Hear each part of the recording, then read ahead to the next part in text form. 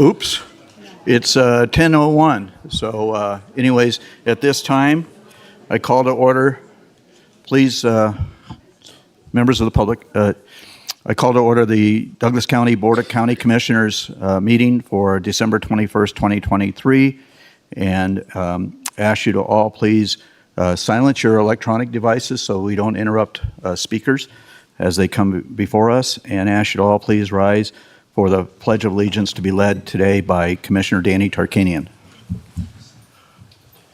I pledge allegiance to the flag of the United States of America and to the republic for which it stands, one nation under God, indivisible, with liberty and justice for all.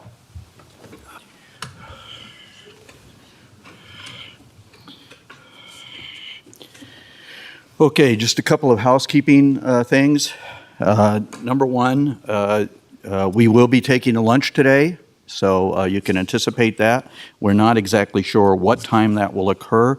I would like to try to get through item number 3 on our administrative agenda prior to taking lunch, so that those individuals who are here and seeking appointment to that board can then join the clerk treasurer for swearing in, right? Ms. Bergens? Yes, okay. And, okay. So also, so item 7, I know that's a very contentious item, and there's other items on the agenda that are highly contentious, I suppose. So, but we will not be hearing those items until this afternoon after lunch, not before 1 o'clock. Okay, so just to let the public know about that. If you wish to speak to administrative agenda items, we have accommodated that during the opening public comment process for those folks who are working and want to offer public comment on administrative agenda items, but then return to work. So we understand that, and I hope you understand that if you take the 3 minutes during opening public comment, you forfeit the 3 minutes when that agenda item comes before us at a later time. Okay, so at this time, we're going to entertain public comment. Public comment is limited to 3 minutes per speaker unless additional time is granted by the board chairperson. The Board of Commissioners does use timing lights to ensure that everyone has an opportunity to speak. You will see a green light when you begin, and then a yellow light which indicates that you have 30 seconds left and should conclude your comments. Once the light turns red, we ask you to please sit down. In addition to opening public comment will also be taken on administrative agenda items that are identified for possible action and closing public comment. If you plan to speak on a specific agenda item that is on the administrative agenda and identified for possible action, then we ask you to please provide that public comment when that agenda is heard, other than what I previously stated. At this time, public comment will be taken on those agenda items that are within the jurisdiction and control of the Board of County Commissioners. And but before we go to that, I wanted to thank our chief decorator today, Commissioner Hales, for brightening up the chambers. So thank you very much for that. Public comment.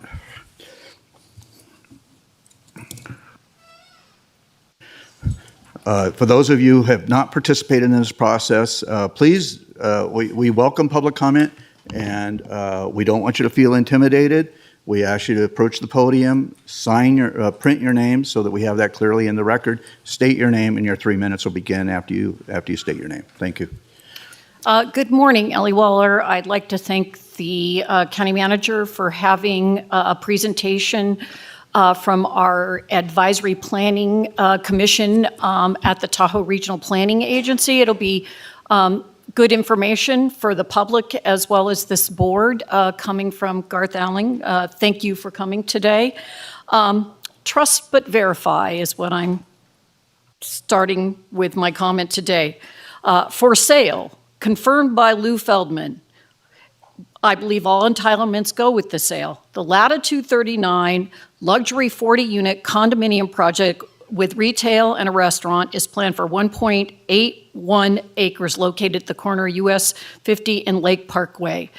The process at TRPA for this should have been contested. It was on the consent calendar, And they state, the TRPA states, the item was initially slated for the TRPA's consent calendar, but was moved to discussion when it was noticed that the total predicted vehicle miles traveled came within just 2 miles lower than their threshold.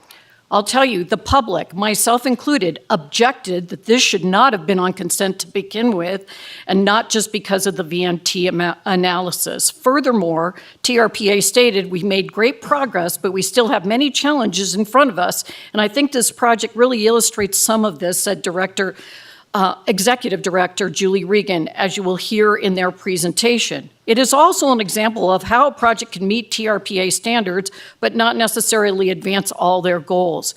That is a lesson to be learned in all projects that are heard here and by that board. This project didn't go through the TRPA Advisory Planning Commission, where we would have had better representation and an opportunity as the public to object to some of the items. It's not that that project shouldn't be approved, but the public did not participate because an environmental assessment is not heard by our Planning Commission. Thank you. Additional public comment?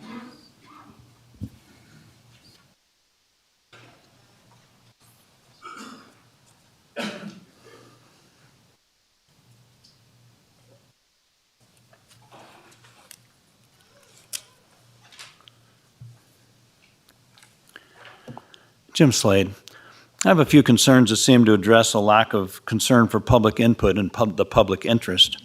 First, I don't remember exactly when, but about 6 or 8 months ago, the BLM made their annual presentation here. I requested that you ask them about their clear cutting along Fay Luther Trail, which became overrun with highly flammable cheatgrass, making it more of a fire hazard, not less. Unfortunately, none of you asked about that, though 2 of you apologized, saying you'd meant to, but forgotten. You promised to get the BLM back to inquire about what they were doing there, but that has not happened. Their clear cutting has now led to company for the cheatgrass. It is bone dry, highly flammable, thorny, nasty tumbleweed, creating even more of a fire hazard. So far, you have failed to address that fire danger.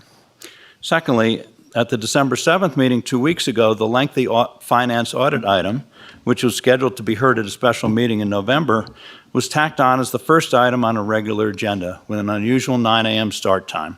That item took up most of the morning and should have been done as a separate meeting, with the regular meeting starting at 1 p.m. like it always used to. No member of the public was going to wait around for 4 or 6 or 8 hours to see when an item in which they were interested would be heard. Having 2 separate meetings would have been in the public interest. And why was the fact that item 2, the trails plan, was going to be continued, not told to the public in a timely manner? One reasonable solution, which should always be considered in my opinion, is to allow the public to participate by Zoom. I would guess that Commissioner Rice has not attended half of the board meetings in person this year, but he is allowed to use Zoom. Why should members of the public who might only want to comment on one item be forced to attend in person, often waiting many hours out of their busy days? What if they too are stormed in at the lake, or flooded out in Topaz, or at work, or ill, or home looking after their children? Shouldn't they be afforded the same opportunity to participate remotely? I don't believe it would lengthen the meetings all that much. After all, Zoom participants are asked to raise their hands if they wish to provide public comment. You should welcome public input from your constituents, not make it more difficult. Lastly, I found that the process of appointments to the Planning Commission last week was a bit confounding. You had no problem in reappointing a developer, apparently appreciating his experience in the building and development industries. Yet somehow a former director of community development was considered, what, too experienced? Why is a deep understanding and familiarity with the master plan, the county code, and land use planning considered a liability rather than an asset? It all sounds too political. The Planning Commission should have different viewpoints. That makes for a healthy debate. The PC is primarily an advisory board. Trying to stack it with people with similar viewpoints is a disservice to the community. Hopefully the board will more highly value the public interest and input in 2024. Happy holidays. Thank you, Mr. Slade. Is there additional public comment? Okay, not sensing any additional public comment, we'll bring it back to the board. I had a public statement I wish to issue today. Okay. I'm sorry I didn't clear this with our district attorney in advance, but anyways, ladies and gentlemen of the public and my fellow commissioners, as late as yesterday, I received a text message that if I did not vote no on a particular issue coming before us today, that they would file a candidate against me in the upcoming election and work to my defeat. I hope that sinks in. I have also received over the last couple of weeks that should I vote yes on a similar occurrence, that a similar occurrence would occur. Very troubling to me. I want to assure you, the public, and my fellow commissioners, that this commissioner's vote is not for sale. And I will not succumb to such threats in voting on issues coming before this board. I have always maintained my vote as independent and approached each issue separately regardless of the outcome. I work hard to determine the merits with reason and logic, and while you may feel differently, that is your right. I have worked hard as chairman, as illustrated in our board norms and procedures, that the chairman's responsibility is to attempt to build consensus on issues. And that is probably not going to happen today. However, that's okay. What is important, as Commissioner Hales has routinely reminded us, is that we still must be respectful of each other's opinions. Thank you.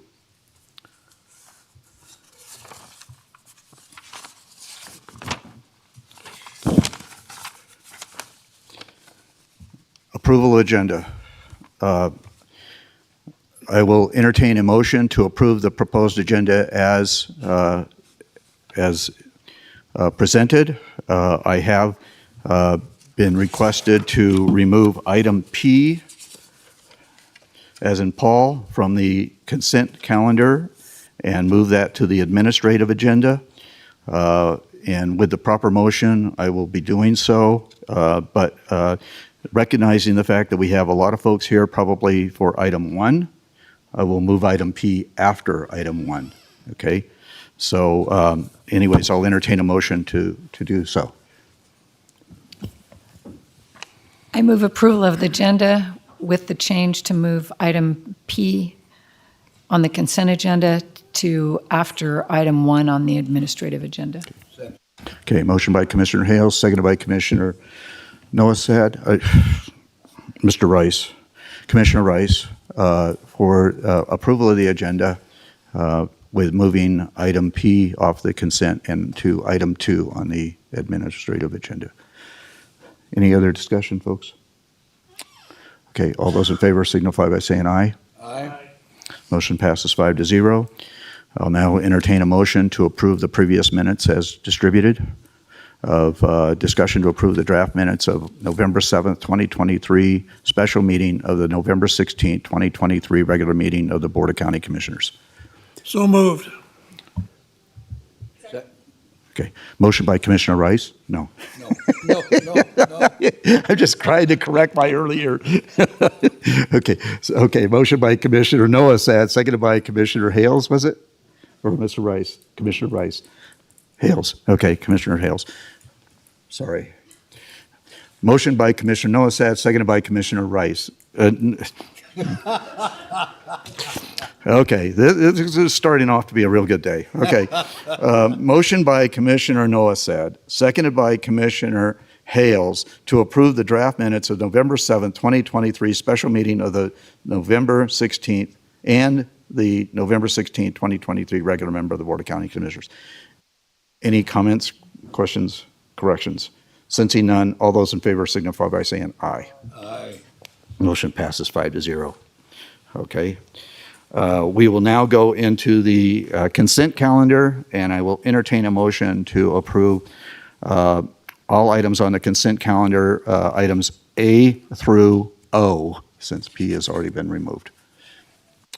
So moved. Okay. Second. Okay. Motion by Commissioner Rice, seconded by Commissioner Noasad to approve the consent calendar items A through O. Any other further discussion? Sensing none, all those in favor signify by saying aye. Aye. Okay, motion passes 5-0. I was very tempted to move item D, but so let it be noted that one of Ms. Marolis O'Neill's items on the consent calendar actually went through on the consent calendar. Okay. She complains that every time she puts something on the agenda, it gets pushed to the admin. So anyways, okay. We are now going to go into the administrative agenda.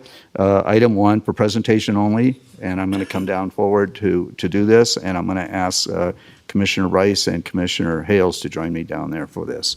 And, you know, Ms. Louie, I know this is in recognition of you, but this almost, I mean, a veil and a bucket of, you know, a thing of flowers almost looks like a celebration of life. But it is a celebration of life, right? So anyways, but a different kind of celebration of life. So we'll go down there.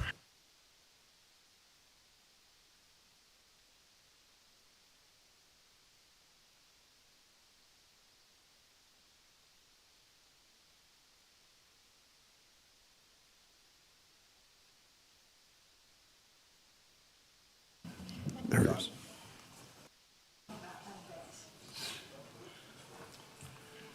I don't know where you're going to put this because you already probably have a wall full of stuff. But anyway, a garage full. Good job, Gary.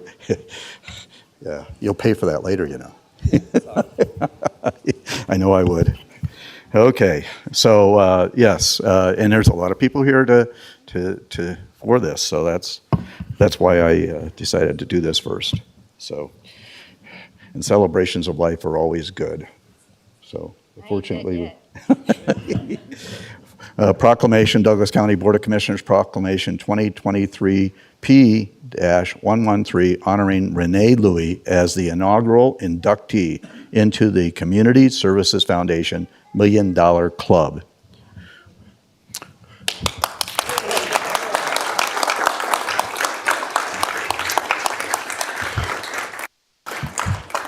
Whereas Renee Louie has been a resident of Douglas County for 35 years and has always been an extremely active leader, coach, mentor, volunteer, loyal resident, and more in the community. And whereas Renee Louie has been called to serve on numerous boards and committees in that time, including the Douglas County Community Service Foundation, and currently serves as the foundation chairwoman and president of the board.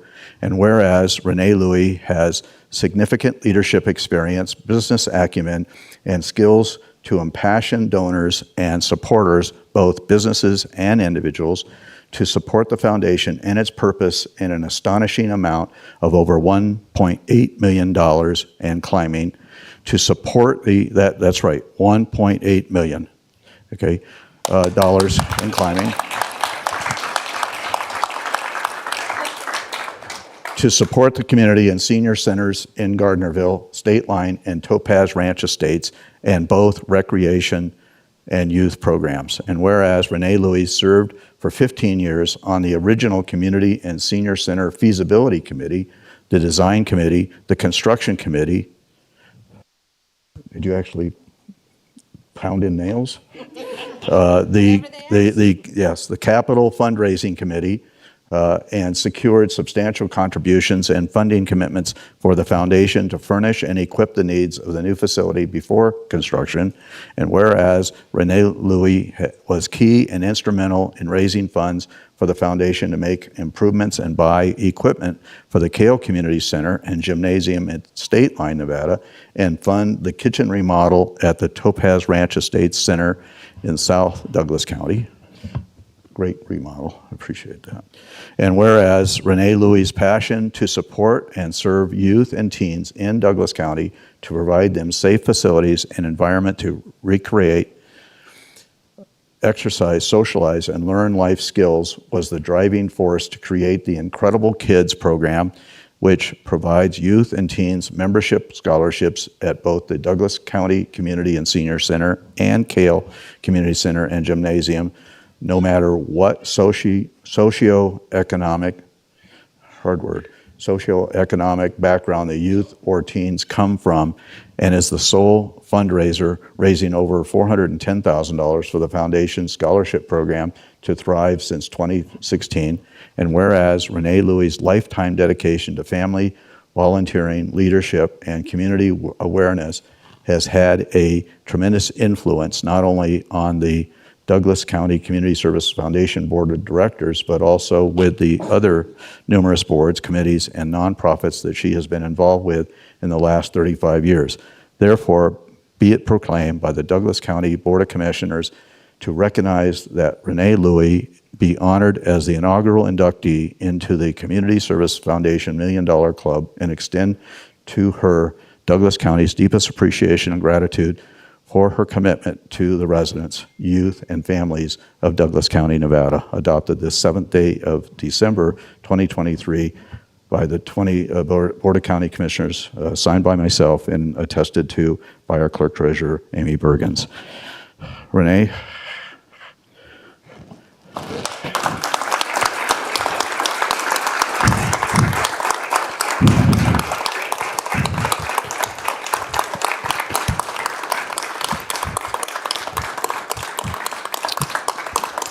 I just have one other comment. The guy to your left, or to your right, his name is also Louie.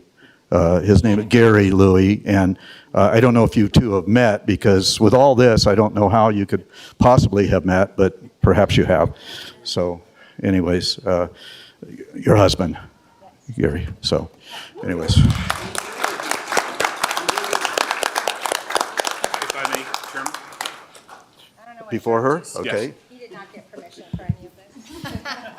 Renee, congratulations. Scott Morgan, interim acting temporary assistant county manager for Douglas County. And it is my great pleasure to be here. I've had the great fortune of knowing Renee Louie for over 25 years. And probably one of the luckiest moments of my life is when she jumped on board with the campaign to support the Communities and Senior Center for Douglas County.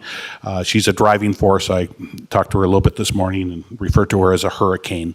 And if you know her, she is that. And so we wouldn't be where we're at today in our community, in our Parks and Recreation program, in our community and senior centers without Renee Louie.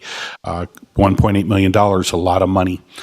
She's raised over more than half of all our FF&E facilities needs in the community, and we are deeply appreciative of her, not just for what she's done for the community center, but she is the sole and driving force for our youth and teen scholarship program in the community. For those that aren't aware, there are no barriers to having access, if you're a youth or teen in Douglas County, to any of our community centers, lake or valley. 100% the sole responsibility and idea of Renee Louie. So our community appreciates you. I appreciate you. Douglas County appreciates you. And if you and the chairman would come over here and unveil what we have behind the cloth. This is going to hang in the Bob Cook Foundation room forever under the heading, the Community Services Foundation $1 Million Club. If you two would do the honor. Renee, lay your hands on it. Put one hand on it. You're unveiling. There we go. Renee Louie, forever and ever recognized as $1 Million Club.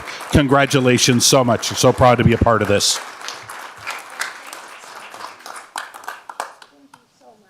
Thank you. Hang on, I gotta do the laundry real quick.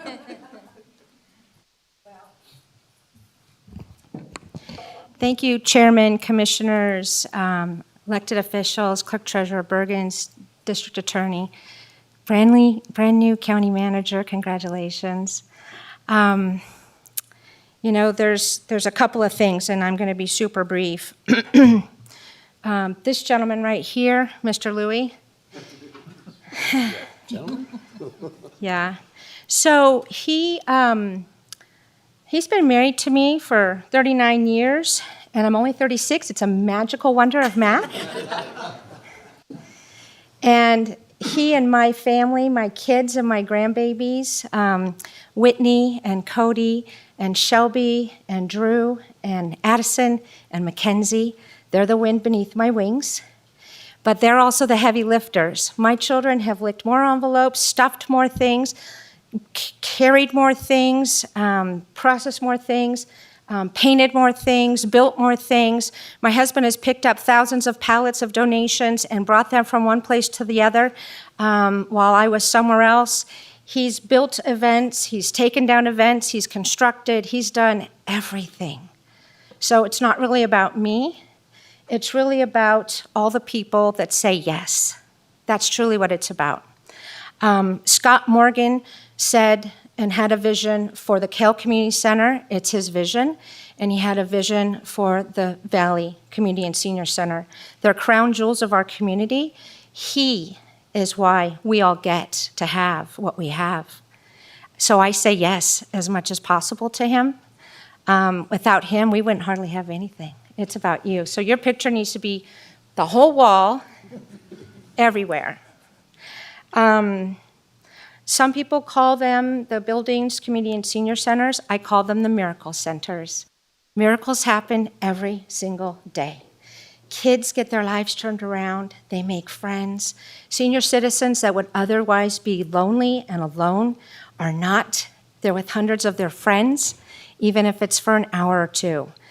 There's so many things, the kid programs, the toddler programs, the exercise, everything that goes on in that building is good. So why wouldn't I want to be a part of that, right? So everyday miracles occur, and it's really him. It's Scott. I just say yes. But really, I'm only a matchmaker. I have these ideas. He tells me what he needs. He needs equipment in the gym. He needs basketballs. Whatever the staff needs, they're the miracle workers. We just find the money. This is a representation of all the people who donate, lift, nail, build, recruit, and there's hundreds more. Robert Vogel at Pro Group Management has donated tens of thousands of dollars. Bryce Klutz, Metcalf Builders, Miles Construction, Nevada Builders Alliance, Heavenly. There's a little climbing wall that has their name on it. Did you guys notice that? Did you see that? Carson Valley Health, Carson Tahoe Health. They are the ones that said yes. It's not me. They gave the money. I just put them together with a need. And they said yes. Join the Winans family. You know, we have Robert Pumphrey here and his wife. 20 years ago, he recruited me to be part of Ski Club, got me involved with the youth on the mountain with Heavenly. He's been donating 3 months of his time for 35, counting this coming year, years. 3 months for 35 years. He donates his time to the kids every year. That's the kind of people I want to hang out with. The Thaler family, he's probably outraised me by 5 million. Knights of Columbus, all the things. So all of these people are really the ones. All of their pictures need to be on the wall. I have told Scott no for a long time. I didn't want any recognition because I'm just the one that puts everything from you to you together. If they need juice, Continuum gives me pallets of juice for the kids and the seniors as unlimited.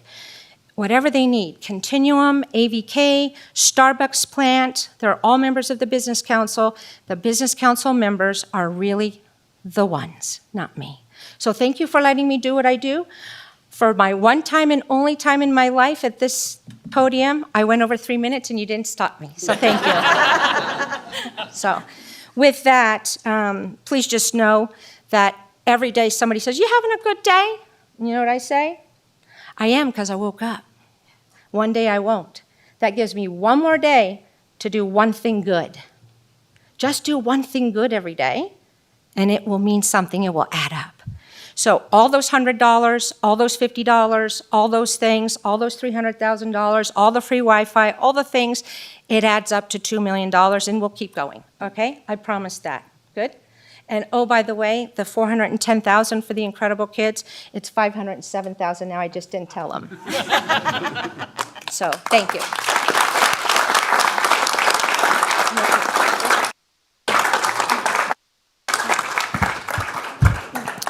Now I know why she asked Wes Rice to join us down here, because he controls the timer. What's that? I want you in the picture, please. Yeah. Okay.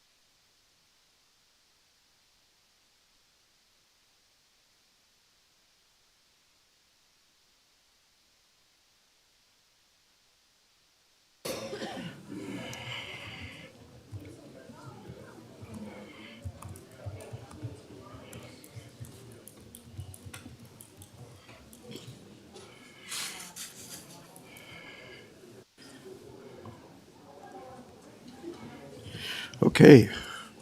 With that, we will go to item P on the consent agenda for possible action.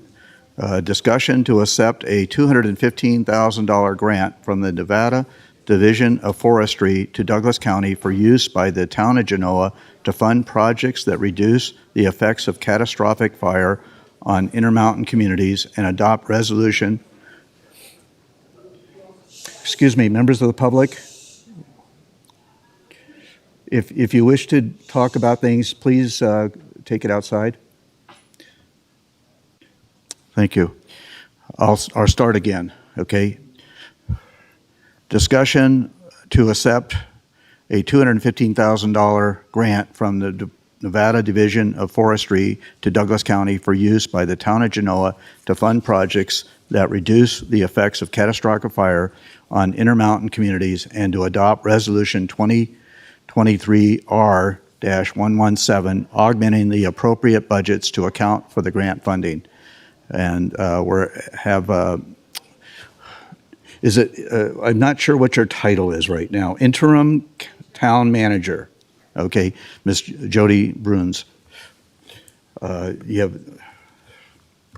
like to tell us about this?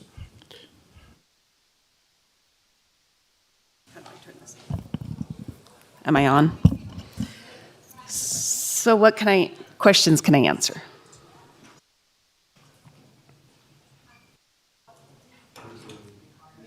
Do you have questions? I had no question. Okay. Commissioner Hales?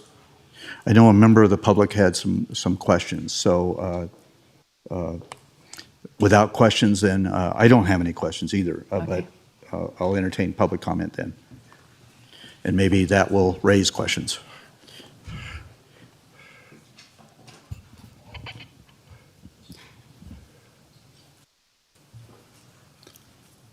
Jim Slade. So having read this agenda item, it of course involves the urban wildlands interface and fuels reduction in that area, which is a good thing. And I'm happy for Genoa. I don't really have any questions for the interim town manager. Thank you. I think they're lucky to have received this grant. But I did want to point out that that interface does not just happen in and around Genoa. It runs from Alpine View to Fredericksburg and then on down towards Topaz. In Douglas County, there are two crucial environmental threats, flooding and fire, and the greatest fire risk is along that urban wildlands interface. Both fire and flooding are random and unpredictable, but both risks can be mitigated by public action within reason and financial constraints. Millions of dollars have come to Douglas County from federal and state funding and grants in recent years, partially through COVID and the infrastructure bills in DC. Recently, in Spring Creek out in the Fish Springs area, the board spent $400,000 to buy a single lot, while not even addressing the $5 million that it might cost to build a flood mitigation basin there, nor the potentially $90 million to do the entire Pine Nut Basin, which was included in that agenda packet. There was also recently a consent calendar item on which the public was not given the opportunity to comment whatsoever of I believe it was over $700,000 to refurbish a privately owned boat up at the lake that, as I recall, belongs to the Rotary Club, because that boat is sometimes used to assist Douglas County in some way. And I don't mean to pick on that item particularly, but the point is that there are many funding and grant options that could likely be used to mitigate the fire risk along the very dangerous urban wildlands interface. $400 to buy a single lot or $700,000 to refurbish a privately owned yacht would go a long way towards mitigating the fire danger at that interface, which can then spread to other areas. So the reason I wanted to make public comment is not to, Thank you. Genoa's lucky, but the rest of Douglas County that's on that same interface should be as lucky. And it doesn't cost all that much to mitigate. So I hope that the board will find some funding or some grants to help out the rest of Douglas County that lives along that all-important fire danger area of the urban wildlands interface. Thank you. Thank you. Is there additional public comment on item P? Okay, then we'll bring it back to the board. Thank you, Ms. Bruns. I did want to indicate Mr. Slade's questions and comments are appreciated. There's always been some question about the adoption and of the different WUI fire codes within our county. And there's been a lot of discussion over the years that I've witnessed as a member of the public that there was always a question whether or not whose responsibility that was, whether it was the Board of Commissioners or the East Fork Fire or Tahoe Douglas Fire. And so as I understand it, East Fork Fire is addressing the WUI building codes and things of that nature and bringing forward to us at a later date recommended changes to our code in that regard. So we are working to address that issue, Mr. Slade. So I just want you to know that. So we appreciate the efforts of Genoa, the town of Genoa, for going after these funds also. So that's important to us. So any other comments or questions by the commissioners? No? Okay. Then at this time, I'll entertain a motion.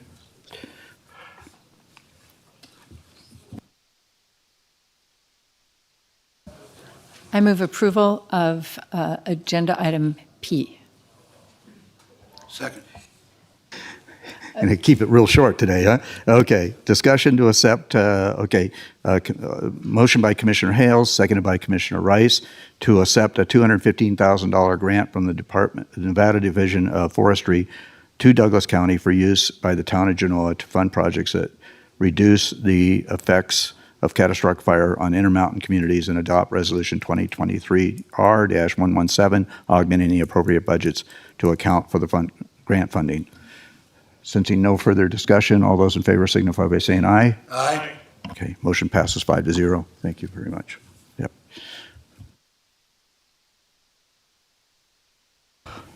Okay, we will go into item 2 for presentation only item. So we will not be accepting public comment on this one. Update from the Douglas County lay member, Garth Allen, regarding the Tahoe Regional Planning Agency, TRPA, Advisory Planning Commission's APC activities in Douglas County. Welcome back, Mr. Allen. Thank you. Been a couple of months since we've seen you. It has, yeah. Thank you for having me, Mr. Chair and We Commissioners. are appreciative of you bringing this to us. Yeah. First of all, happy solstice. With today being the shortest day of the year, it can only get brighter from here. So, happy holidays. I'm here today to provide a briefing on my activities as a Douglas County lay member of the Advisory Planning Commission for the Tahoe Regional Planning Agency. The last time I appeared before you here was in June 2023 for my reappointment. I'm sorry that I was unable to attend the August meeting, but thank you for your support in reappointing me for another 2-year term on the APC. There were a few questions back in June regarding the nature of the APC, so I would like to revisit those with a short explanation of the Advisory Planning Commission and the Tahoe Regional Planning Agency. The Tahoe Regional Planning Agency is a bi-state regional environmental planning agency. The mission of the TRPA is to lead the cooperative effort to preserve, restore, and enhance the unique natural and human environment of our Lake Tahoe region, while improving local communities and people's interactions with our irreplaceable environment. The TRPA was established in 1969 with consent of the United States Congress through a bi-state compact. This compact requires TRPA to establish a regional plan and achieve environmental standards called thresholds. These thresholds are environmental standards set long-term goals for the region. The compact gives the TRPA authority to enforce the code of ordinances that are designed to protect and attain the thresholds. The Advisory Planning Commission assists the governing board with technical and scientific issues. The commission is made up of 21 members that are local planners, including Kate Morales O'Neill of Douglas County Community Development Department, U.S. Forest Service, Washoe Tribe, Nevada State Lands, Nevada Division of Environmental Protection, Natural Resource Conservation Service, California State Water Board, Tahoe Transportation District, and the Tahoe Basin Fire Chief's representative, as well as lay members of the community, of which I am one. The purpose of the APC is to review code amendments, threshold updates, and environmental impact statements that may come forward in the approval process. The APC does not have the authority to approve any project, but only to review and provide recommendations to the governing board, of which Commissioner Rice is a sitting member representing Douglas County. I provided a memorandum to you earlier this week that is a summary of the agenda items and associated actions that have taken place before the APC from September 2022 to December 2023. And I think it's in the supplemental information that you have received. The agenda items that the APC has taken a look at range from informal, information-only reports on aquatic invasive species, public safety facilities, as well as amendments to area plans and updates to the Code of Ordinances for housing amendments. Of the items that came before the APC, only 2 directly involved activities and planning in Douglas County. aside from future updates to threshold standards. Phase 2 housing amendments in November 2023, and amendments to Douglas County South Shore Area Plan to include religious assemblies in January 2023. In terms of the latter, religious assemblies were a special use, and the APC reviewed and recommended to the governing board that the use should be allowed in the plan area. The motions passed, and the governing board approved the change to the area plan. I believe this matter also came before you prior to it being reviewed by the APC. The Phase 2 housing amendments were also brought forward as an item for APC review as it required changes to the Code of Ordinances. The amendments were proposed to assist in achieving regional plan housing and transportation goals. Affordable housing is a significant issue in the Lake Tahoe region. The lack of affordable housing impacts the region's ability to maintain environmental thresholds and achieve the housing, water quality, and transportation goals, among others, outlined in the regional plan. Phase 2 housing amendments aim to update height, density, land coverage, and parking standards for deed-restricted housing. The goal was to level the playing field financially, enabling the private sector to deliver housing for the missing middle, significantly reducing costs for delivering subsidized, affordable, and workforce housing while maintaining and attaining environmental thresholds. After significant discussion and public involvement, the APC recommended approval of the code amendments to the governing board. The governing board recently approved the Phase 2 housing amendments. This amendment allows for increased height, modification for parking standards in town centers, which is the state line core, and areas currently zoned for multifamily housing. Tramway Drive at the top of Kingsbury, Kale Park, Lake Village, Round Hill, and Glenbrook. Increased density, additional height, and increased land coverage with modified parking requirements were all approved to allow for increased financial feasibility for deed-restricted, affordable, moderate, and achievable housing in the region. It should be noted that region-wide residential growth limits remain in place, and these updates to the code do not result in any increase to those limits. The last item I'd like to bring to your attention is a presentation that was given to the APC at our last meeting in December.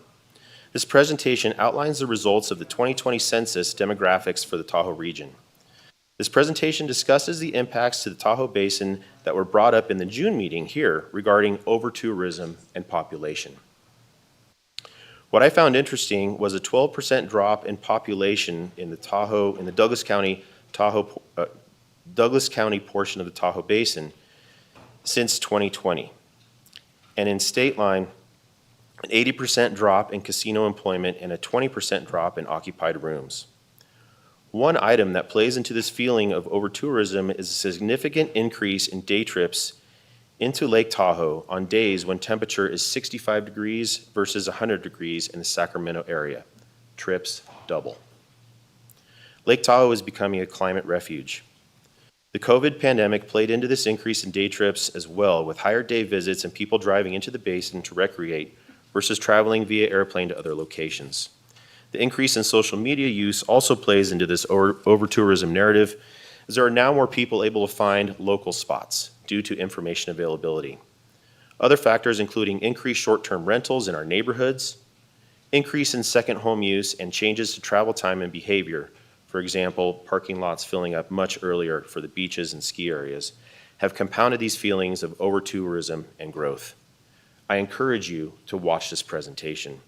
It can be found in the link provided on the memorandum I provided to you for the December APC meeting. Thank you for your time. Any questions? Thank you, Mr. Alling. Commissioners, questions, Mr. Alling? Thank you. Commissioner Rice? Yes, sir. I would like to thank you for the work that you've done on the board. Many people are totally unaware of the hours that are put into the TRPA and the change in attitude that it has had in the past several years. When I moved here, it was known as the Tahoe Royal Pain in the something. And in the last several years, they've become a much kinder, gentler organization and more prone to try to resolve the problems without going into social engineering. And I want to thank you for the time that you put in. And I think that it's time well spent. Thank you. Yes, thank you very much. And I mean, it really should be known, it is my pleasure to serve as a Douglas County lay member on the APC. And I enjoy doing this work. And as I mentioned before, I mean, of course, this is not a paid position, but it's all volunteer time. But I'm more than happy to do it and to represent Douglas County. Thank you. Commissioner Nosa, did you know? So, I mean, as you know, last June, when your reappointment came before us, we took time to reassess that, right? Because I believe this board had not visited with you since your previous appointment, and we hadn't had this type of presentation. So that was one of the critical issues I think this board identified back then is to see our representative on that board as a layperson a little bit more often and find out what's going on. And I know the members of the public also wanted to hear that as well. So we really appreciate you coming forward. I know that you were originally scheduled for earlier this month, and based on the length of the agenda, I asked you to postpone your presentation until today, and I thank you for accommodating us in that regard. So anyways, good, and we hope to see you maybe a little bit more often as we go forward in the next year. So. Yeah, no, absolutely. I look forward to coming back. Maybe we can make this a twice-a-year deal, and I can come and visit you maybe in the summertime and fill you in with what's happening. There's actually one more thing that I'd like to speak to, and it's in regard to the last item that you just heard, item P. It's vitally important that we continue to work with the Forest Service, BLM, and other agencies to implement fuel breaks within our community. That grant that was just approved for Genoa, there's a pilot project that was done up in Douglas County on Lower Kingsbury by NV Energy and the Tahoe Douglas Fire Protection District that cleared all of the area underneath the power lines and in different phases going out to about 300 feet plus from the power lines. And it's imperative that these projects get implemented in order to save our communities and also to save the forest that surrounds our communities as well. It's not a matter of if a fire is going to start, it's a matter of when. And doing these projects is something that can happen now. And I really think that anytime something comes forward in this regard, your support is imperative. Thank you. Thank you. And as long as you're going there, I would mention that on Monday, we had the ribbon cutting of the new sawmill. It is up in the Topsy Lane area, and tremendous resource for bringing some of that fuel out of the Sierra and for the health of the forest, and also for helping us mitigate possible loss of structure and life up there due to wildfire. So yeah, I agree, and that was a big day and a great way for us to move forward. Thank you. Thank you once again. Appreciate it. Okay, with that, we'll go to item number 3 for possible action. Discussion on 3 appointments to the Elk Point Sanitation District Board of Trustees due to 3 vacancies on the board for a term beginning December 21st, 2023 through December 31st, 2024. So this is a 1-year appointment. Ms. Davidson, do you wish to add things to this? Thank you, Mr. Chairman, members of the commission. Jennifer Davidson, County Manager for the record, and I will keep this brief. As you are aware, we have 3 vacancies on the Elk Point Sanitation District Board as a result of a series of events and some discussion that this board has had previously at your November meeting. As a result of the direction we received at that meeting in November, staff did send a letter out to each of the active registered voters in Elk Point Sanitation District and solicited applications for your consideration today. As a result of that effort, we have 6 individuals who have expressed an interest to be appointed to this board. With that, Mr. Chairman, I would turn it over to the commission.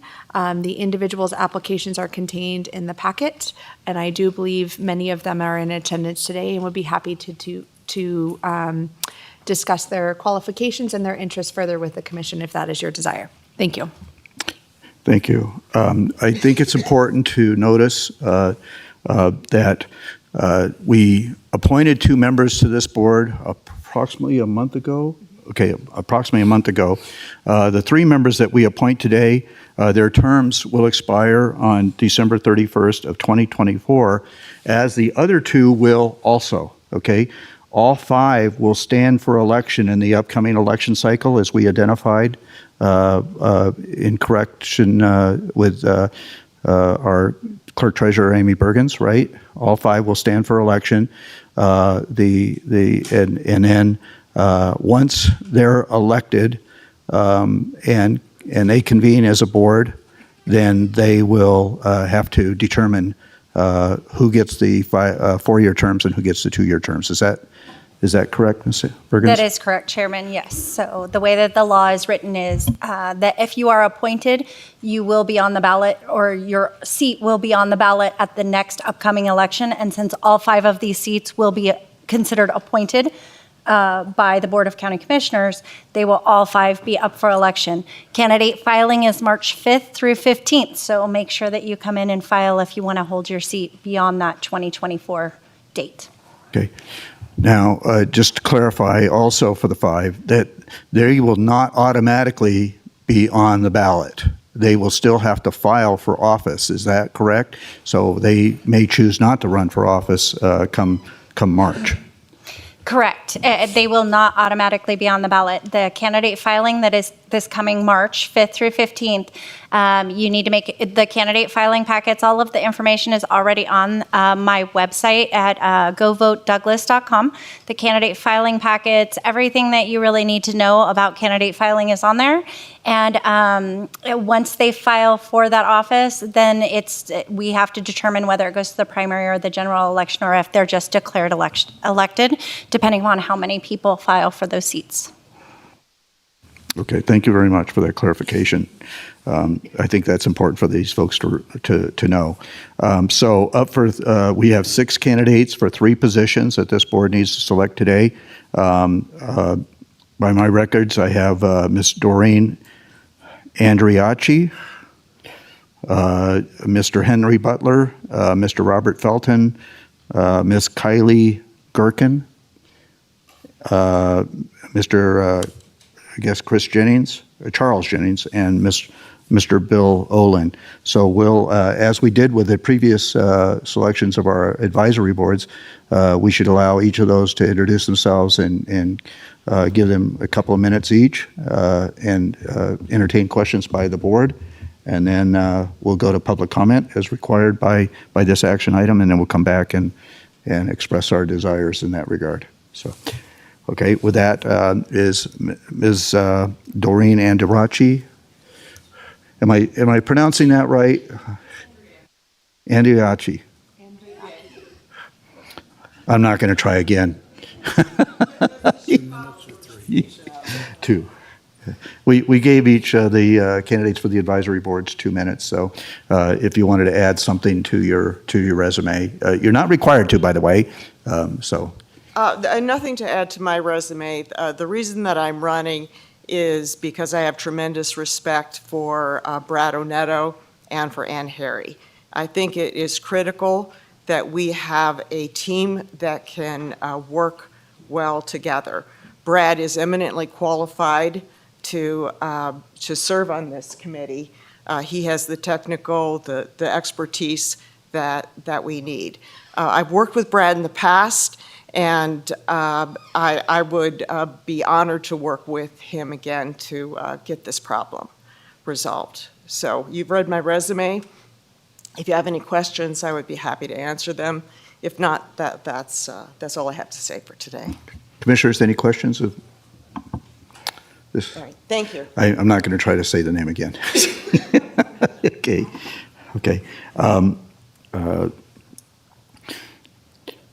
And I'm going to, I know it's not safe to assume things, but I take it that all of these 6 are eligible to serve on this board, right? I think that's also important to recognize because we had a board that was constituted that was not appropriate previously. Yes, Mr. Chairman, members of the commission, Jennifer Davidson, County Manager. For the record, the eligibility of each of these applicants has been confirmed with the clerk's treasurer. Okay. Mr. Butler.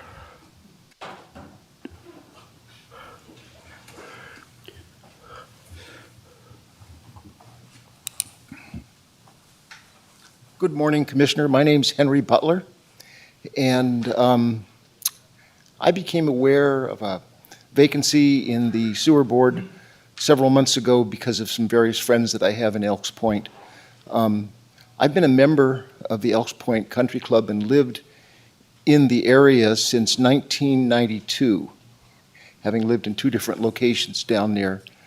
And all in all, until even through today, I think the members of the board who have been regulating the sewer and water there have done a really reasonably good job, far better than the homeowners do at managing their own affairs. However, there's been a rise in disagreement between the members of the boards and some of the people in Elks Point. And I felt that at this time, since I'm reasonably good at mediating disputes, having been an attorney for 40 plus years, that I could really serve the community by being on this board, especially with my knowledge of what it's actually like to live in Lake Tahoe. Any questions? Questions, commissioners? Okay. Thank you very much. Thank you. Appreciate it. Mr. Felton? No, I didn't have a question. I was asking if Mr. Felton is here. Okay.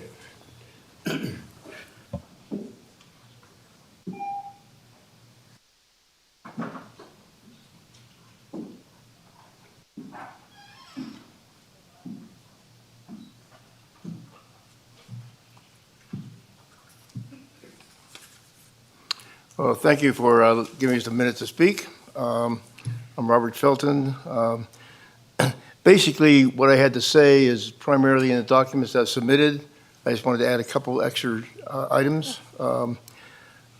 First of all, the information that was just given about the eligibility of service, I had a question about serving on the Elk Point Homeowners Association Board as well as the Sanitary District Board. I wondered if that would be a conflict of interest as one of the members that just spoke is on the homeowners board. So that was one question I had. To my understanding, the election to the sanitation district is a vote of the individuals in that area. This election to your, I don't know. Mr. Ritchie, can you address that question? Doug Ritchie with the Douglas County District Attorney's Office. The short answer is no conflict of interest to belong to a private association and serve on a political body like GID. Okay, I couldn't quite hear. You're saying. In other words, it's okay. Okay, fine, thank you. Yeah. It's okay. Thank you. I also want to mention that Bill Olin and Chuck Jennings are not here. They had kept the 14th, which we got confused about what day we were supposed to be here. And they already had plans to be with their families out of the town, so they will not be here to speak. But I'm happy to represent them if you need any information about them. I've worked with both of them over the years, both on the board at Elk Point as well as on committees. So I highly recommend them. We all live at Elk Point. We've known each other for a number of years, as I said. My communications that I sent to you discuss that there's been built up over the past number of years a large number of issues that were not addressed by the Elk Point Sanitary District. I found out about this in mid-September when the gentleman who works for the Sanitary District, Douglas County Sanitary District, who checks on our equipment, was walking by, and just one of the lift stations is just two houses from me. And he said, "Well, you're not going to see me as much anymore." And I said, "Well, why not?" He said, "Well, we're not being allowed to continue maintaining your system." I said, "Why is that?" He said, "Well, you haven't updated your equipment."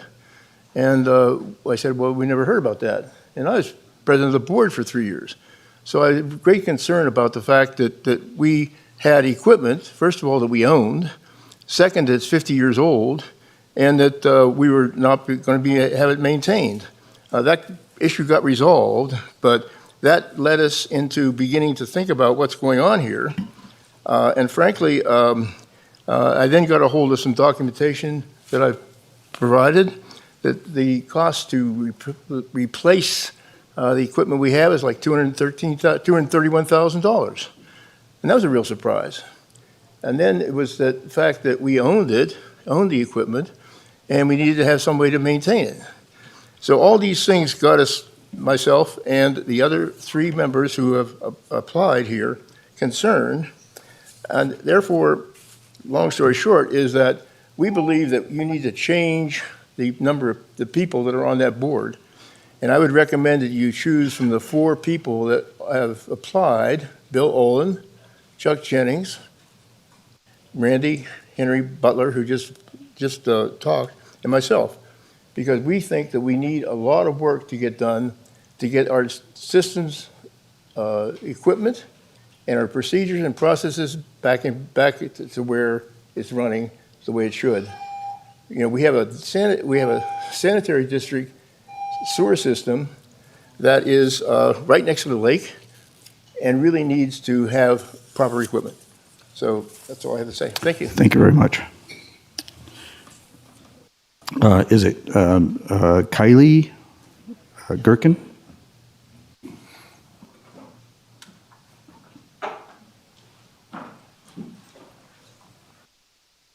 Hi, I'm Kylie Gherkin. I've lived in my house at Elk Point since 1999, when I was in my 20s. I don't plan on ever leaving, so I have a really big interest in making sure that our neighborhood runs right and our sewer is sorted out. I'm here because I was approached by the 2 current members on the board, asking me to put my name in the hat to work with them on sorting out the issues until the next election. I don't have any technical knowledge on sanitation systems or building, but what I'm really good at is getting along with people. I built the website for our community at one point, so I'm able to use technology to work with them. I'm really big on communication, to communicate with our members. It's a small district, like 100 members in there. So to communicate with everybody to make sure we get done what's getting done, look for funding, things like that, I think I can really be an asset to the team because we already do have some people with technical knowledge. I'm friendly with most people in the neighborhood, being one of the few that live there year-round and have for the last 20-plus years, 23, 24 years. So I appreciate you taking the time, and I'll leave it to the next person. Thank you. Do we have any questions by the commissioners? I forgot to ask on the last candidate. No? Okay. Okay, and as I understand, Mr. Jennings and Mr. Olin are not here today. Is that correct? Okay.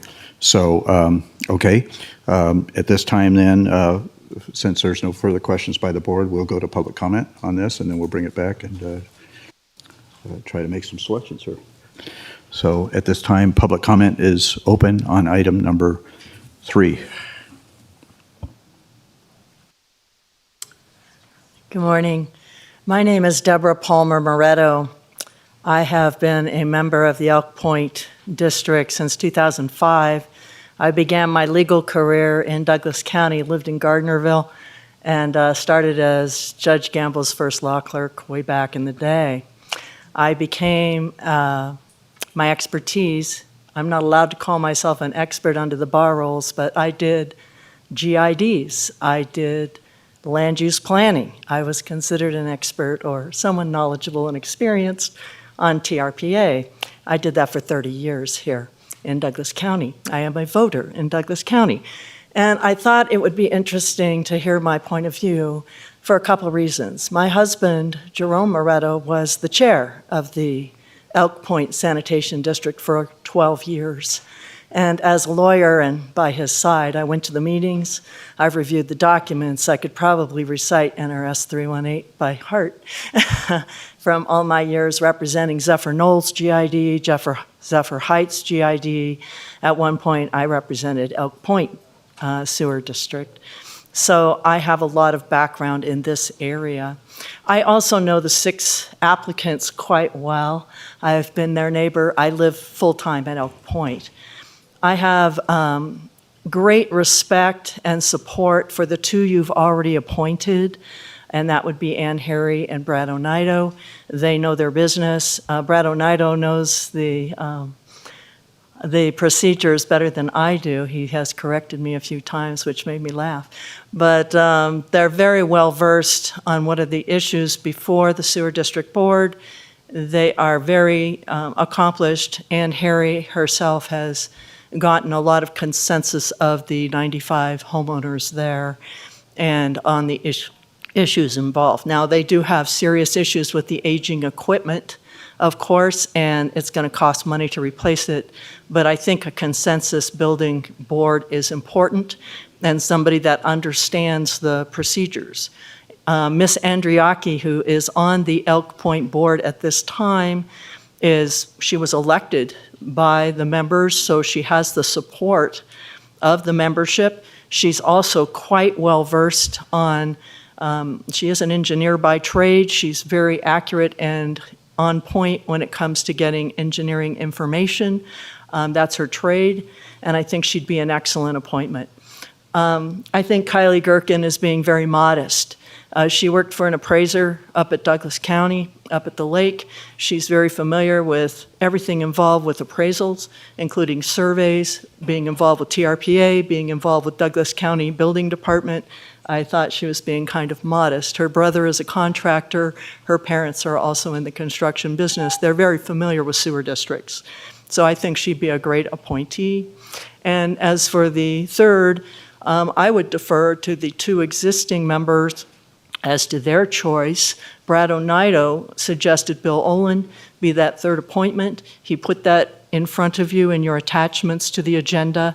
So I would defer to the existing board members as to who they pick to be their third person that they can work well with. So I wanted to give that support. Do you have any questions for me? Thank you. Public comment is not a time for us to be back and forth on questions. So anyways, and I was worried there that you were going to exceed your 3 minutes without actually naming people for us to consider. So I was kind of anxious about that, but I didn't want to interrupt you either. So I haven't thank you been very in much. front of you wonderful folks in a while, so thank you very much. Okay, thank you. Additional public comment?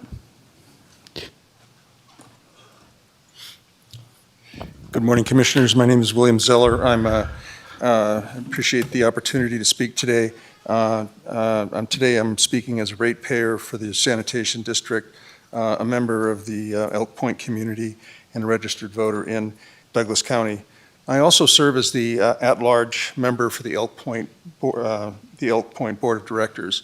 In that capacity, I'm responsible for the infrastructure, not the sanitation district, but the water system, and a number of the other systems that we have to maintain as a small community. Elk Point, the Elk Point Board and the district serve basically the same constituents. We would really strongly encourage the board or the commissioners to select members of the board who can have the Elk Point Sanitation District work effectively with the board. The district is focused mostly on voting members. The board is all homeowners. We're all ratepayers.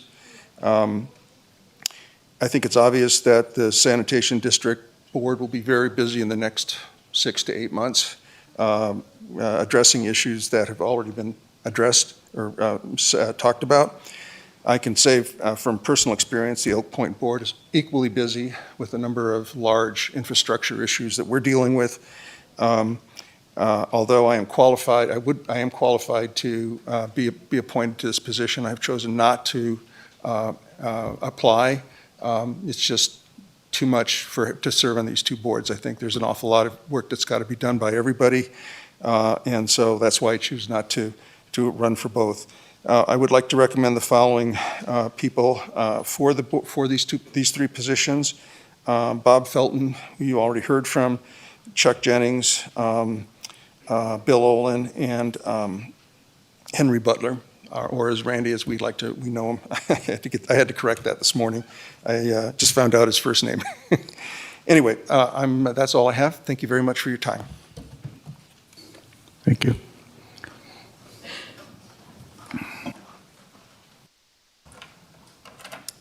Bill, do you want me to put your name down? Yeah, please.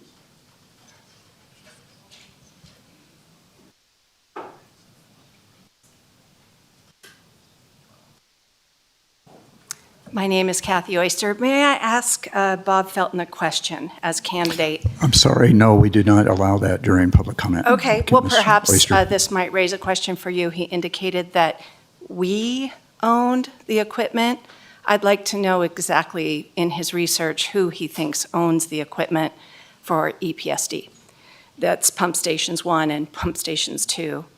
One thing I will say, I did submit public comment, and I'm sure that you've read it. I am hopeful that you'll select Doreen Andriaki, Bill Olin, and Kylie Gherkin. They are a group that is going to create a cohesive bond and complete the tasks required without friction. And you saw two of the applicants wrote remarks that would be somewhat derogatory toward the previous serving members, volunteers of this organization. I was one of them. You should know that all of our agendas were posted publicly. They all contained our names. Everyone within the community knows who lives there and where we otherwise live. So if there was any question, they could come to our meetings as we're coming to your meetings. I wouldn't expect you to go and provide explanations to each organization to which you serve. I don't expect the county commissioners to go to a homeowners association in Genoa to explain or discuss the actions that you take part in. It's up for the community to come to your meetings and your organizations and ask questions. That has never been done. Matter of fact, the 3 years that I was there, we were the only 5 people besides the 2 supporting staff that ever attended. So this has kind of gone off the rails, and we appreciate you correcting it, but you do need to know there was nothing nefarious going on. Everything was open and above board. And there is a conflict between EPCC and EPSD. EPSD serves more members than just the EPCC membership. It includes the people who live on Bittlers Road. And they should have a voice and a say, and it shouldn't be confused that Elk Point means only those at Elk Point Country Club. So some separation is good. However, Doreen Andriaki, serving on both, would be a wonderful liaison or conduit to that organization. And Mr. Felton, actually EPSD, pulled a bond in 1969 to get our equipment. So EPSD is who owns the equipment. EPSD is going to have to pull the bond or get some funding to move forward out of our problem. Thank you. Additional public comment? Do we have additional public comment on item number 3, the acceptability, desirability, recommendations of of these 6 candidates for these positions? Can I speak, Mr. Chairman? I had a public comment. Can I speak? Yes, this is public comment, so if you could print your name and then state your name. And My name is Bradley Oneto. Elk Point Sanitation District is faced with a monumental task of achieving long and short-term goals, providing maintenance for our existing equipment, upgrading our equipment, and obtaining necessary funding. It is critical that we have a team of individuals that can work together productively, familiar with NRS 318, the open meeting law, and with the necessary skill set to get the job done in a relatively short period of time. The team must be able to work together cooperatively with Douglas County Sewer Authority to help us redesign our system. They must be willing to learn from Douglas County or DC TLSA.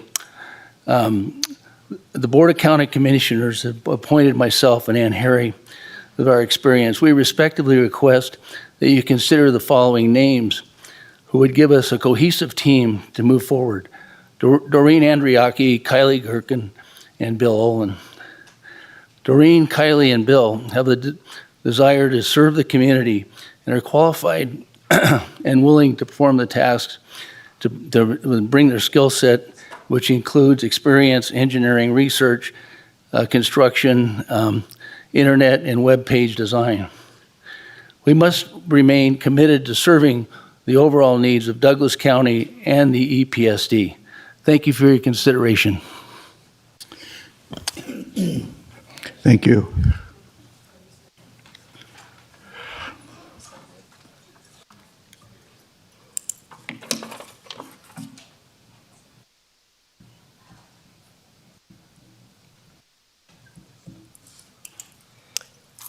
Good morning. My name's Ann Harry, and I'm one of the two that you allowed to stay in this position last month. And I prepared a couple comments just to share with the group that I will read so I don't forget anything. The Elk Point Sanitation District originated over 50 years ago. Historically, some friendly urging and let's face it, begging has been needed to convince 5 people to serve on the board. Therefore, the trustees have been seated by an appointed elected process. Interestingly, no one can recall a single time that a community member has attended one of our properly posted open meetings. Today, we find ourselves with 6 people eager to fill 3 vacant EPSD spots, and that must be a record. We have enormous decisions to make for our general improvement district in the coming months.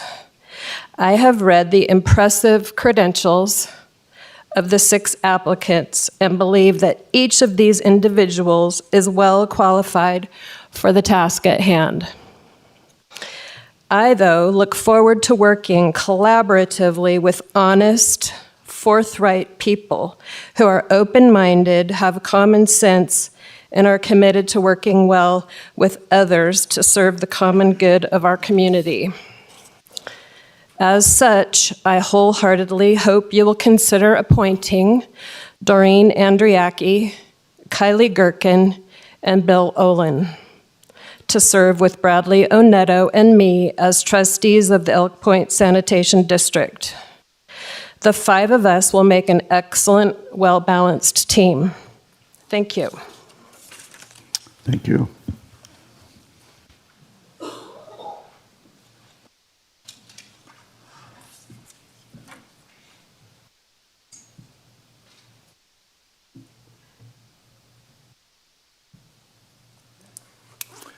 Thank you very much, Mr. Chair and board members and staff.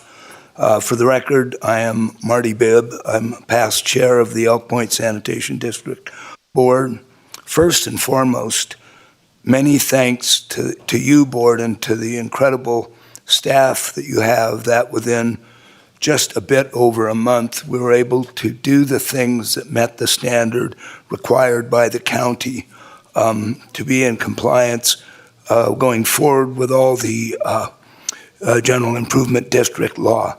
To think that you could have contacted everybody in that voting district and set up the meeting for today and given all the applicants an opportunity to respond in detail is fairly remarkable. There really is one goal, has been one goal in my time and in the times of others on that board, and that is to protect Lake Tahoe and to ensure the safety and quality function of the sanitation district equipment within the district. It's come upon some challenges. There have been challenges before. A year or two ago, working in tandem with the Douglas County Lake Tahoe Sewer Authority, we were able to get going with scoping of our lines to ensure the quality of the service that we were providing, and we were moving some other directions, and those things are complicated. And we had to represent the Sanitation District Board through legal counsel to ensure that the opportunities to participate in other contracts were as they should be. Those are not simple or easy things to do, but I think it was done. But you picked two very seasoned quality people in selecting them last month to serve on the board in Ann Harry and Brad Onetto. And they have a long, strong, heartfelt commitment to doing what is best for Elk Point. And now you're faced with other choices, and I won't address them. You've heard from most of them in person, and you have everyone's application. But one more thing, again, is this thanks to the county for working really under terrific pressure. I have no idea how staff got it all done and how you as board were able to do all that and coordinate the things to ensure that those were done correctly. We're at a new launch point, and we know it's going to take hard work, and we as members and or past members of that board look forward to cooperating with you and both staff and board. Thank you very much. Thank you. Is there additional public comment? Since no additional public comment, I'm going to bring it back to the board and get the commissioner's feelings on this. Commissioner Hales, you want to start off here? Sure. I want to say I'm sad that Bill Olin is not here because everybody loves Bill Olin. Everybody recommends him. I also want to say I appreciate all of the applications, and it was impressive to read every single one of them. And I think it's awesome that there's a lot of interest right now in community service at this capacity. Based on the public comment and the letters we received and the applications themselves, I would favor Andriaki, Gherkin, and Olin. Commissioner Tarkanian? I concur with Commissioner Hales on all three. Wow. You cut your comments. Okay. Okay. Commissioner Noasad? Me too. You ditto. Okay. And Commissioner Rice? I'm not going to ditto. As some of you know, I am the past chairman of the Round Hill GID, and our water problems that we had there that have, I believe, been resolved. And I'm also a member of the Douglas County Lake Tahoe Sewer Authority, and I've been sitting on that for 6 years or so. No pun intended, right? No, I don't do those kind of jokes because my wife beat me over the head with them. But having said that, I have been in contact with the other members of our board of the Douglas County Lake Tahoe Sewer Authority. That the legislature came up with a mouthful to talk about us, but when they reconstituted us, that board. I have talked to the people that work for the district. I have talked to especially Patty, who is our office manager in My feeling is that everybody endorses Doreen, Kyle, and Bill Owen, and that will be my choices for the three. Okay. And I concur with the feelings of the other four commissioners. So, so it appears that we have a consensus on three candidates, and so I'll entertain a motion to appoint Doreen Andriaki, Kylie Gherkin, and Bill Olin to the Elks Point Sanitation District So Board of moved. Trustees. Second. Okay, motion by Commissioner Rice, seconded by Commissioner Hales. Sensing no further discussion, all those in favor signify by saying aye. Aye. Motion passes 5-0. That board is reconstituted. I believe Ms. Bergens has something to add. I just wanted to let the candidates or those selected know that if you want to follow me downstairs to the election office, we can take care of the paperwork. Okay, very good. I did want to reiterate that all 5 members, should they wish to remain on this board, will need to file for election, I believe, the first 2 weeks of March. Is that right? Okay. And will be standing for election. If, as I understand it, if there's only 5 that file for 5, then those folks would automatically go to, because this is a nonpartisan race, would automatically go to the general election in November. Is that correct? And if there is more than 10 that file for 5 positions, then there will be a runoff for 5 to whittle it down to 10 in the primary in June. Is that correct? Yes, the 5, if there are only 5, they will be considered declared elected. So, but if there are more than 10. That would be in the general election. They don't end up going on the ballot because they're declared elected. There's no reason to put them on. So at the end of filing you're talking if there's about. more than 10, they will be on the primary to whittle Got it it. down and then be on the general. If there's more than 5 but less than 10, they will be on the general. Very good. Okay. Glad that we got that all cleared up. So with that, congratulations. You now have a full board, and I encourage you to go through the regular filing process in March, and hopefully we've gotten this issue straightened out. With that, there was I wanted to recognize, he has to be a masochist, so I wanted to recognize that we have previous commissioner and Minden Town Board member Steve Thaler here today joining us. I don't know what possesses you to do this, but anyways, I did want to recognize you, and also we had previous commissioner Dave Nelson here as well. So anyways, with that, it is now 20 till noon, 25 till noon, 27 till noon. And so we're going to take a break until 1 o'clock. Okay? That gives us plenty of time to, right? Is that okay? We could get through the next one fairly quickly. You think we could get through the next one? I do. Well, we need to take a break. I know some commissioners are indicating that they need to take a, so you think we can get through item 5 fairly, 4 fairly quickly? I do. So, okay, let's take a break then until 11:45, and then we'll return and tackle item number 4, and then we'll go to lunch. Okay, let's do that.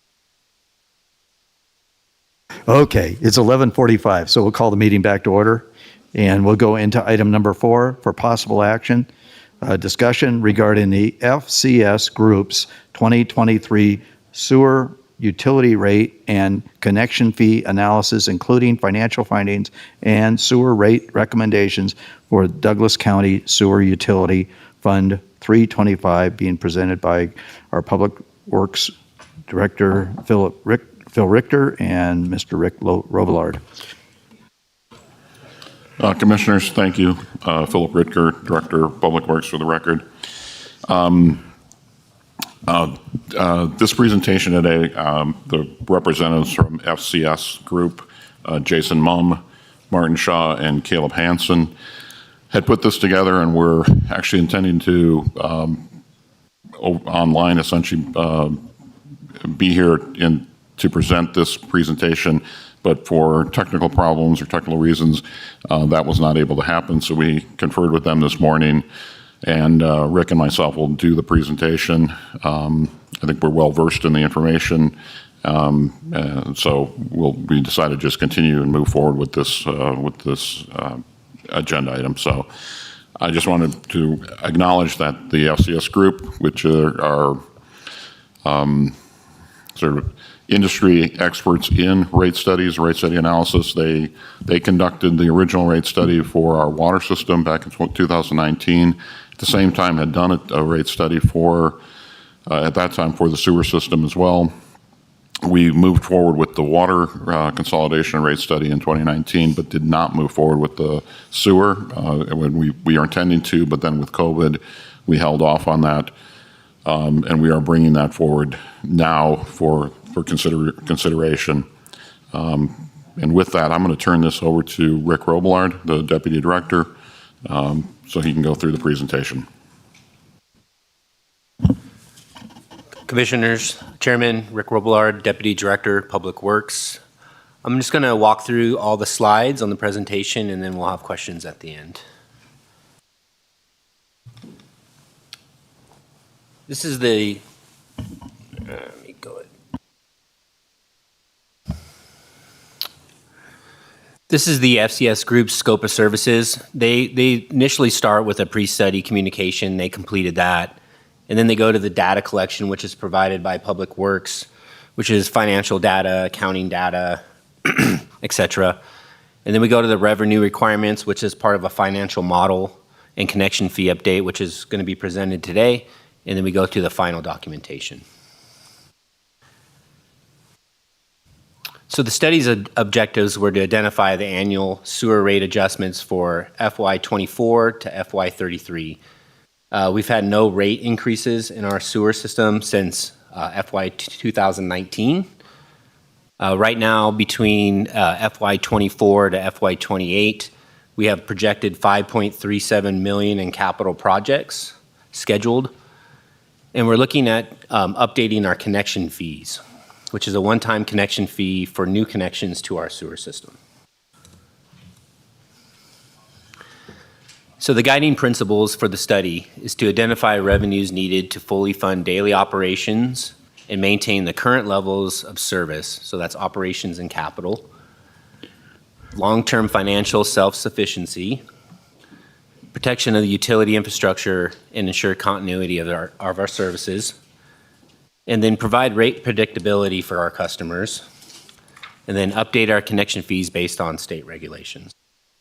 So, Mr. Robillard, I failed to mention this, but as we go through these slides, if you'll indulge us, if a commissioner has a question, we should probably address that question as we go through them rather than trying to see where we were at the end and come Absolutely. back. So, commissioners, if you have a question on any of this, please feel free to jump in and ask.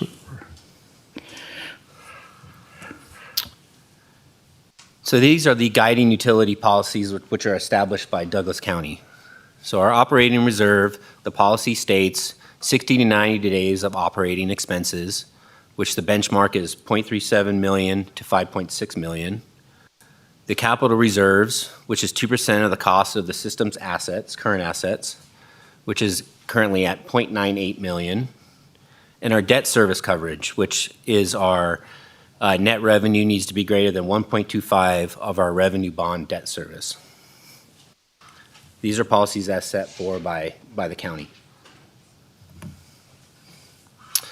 So this next slide shows our existing revenue requirement forecast. You'll see, starting in FY24, our current cash operating expenses and our existing debt service, and our total revenue at existing rates as they stand. And as you see, we move forward, our total revenue and our cash operating expenses and our existing debt service exceed what our total revenue is if we were to keep existing rates consistent.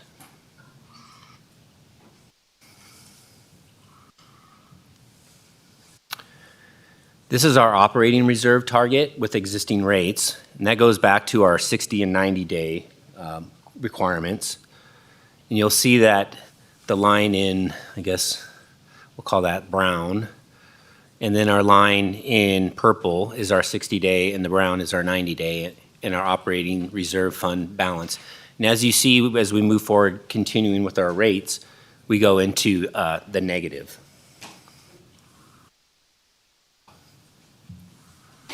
That's should we keep our rates at the existing rate? That is correct. Okay. Yep. Here's our capital needs forecast. So engineering puts together and assess the conditions of our sewer system and puts together a capitals forecast. And right now we look at a 5.37 million capital projects from FY24 to FY28. You'll see listed below of some of our projects forecasted and engineering estimates or opinions of probable cost, planning level numbers for these projects.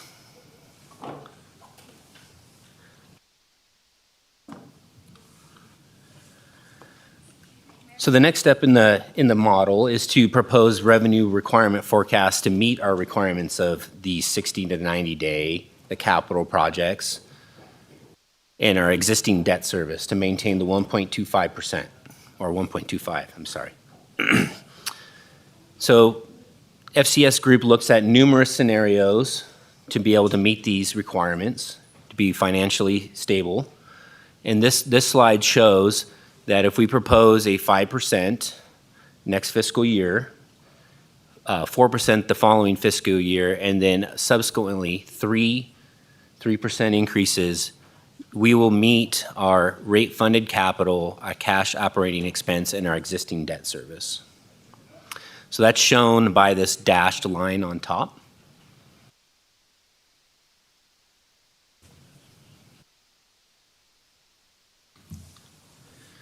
This next slide shows our operating reserve with the proposed rates that we're proposing. So the 5, 4, 3, 3, 3.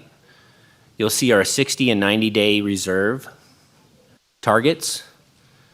And as you see in FY24, we currently don't have the operating reserve end fund balance to meet that, but we do, through the rate increases, meet within FY26, 27 grows, and then we meet our 90-day, and then you'll see within FY28 and 29 that we will have excess reserves, potentially excess reserves. By the way, this is a model that will be reserved or transferred to capital improvement projects. So we're painting a target that we're trying to hit within our capital reserves projects, and anything, so this would then excess transfer to these capital projects. Phil Ritker, Director of Public Works, for the record. One thing I want to point out on this slide is that one of the rate model considerations that we looked at with the FCS Group was actually to come in with an 8 to 9% increase in fiscal year in this coming fiscal year, and that was to reduce this gap or this deficiency in fiscal year 2025 in terms of our operating reserves.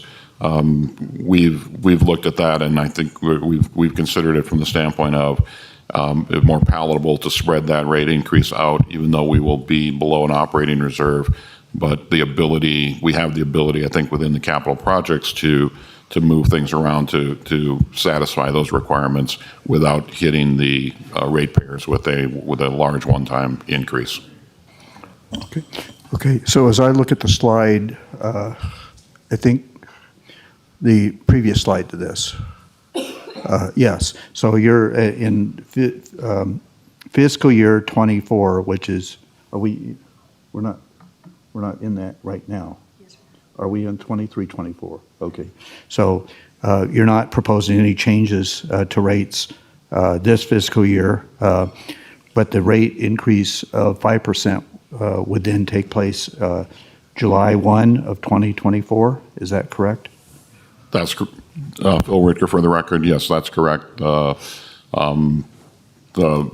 Under the policies when the county, this rate increase would go into effect in the next fiscal year, which starts July 1st, 2024. Okay.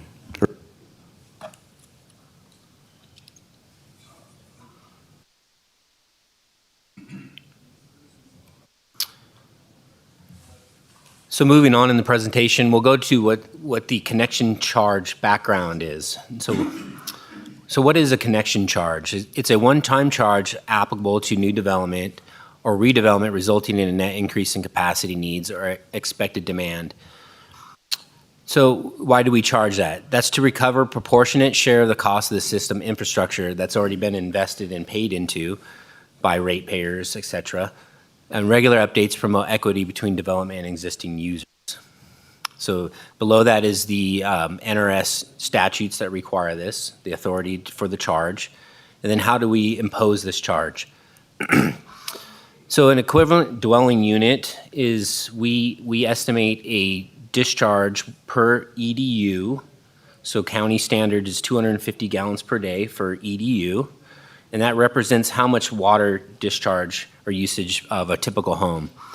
So the county code defines that for various users.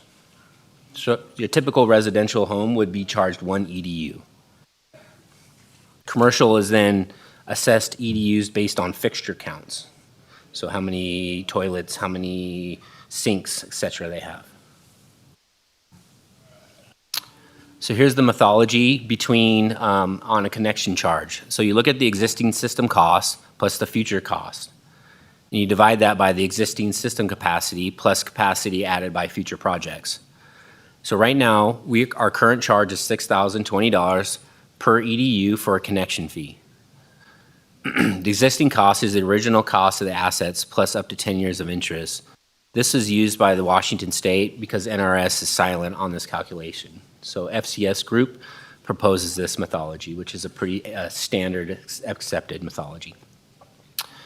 And then when you look at the future project cost defined by the county sewer capital improvement project. So how many EDUs we may be proposing or increasing depending on what our capital improvement projects are. And then we look at the capacity of the system, which is defined primarily by us or solely by us by our treatment plant capacity, which if you may remember, we went through and we just upgraded our treatment plant in 2019 and we have a new sewer treatment plant online, which increased our EDU capacity. So this is the connection charge calculation chart. And so you look at in 2006, when they came out with our connection fee, which hasn't changed since 2006, this was our existing cost basis and then the capital plan. The net existing cost basis obviously has changed because our system has grown, our assets have grown. And so this shows us at 29 million. Our capital plan, which was from FY 19 to 29, is 24 million, and then less some grants and contributions we've received. So our net future cost basis is 19.5 million, which gives us a total cost basis of 48.8 million, roughly. Our system EDU capacity has increased with the plant since our 4,000 in 2006 to now 4,903, so 4,903. So you do the math on that, 48 divided by 4,903, and we come up with $9,960. To be noted that that's the upper limit, and you as the board can decide what you feel like the connection fee should be, but this is the recommendation to be able to fund that connection fee cost. So what are the next steps? So our next steps would be able to approve our proposed sewer rate adjustment strategy. And then we would be able to monitor actuals against our plan. This is a financial plan. This is a model based on projected revenues and expenses. And then we would approve the updated sewer system connection charge change to the new asset costs. And then from there, I'll go ahead and open it up to any questions that you may have. Thank you. Commissioners, questions? Commissioner Noset? No? Commissioner Tarkanian? Commissioner Hills? Commissioner Rice? I have no questions. I do have an observation. Having sat on the Douglas County Lake Tahoe Sewer Authority for the last number of years, I've become very acquainted with the flow uphill and downhill. And yes, it does flow uphill sometimes. And unfortunately, with the cost of living rates and the having just finished the project of building the event center at the lake, knowing what the cost was when you started, plus the equipment and the materials and what has gone right through the roof. I think that this is very necessary, and if we don't do something, then we're going to find ourselves up to our ankles in stuff. Thank you. I just wanted to clarify, 5% the first year, 4% the second, and 3% the next 3 years? And then there's a sewer connection fee increase, is that correct? That is correct. Ms. Davidson? And just for clarification, this would be done by resolution. So the action, we're doing this as a presentation today with the request that the recommendation be from this board to come back after the public noticing and stuff with the rate resolution. Right now, we would be looking to do that on the February, I think, 15th timeline.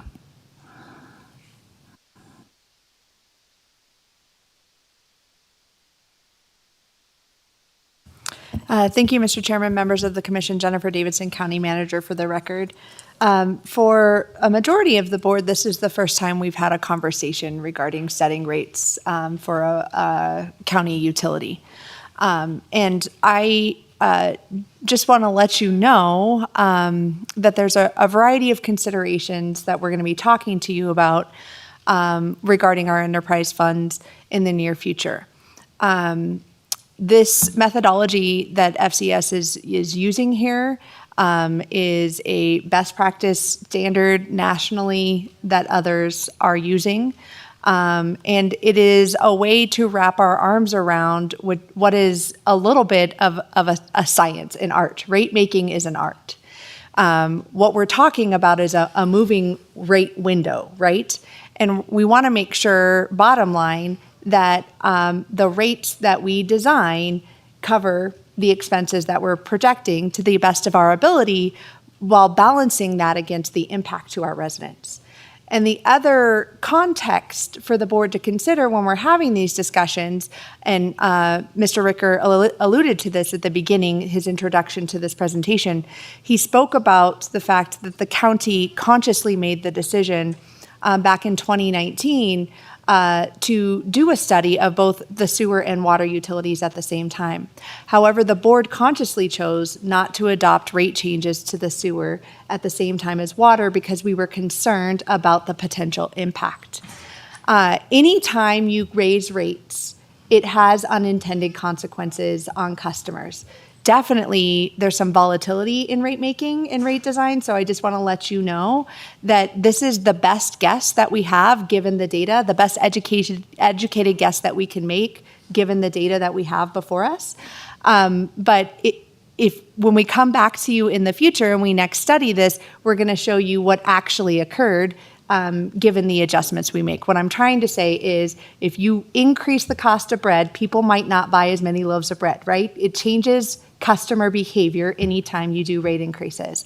And so, again, I'm just providing you with some additional context because this is the first time we've talked about utility rate setting with this board as it's constituted today.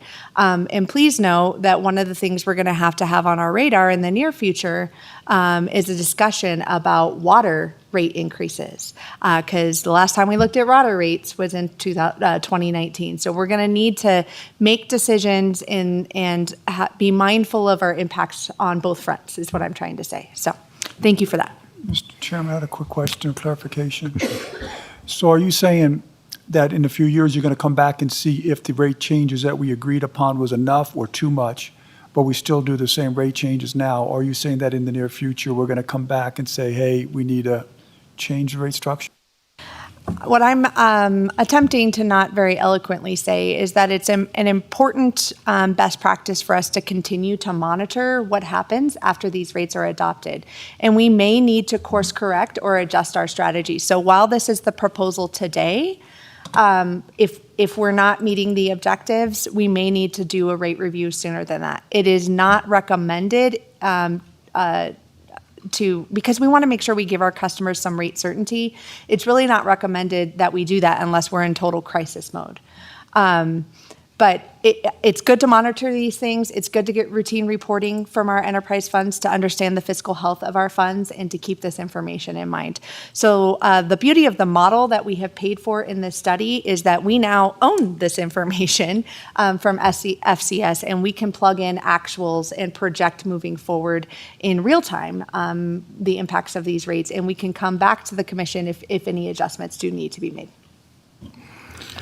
Yeah, Phil Ritker, Director of Public Works, for the record. County Manager Davidson is correct. I mean, we, as part of the annual budgeting process, obviously look at the enterprise funds independently in terms of the health of those funds and how they're tracking. We also, as we did, I think, about 6 months ago, have the opportunity to come to this board and provide you an update at your request on the health of the enterprise funds, independent of that, in terms of where the rates are and how they're behaving. So there's numerous checks and balances along the way, but for consistency and predictability for the customers, it is advised in the industry standard to set a rate policy that is going to go into effect for a period of time, and then stay with that policy, and then make corrections probably towards the end of that, if at all possible, obviously. So what I would recognize in this, I think it's good that we give our customers, our residents, a little bit of certainty in what they can expect in rate increases for a 5-year period. It may seem initially a little bit steep, but that's a catch-up process as I see it. But as we get out to 2029, as I see this, and we get some actuals, we may find that we've actually been able to give ourselves some more buffer and be able to then go into a period where we may not necessarily do rate increases at the same point in time. If we have deterioration of systems and we have to incur additional capital expenses, then we may have to bump that up another time. So, but I like the idea of the residents being able to forecast in their budgets what they can expect to incur in that regard. So I like this. Again, Phil Ritker, Director of Public Works, for the record. And that's the situation we were in. When I first got here, we were just coming off of a 5-year rate increase that had been done by resolution, I think in either 2014. That, I think it was done, been done in 2014, a 5-year resolution that had increased the rates. And then in 2019, when we did not move forward, we froze those rates, essentially have held that for the last roughly 5 years for that very reason.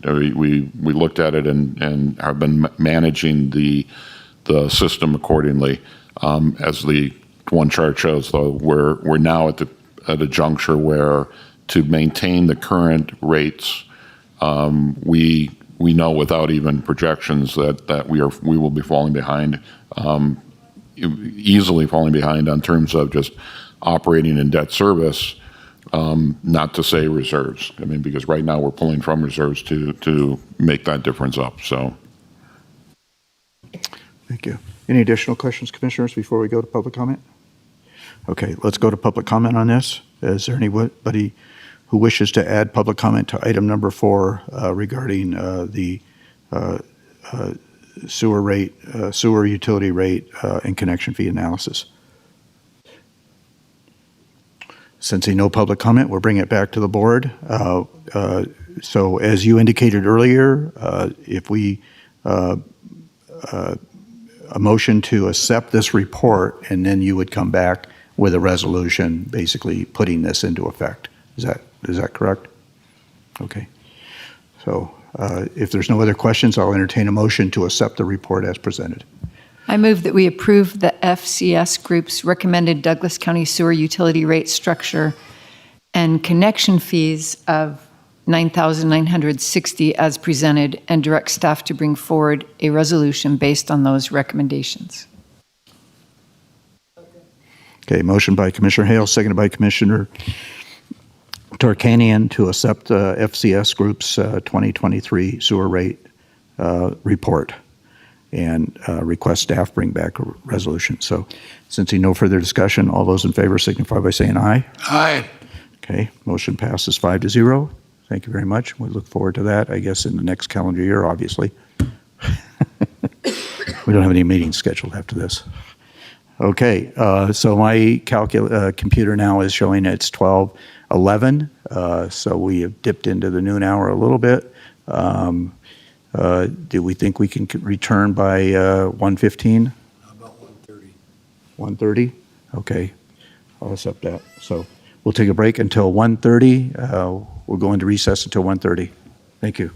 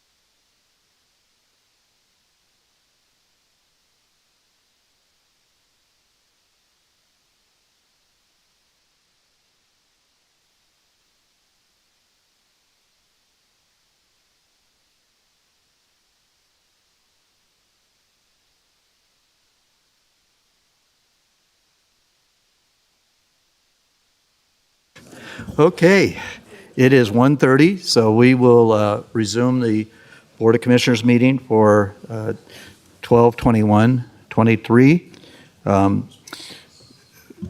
We're going to call an audible here, so I want to read this into the administrative agenda. The chairperson will read the agenda title into the public record and will have the discretion to determine how the item will be presented.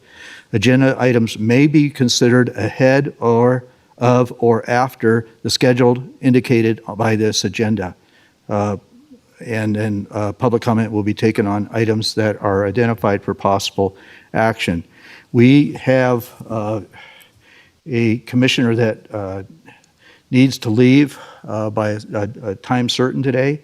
And in light of that agenda and the need to have all 5 members of the Board of Commissioners in attendance for a couple of particular items on this agenda, we're going to call an audible and we're going to change the lineup of the presentation on some of the items. So if you have an agenda present, I will be glad to tell you in advance exactly what the lineup is going to be for the rest of the afternoon.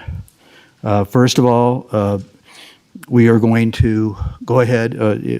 We finished with item number 4. We're going to proceed with item number 5 next, after which time we will call items number 10, then 11, and then 12. After which time we will go to the 2 VHR items number 7 and 8.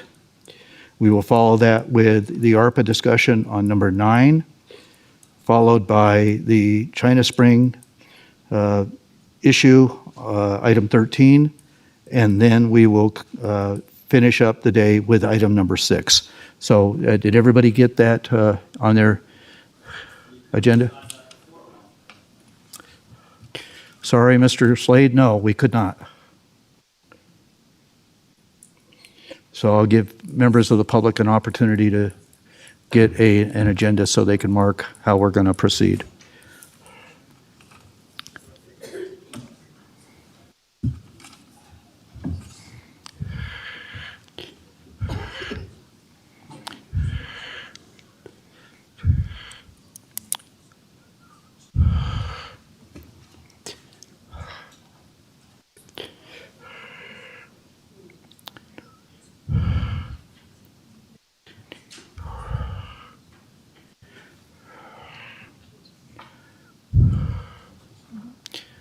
I'm waiting for the member of the public to return so that we could go through that list again so he can have a clear identity.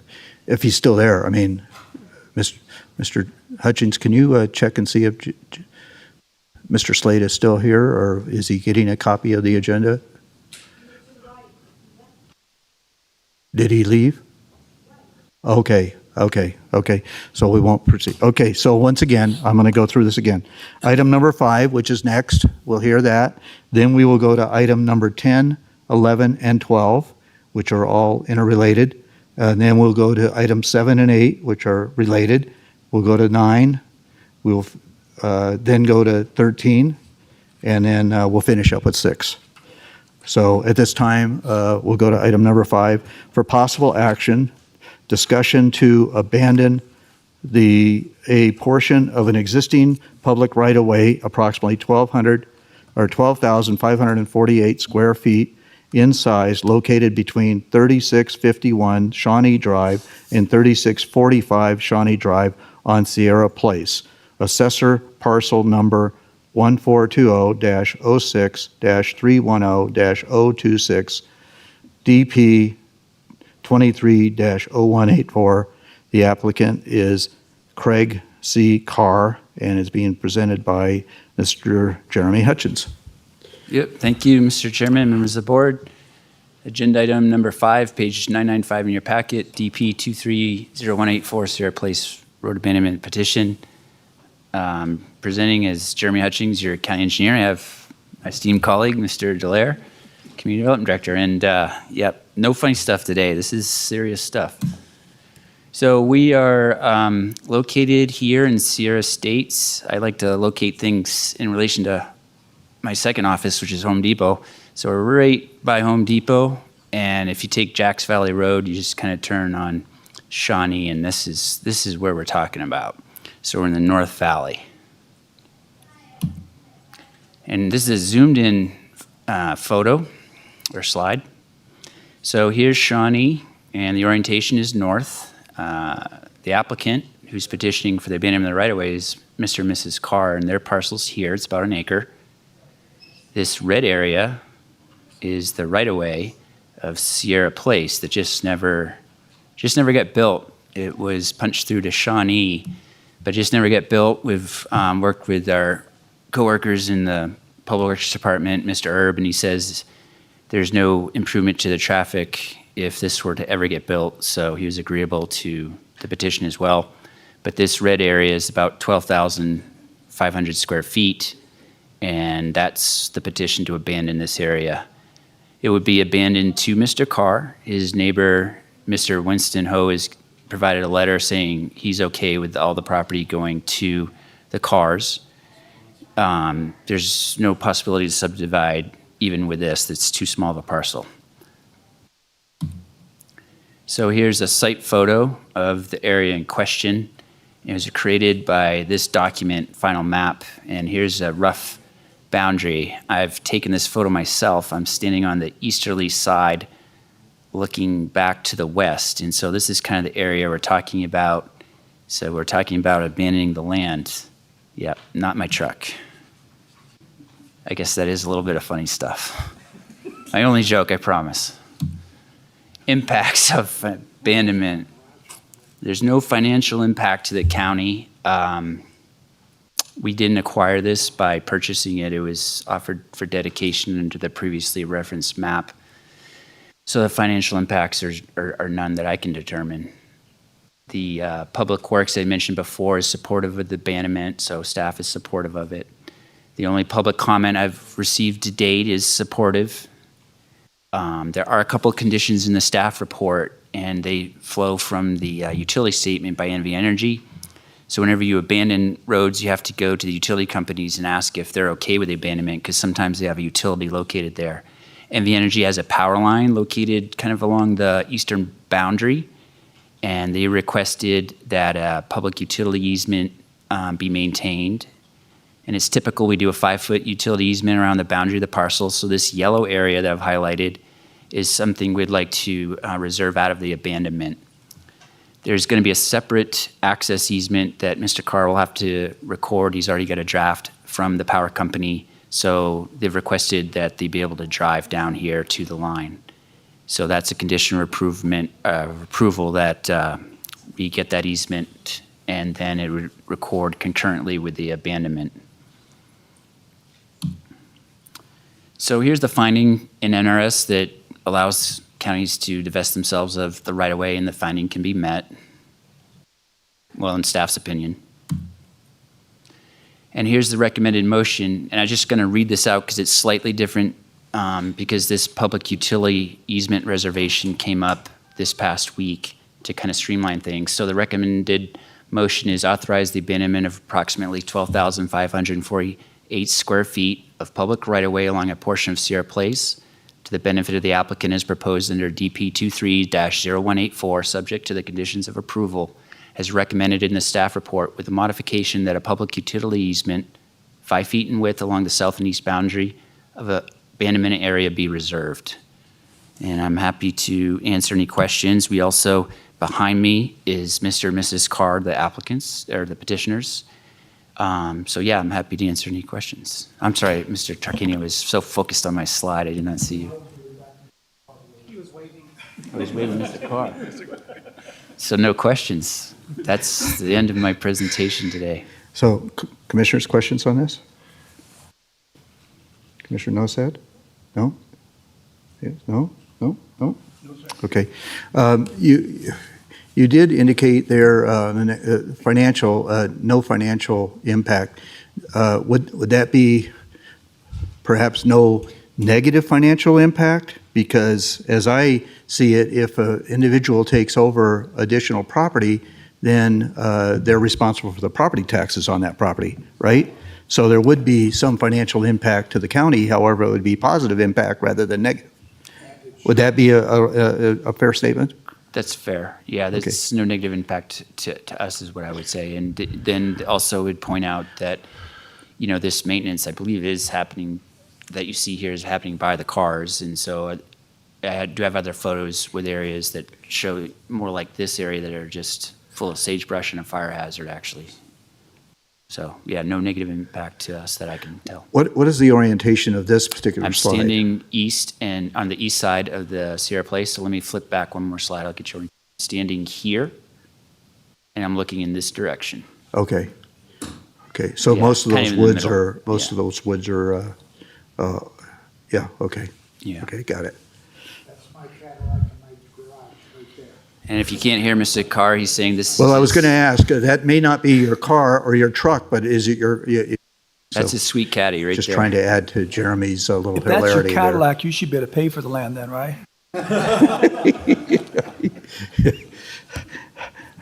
Okay.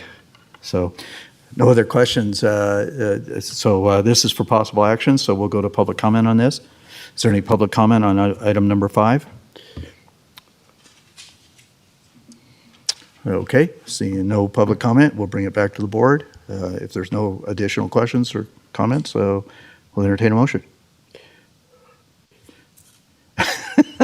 I'll make a motion to authorize the abandonment of approximately 12,548 square feet of public right-of-way along a portion of Sierra Place to the benefit of the applicant as proposed under DP 23-0184, subject to the conditions of approval as recommended by the staff report, with a modification that a public utility easement 5 feet in width along the south and east boundary of the abandonment area be reserved.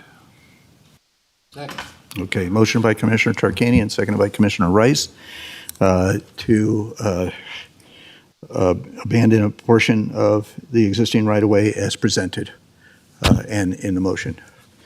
So any further questions or comments? Okay, then all those in favor signify by saying aye. Aye. Okay, motion passes 5-0. There you go.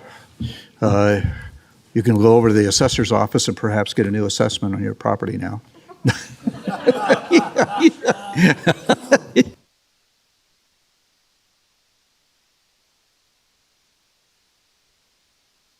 I think tax bills just went out, right? Or assessments just went out, so.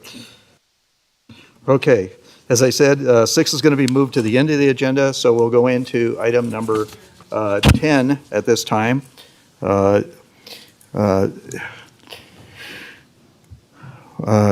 Item 10 for possible action.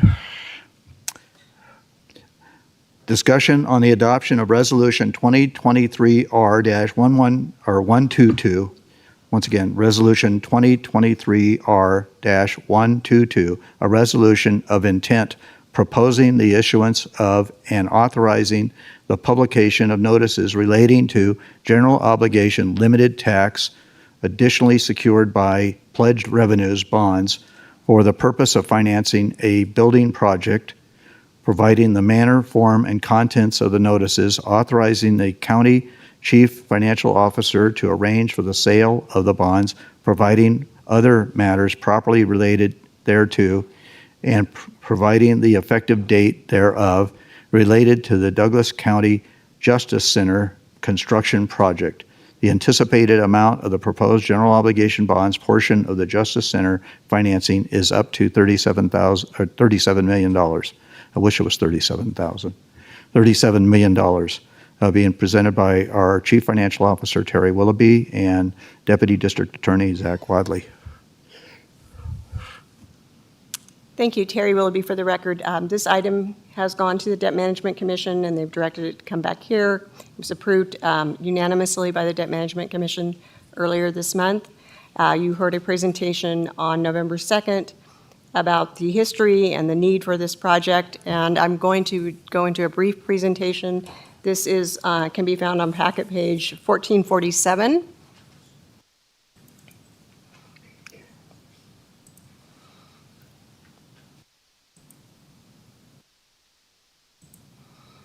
And this is just a little not a little, but it is an overview of the growth of the revenue and how we feel that this revenue is sufficient to fund this bond issuance. And you can see the first one is our consolidated tax, which is primarily sales tax, but does encompass some other categories. And you can see in 2019, it was 12.4 million.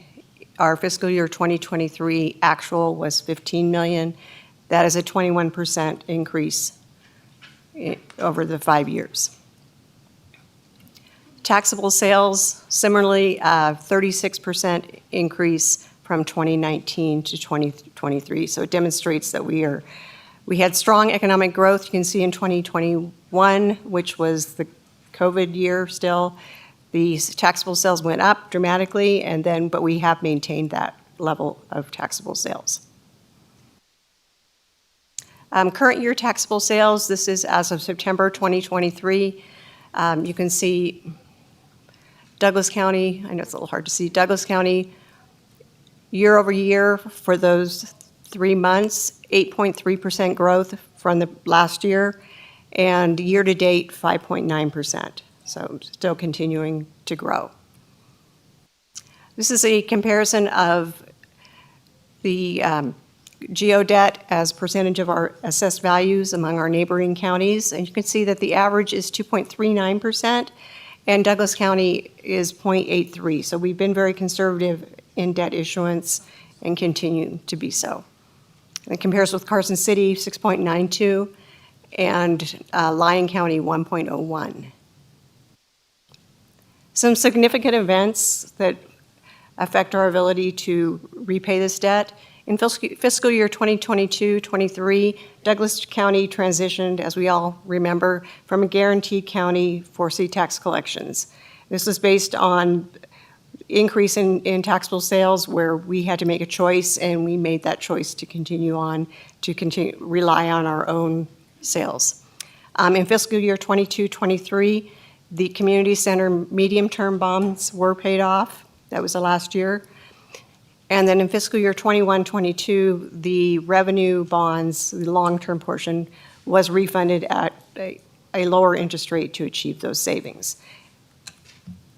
And I did want to point out a couple things. The bonds do allow for us to, these bonds that we're proposing do allow for us to refund if the interest rate goes down.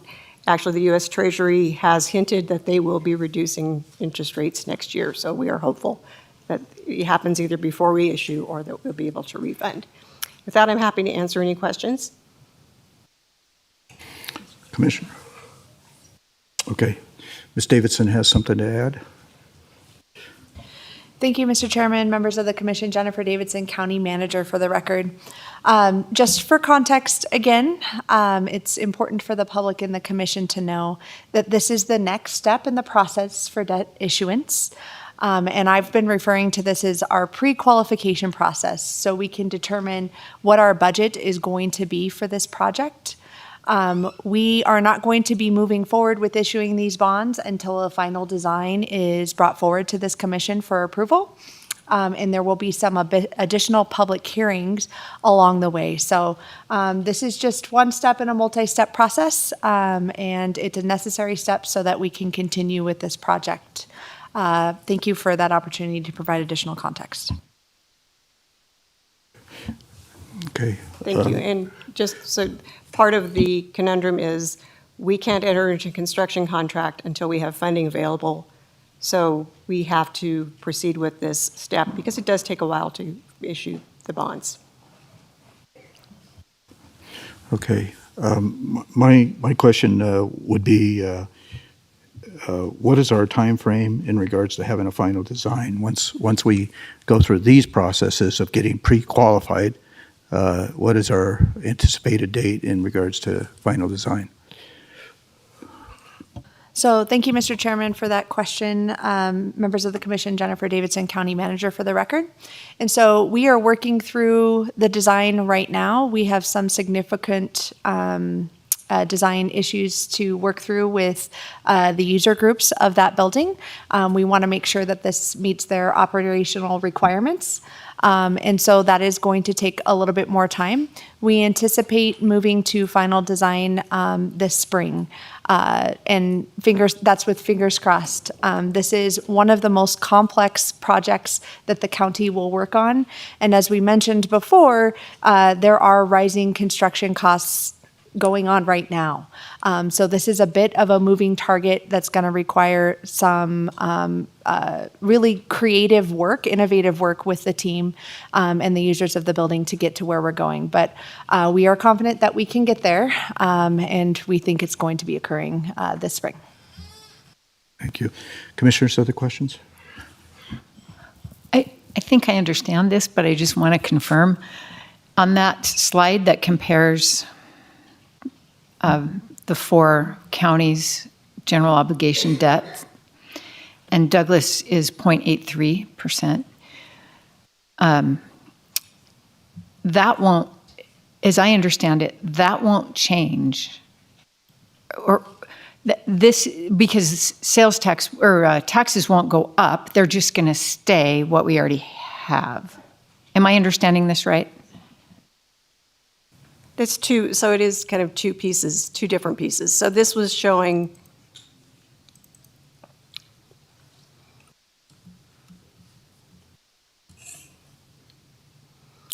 the debt as a percentage of assessed value. But our debt, our tax limit will not change, correct? So your assessed value could go up and up and up, because that's what's been happening as well in our county. And then our level, if you keep the same debt, your percentage would change because the assessed value changes. Okay. Does that make sense? Yes. Okay.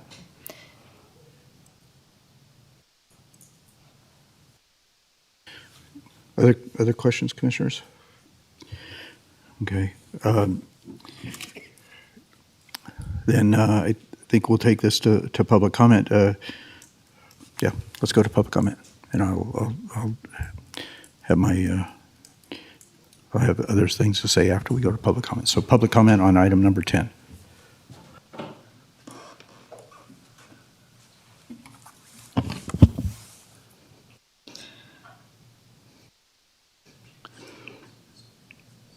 For the record, Jeannie Shizuru. I want, these comments are mainly for the public so that they understand the financing as if it was their own home budget. What are we talking about?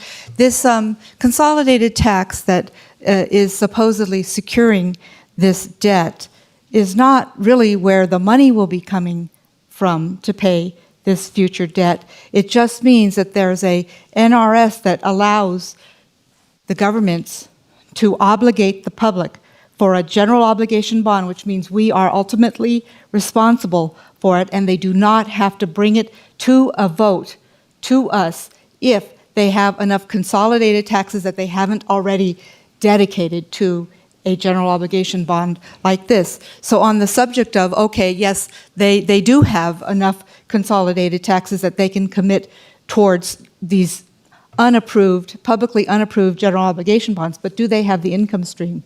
No, they don't. We have so many deferred projects, just like the federal government, that they really do not have the income stream.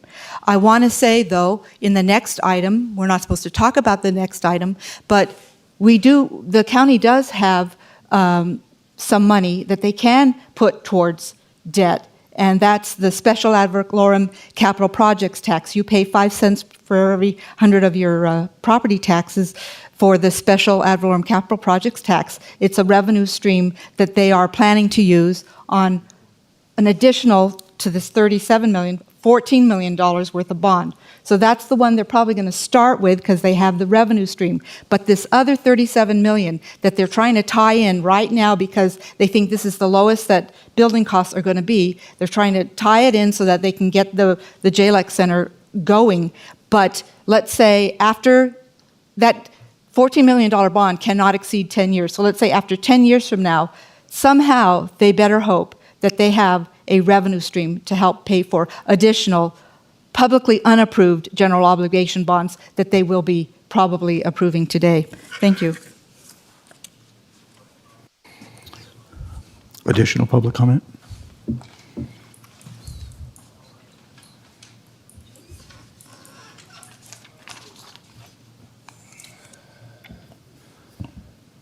What agenda item are we on, gentlemen? Just was up there at your state line court where they had me appear in order to keep me Mr. Gibson, from... I know who you are, but if you'd sign your name and then state your name for the record, you'll have 3 minutes to speak on item number 10 of the agenda.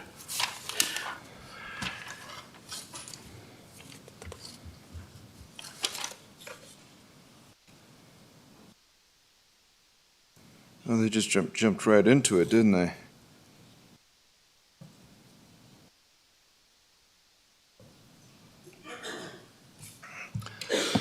Jason Gibson with the Maladministrated Audit Council, Rat Watch Division amongst Douglas County dinosaurs.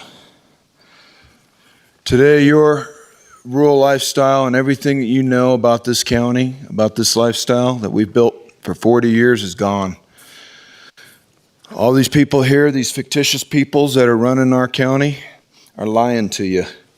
They're lying about how much this building costs. They don't really know how much it costs. They're lying about the benefits to be had from this building. They're lying about the value of their judicial administrative law enforcement center. Chief Financial Officer's resigning because she placed her hand to ink with Patrick Cates. The building was only going to cost $40 million. It's going to cost us $120 to $140 million by the time you start choking on that interest.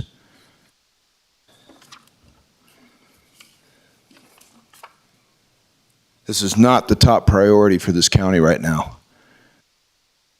So I hope you know that you're forever responsible for the destruction and the damage and the liability and the risk that you're taking and the exposure to harm's way that you're putting on the people. Government is only to serve and protect the will of the people. Most of the people don't even know what's happening here today. You haven't ran the opinion poll that we asked you to. You haven't been honest about the numbers. Gardner, you've been telling me my numbers have been off since we had this discussion 2.5 years ago, and it comes to find out that my numbers were conservative and that it's going to be 3 times what I guesstimated. It could never cost us $40 million. It could never cost us $50 million.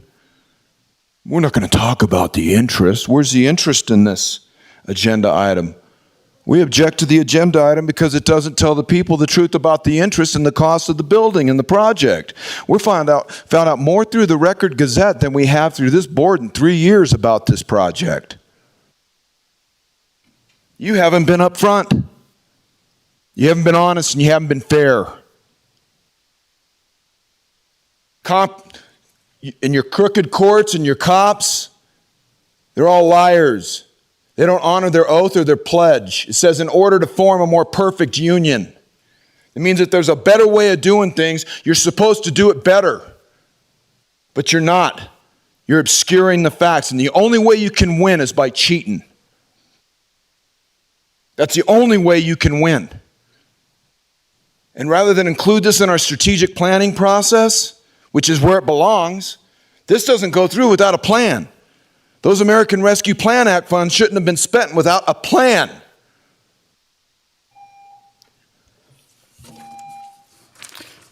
Thank you. Is there additional public comment on item number 10? Sensing no additional public comment, I'll bring it back to the board. You know, I look at the 37 million and the number is startling. I don't disagree. It's unfortunate that it has to come to this board because this item should have come before previous boards. This item should have been identified.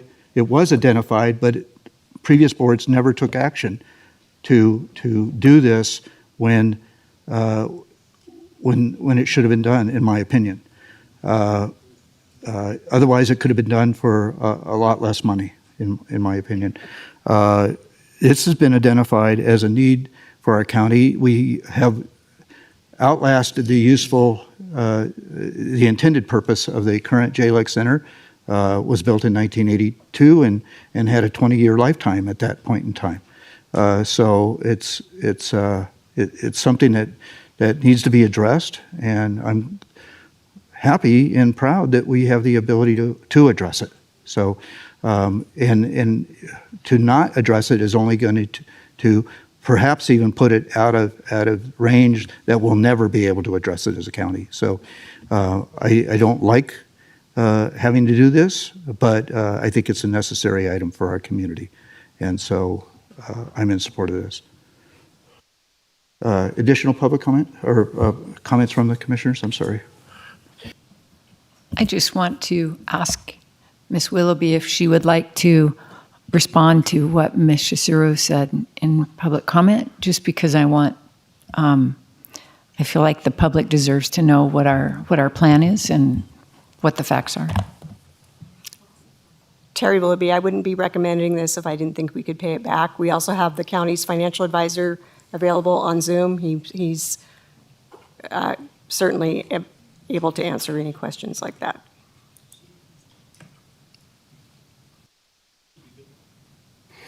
Other commissioners? Sensing none, I'll entertain a motion. Mr. Chairman. Okay, which one of you wants to go? Okay. Want to draw straws? Okay. No arm wrestling. Oh, darn. Mr. Chairman, I move that we adopt Resolution 2023R-122 as presented. Second. Motion by Commissioner Rice, seconded by Commissioner Noasad for the adoption of Resolution 2023R-122 as presented. Since no further discussion, all those in favor signify by saying aye. Aye. Motion passes 5-0. We will go now to item number 11. This is a public hearing process it's a process that has to be fulfilled in anticipation of item number 12, as I understand it. Mr. Ritchie, is that correct? So we'll be reading it, and we will have a presentation. However, it will not require a vote of this board on that particular item, but we will allow public comment because it's for possible action, right?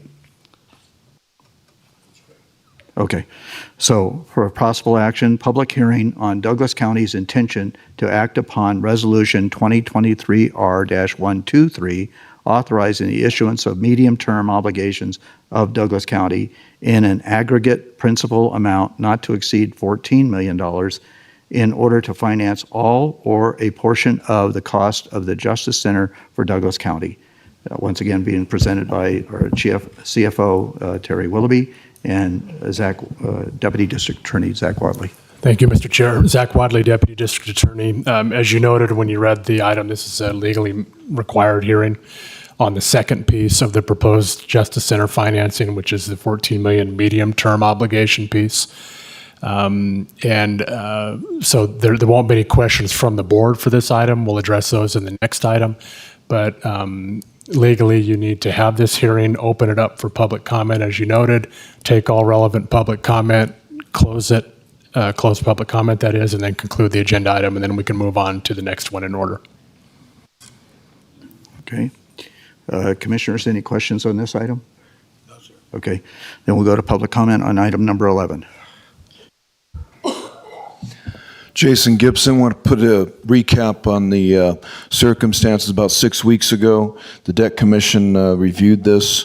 It was a $57 million ticket item, and they shot it down because they determined that the interest alone would be over $100 million for the entire project. Now, what they're not including in their numbers, it's not funny,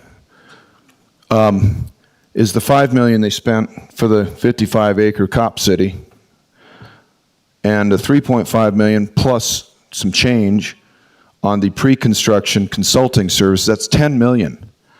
So 37 plus 10 is 47. Now they're asking for another 14 47, 57. Now we're at about 62 million there, Gardner. Right on the money with what I brought up 2 years ago when you were trying to shoot me down and discredit me in front of this county. I told you it was going to cost $62 million, and that's exactly what you got right here. You're a liar, sir.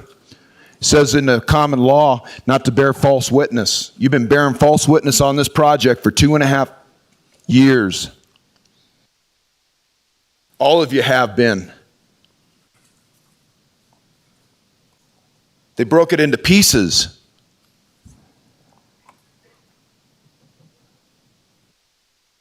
The only way they can pay for this with what's going down is if they continue to fabricate the crime that they're paid to police. They built that building and that industry by crushing the indigenous populace of this county and by prosecuting hemp cannabis farmers for over 85 years. They've been banking $57 billion a year since Nixon's drug war in 1972. I went to jail over a joint going to a football game and served an 11-month sentence that followed me all the way up into Oregon and which was used to steal my kids from me. Now I've got claims in 8 counties, over 75 claims because of a cannabis charge that was put on me by these crooks that'll benefit these shareholders, these stakeholders. That's how they built that building. How do you think they're going to pay for it now? Total police state. They'll be making up more crime to justify the debt that they have to put into that building than it's worth.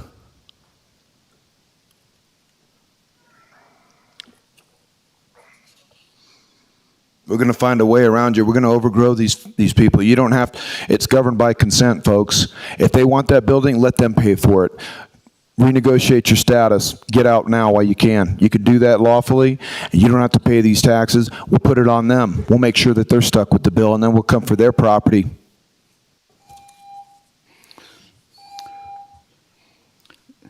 Is there additional public comment on item number 11?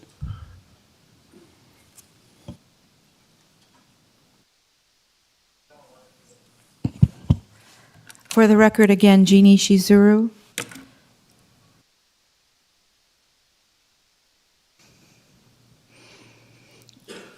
I would like a clearer explanation.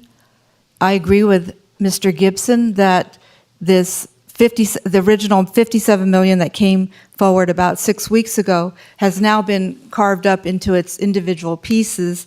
And I think that the public deserves to see, as Charla said, the overall plan. It was my assumption that this $14 million, because there is funding for that bond through the Special Ad Valorem Capital Projects Tax, that probably will be the first bond that will be floated and has the money to pay for it. But then am I correct that this other $37 million non-publicly approved general obligation bond is intended to follow the $14 million or follow the $14 million when actual revenue? I mean, I think that's really, wasn't that funny? They asked Tara Willoughby to give some, Charlotte did, some more comment about what are we going to use to pay for it? And all she could say was, believe me, we have the money for it. Did you like that answer? I didn't like that answer. No, Kirk Welder did, but I didn't. I thought that was a non-answer, and she won't be here to explain it further. It's a unspecific answer. So in this item, I would like somebody to step up and say, yes, the plan does appear to be start with the $14 million, which is funded, but also tag it on right now with the additional $37 million because we know we're going to need additional money, even if we don't know how we're going to pay for it. Thank you. Additional public comment on item number 11. Okay, I'll bring it back to the board. As I understand it, this doesn't require action from the board, and we've now conducted our public hearing. So if I'm not mistaken, Mr. Ritchie, we can conclude that item and go to the next item. Is that correct? Yes. Doug Ritchie with the District Attorney's Office. That's correct. Okay. This is the public hearing that's required. Mr. Chair, Zach Wadley, Deputy District Attorney. What I'd ask you to do for the record is formally close public comment and then conclude the agenda item to move on to the next one. Okay, so I thought I had closed public comment, but If I you will did, formally perhaps. then, Thank you. as directed by our Deputy District Attorney, I'll formally close the public hearing portion of our intent to act upon Resolution 2023-R-123. Is that the correct wording? Formally close public comment. Yes, Mr. Chair, that'll work. Thank you. And then we'll move to item number 12. Okay, so I have formally closed public comment in the public hearing portion of that, and we'll go to item number 12. Item number 12 for possible action, discussion to adopt Resolution 2023-R-123, a resolution authorizing medium-term obligations of the county to finance all or a portion of the cost of a justice center for the county, directing the officers of the county to forward materials to the Department of Taxation of the State of Nevada and providing certain details in connection therewith. The anticipated amount of the proposed medium-term obligation portion of the Justice Center financing is up to $14 million, and that's being presented by, again, our CFO, Terry Willoughby, and our Deputy District Attorney, Zach Wadley. Thank you, Mr. Chair. Zach Wadley, Deputy District Attorney. This item is the companion item to the public hearing item that you just went through. It relates to the $14 million in proposed medium-term debt, which is a maximum of 10-year debt that is proposed to be issued in conjunction with the up to $37 million general obligation debt that you heard in the first item that related to the Justice Center today. I note Ms. Willoughby has put up a slide with respect to the county's historical ad valorem capital project fund property Excuse me, tax revenues. Before you go on, I'm just trying to get some clarification so I don't get lost. Because they're throwing out these numbers, 61 million, 100 million, this and that. So I'm trying to understand, there's 37 million with the general obligation bonds and 14 million here, which is 51 million. Where, I mean, is there something else I'm missing? Or- You're not missing anything, Commissioner Tarkanian. So the maximum proposed aggregate amount of financing is 51 million. So Ms. Willoughby has put up a slide with the county's historical ad valorem capital project fund property tax revenues from 2019 to 2023.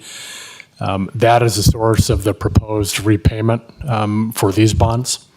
And procedurally, after this hearing occurs today, if it's approved by the board, this board packet is sent to the Department of Taxation for review, which, they provide a certain amount of fiscal oversight to determine if, in fact, the county can afford the debt and repay it, and either issues an approval or not. Once that approval is issued, a formal bond ordinance would come back to this board for approval to actually issue the debt. Happy to take any questions. Commissioners, any other questions? I had an additional question, and it involves our current obligations, debt obligations. The community and senior services building, that we still have a debt in that regard. Is that correct? And what is the, and if we do, what is the time frame for that being closed out? Terry, I believe there's 10 more years on that. But I will bring that information back to the board. It's in our financial report that we just published. The medium-term obligations for the community center were paid off. Nope, it's not here. They were paid off in 22, 23. So that's the short-term part. So part of it's been paid off, and I believe there's another 10 years on the long-term bonds. Okay. I think that's something to take into consideration also. And Okay. if I may, Chair? Sure. The source of repayment for the medium-term bonds for the community center that was just paid off is, again, this ad valorem capital project fund. So that does free up available funding, as well as refinancing the long-term bonds. We did that. The board directed us to do that in 21, 22, to take advantage of lower interest rates. So we have freed up some money to create funding Okay. for the new project. Okay. If there are no other questions by the board, I will go to public comment on this one. So at this time, we'll entertain public comment on item number 12, discussion to adopt Resolution 2023-R-123. Jason Gibson, I don't know why Terry Willoughby's even presenting this information. She has no skin in the game. She's out of here. She knows it's a sinking ship. Jim Slade wrote the board some time ago. I also requested a public information request regarding the environmental impact study. We never heard back from the county. I don't think they ever produced one. That's a violation of the open meeting law. Jim writes, May 19, 2022, in addition, it appears that this process has been delayed for many years. It's now being rushed through with insufficient public input. The Community Senior Center, a less expensive undertaking, had several public workshops and plentiful opportunities for public comment. This proposed new JLEC, $5 million for the land and an estimated $41.5 million for the building, with likely cost overruns, will come in at a total of about $50 million. It wouldn't surprise me if that were the single largest expenditure on infrastructure in Douglas County history. That would be an average of $1,000 for every man, woman, and child in the county, though I understand that it will be paid back over many, many years. So we're unsure as to how long you're going to be paying $1,000 per head, but Jim is very conservative with this letter. It doesn't include the interest. You're looking at $2,000 to $3,000 per head, according to Jim's research, for every man, woman, and child in this county. And I'd be willing to bet it's for at least 10 years. The public should have more of a chance to be informed about this project. They have done nothing to inform the public about this project. Most people don't even know it's happening. You should be ashamed of yourselves. The public should have more of a chance to be informed, weigh in on the best path forward, which you're not. We have a handful of people who are genuinely awake here. The folks who are issuing these bonds, bond being the root word to bondage, they're not real people. They're fictitious persons. They're artificial. They're corporate subject citizens. They're enslaved by an ideology that time is money. They're getting rich by means of economic slavery. There are public servants. They're supposed to be representing the public safety and security of those that they're supposed to be serving. They serve only themselves. They could care less. They have no vision for the future whatsoever. Look at the strategic planning dog and pony show, where the county doesn't even, 2/3 of the county doesn't even show up to provide input, and hardly any of the public really even cares. It's pitiful. Thank you. Additional public comment on item number 12.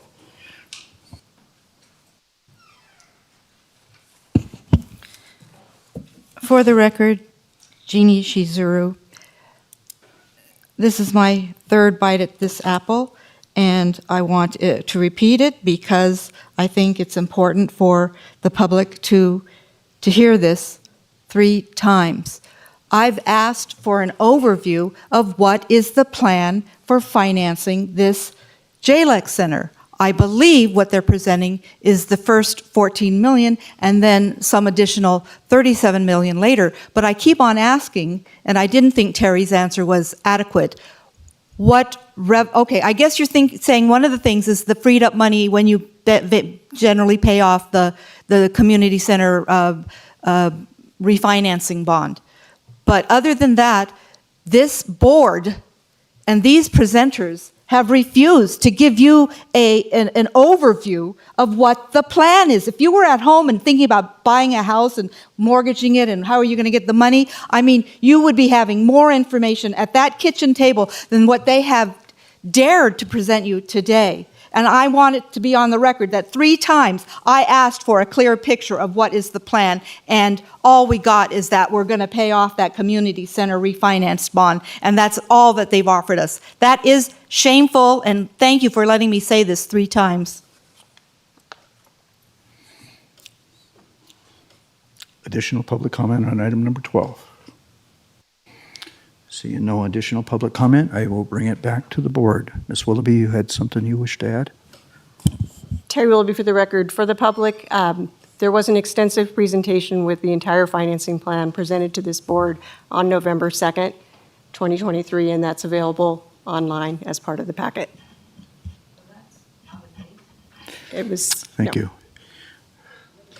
Commissioners, any questions, comments, observations? Commissioner Hales. This is a recognized need and a responsibility of government to provide a means of justice. And if it is the single largest expenditure we've ever undertaken, that's because things get more expensive as you go along.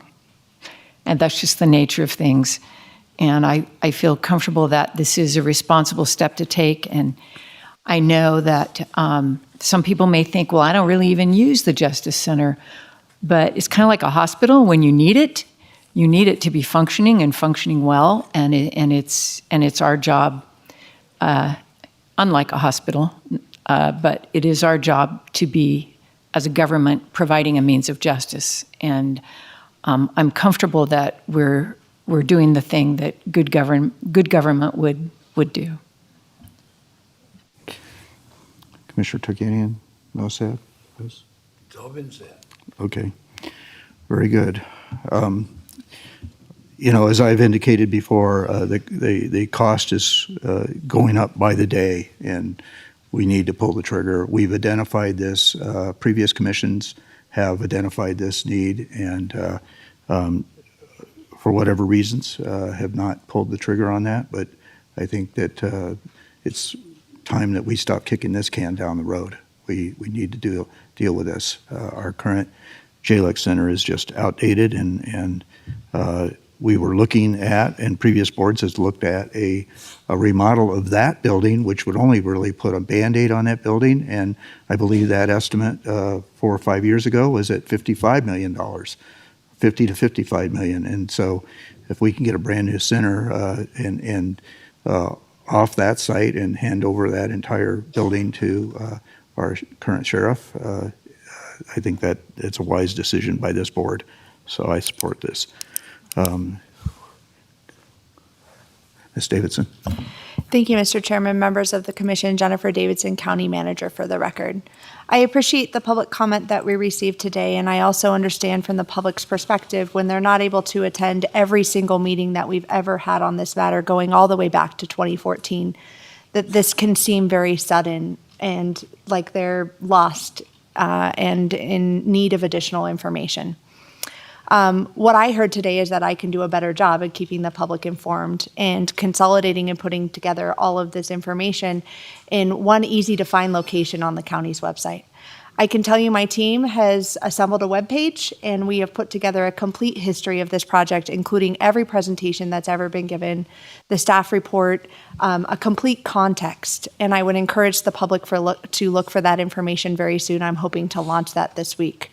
I am learning from this that I need to be more ahead of the public information game, and I just do want to let the members of the public know that the context you're asking for has been provided to this commission before they're being asked to carefully consider these matters today.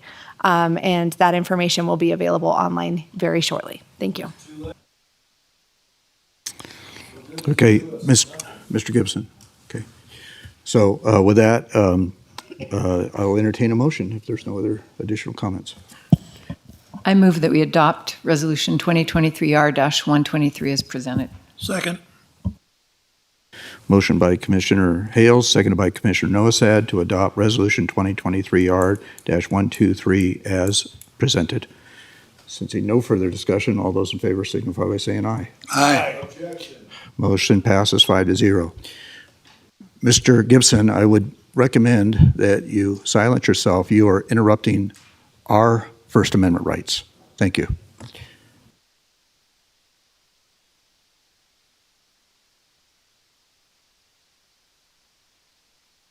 Let's, it's 12:20, it's 2:24. Let's take we'll take a 6-minute break. We'll be back at 2:30. Okay? Thank you.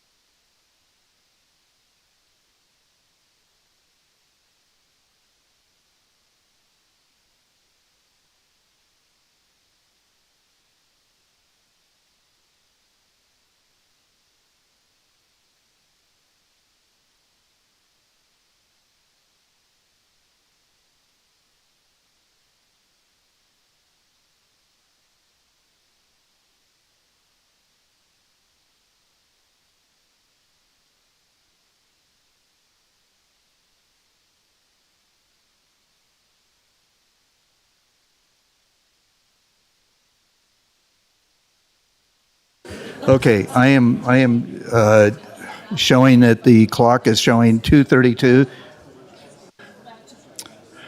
So if I can call this back to order and ask everybody to take their seats and quiet their voices. Remind you to silence your electronic devices.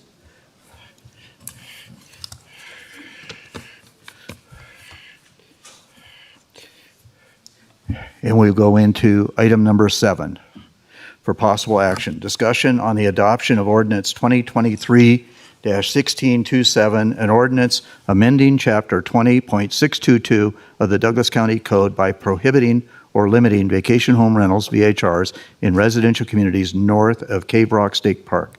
This is a second reading being presented by our VHR program manager.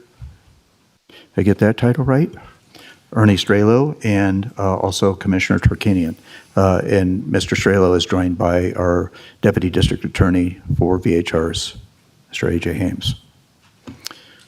Mr. Strelo. Good afternoon, Chair. Ernie Strelo, VHR Program Manager, Head of Code Enforcement.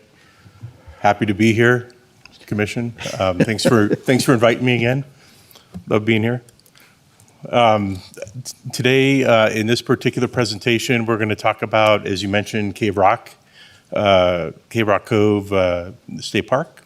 And just I have a little bit of a recap just to kind of reacclimate everybody to where we're at. As a reminder, this is the VHR code for 2023. I didn't put into this from 2005 to now. It got to be wordy. So this is this year. Right now, for this particular item, we're right here at the last little bullet down here. Again, this is, I kind of added this earlier today. I thought it's easier to see it than read it. So these are all the page numbers in the packet of the different items that are part of this presentation. So as you talk to the agenda text in the red line ordinance, it's all in here. These are the page numbers. I don't think I need to go through every one of them. I think we can read that. But there'll be some reference of I'm sure Commissioner Tarkanian will present some stuff on his statement. There'll be, the presentation is this, what you're looking at.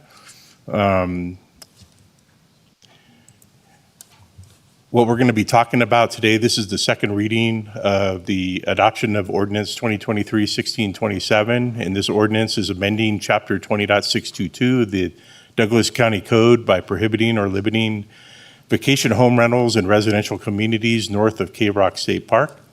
Again, I repeat, this is a second meeting. We have been on a little bit of a journey to get to this particular stage. As you remember, this was the initial ask from the Commissioner Tarkanian at the November 2nd meeting to ban vacation home rentals north of Cave Rock State Park with a limited exception for the HOA parts of Glenbrook and Prairie Meadow. The specific areas where VHRs will be banned according to this ordinance if passed would be Cave Rock Cove, Logan Creek, Shakespeare Point, Upaway, and the non-HOA Glenbrook rentals, or the non-affiliated as we have it in our map on the GIS site of Glenbrook. There's a staff report in here, and I referenced it on a previous page of the page numbers. There's 3 different findings of the staff report that's in it. And so, this is our answer to all 3 of those was that generally that we believe as a staff that the ordinance can be adopted as required based on the findings that were made in those particular 3 items.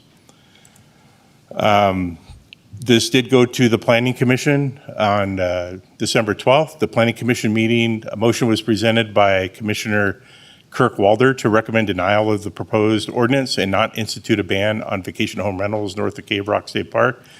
The Planning Commission passed that unanimously 7-0. So it was not passed through the Planning Commission, this particular ordinance.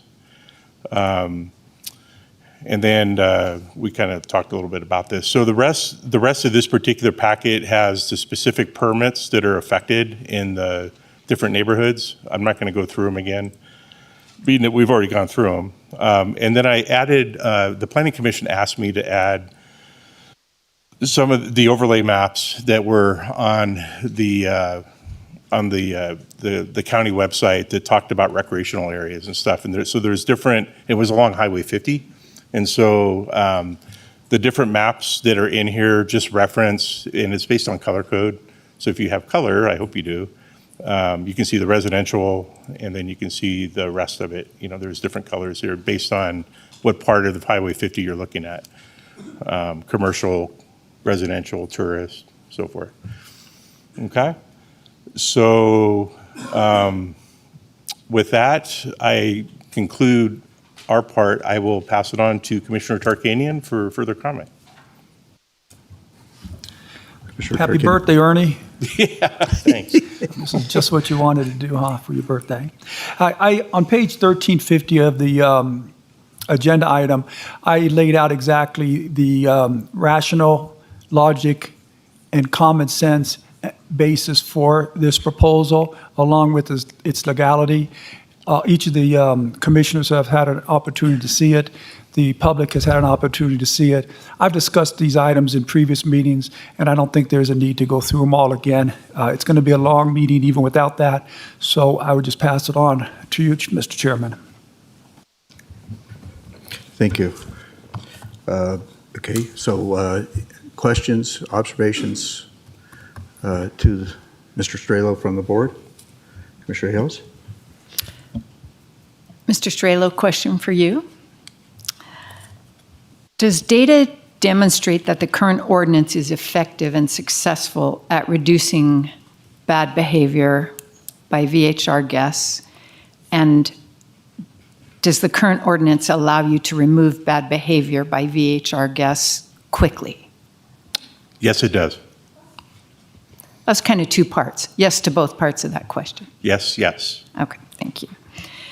And second, do you have any data to suggest it would be wise policy to ban VHRs north of Cave Rock? I don't have current data available that says that. No.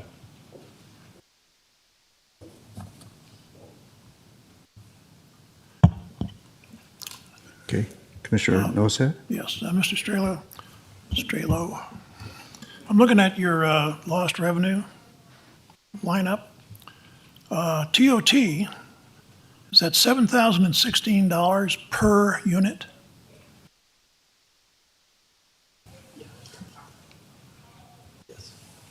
Yes. Okay. How much of that money goes into our county? Oh, General fund. I don't remember the exact percentage. How much goes to someplace else? It's a very small percentage, if I recall. Right. 14% is what we get. The rest goes to TDVA. So that's misleading on that, on the total revenue lost.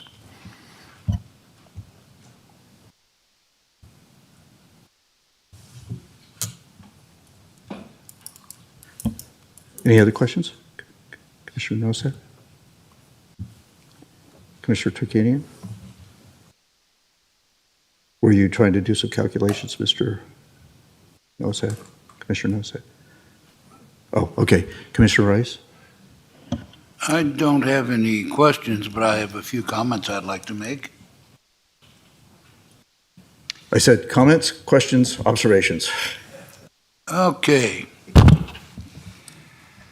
I had the pleasure of working for the Sheriff Department on Douglas County Marine 7 for 15 years.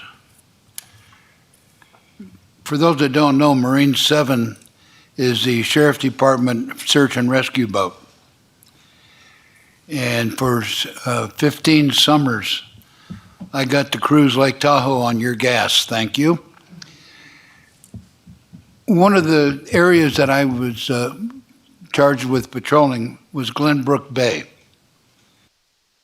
Glenbrook Bay was an area that is a major tourist attraction because we have families that have been coming there for over 4 generations.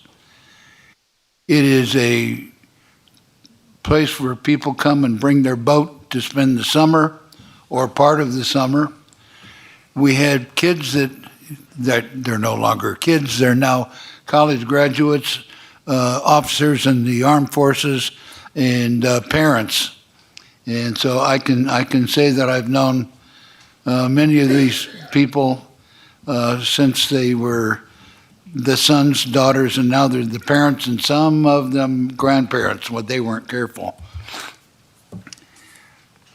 This has been said to not be a major entertainment area. I disagree strongly, because I've seen the kids that have grown up there. I've seen the families that have come there year after year that can't afford to own a home in Glenbrook, but part of their family tradition is to spend part of their summer in Glenbrook, and without VHRs, they would no longer be able to do that. We have people that own homes in Glenbrook that rely on the money that they get from VHRs to be able to afford the taxes to be able to live in Glenbrook. I am dead set against this, and I want to say that the people are being given a disservice by this whole process, and I intend to vote no. Thank you. Mr. Chairman, can I ask Ernie a couple questions? I'm sorry. Could I ask Ernie a couple questions based upon those statements by Commissioner Sure. Rice? Yes, we haven't gone to public comment yet, so. Ernie, how many public beaches are there in Glenbrook? I don't know quite how many I think there it's are. zero. There's- How many public docks? Zero. How many public golf courses? Any public hotels or motels?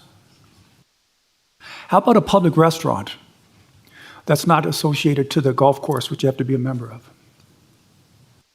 Any public hotels? Pretty private place, huh?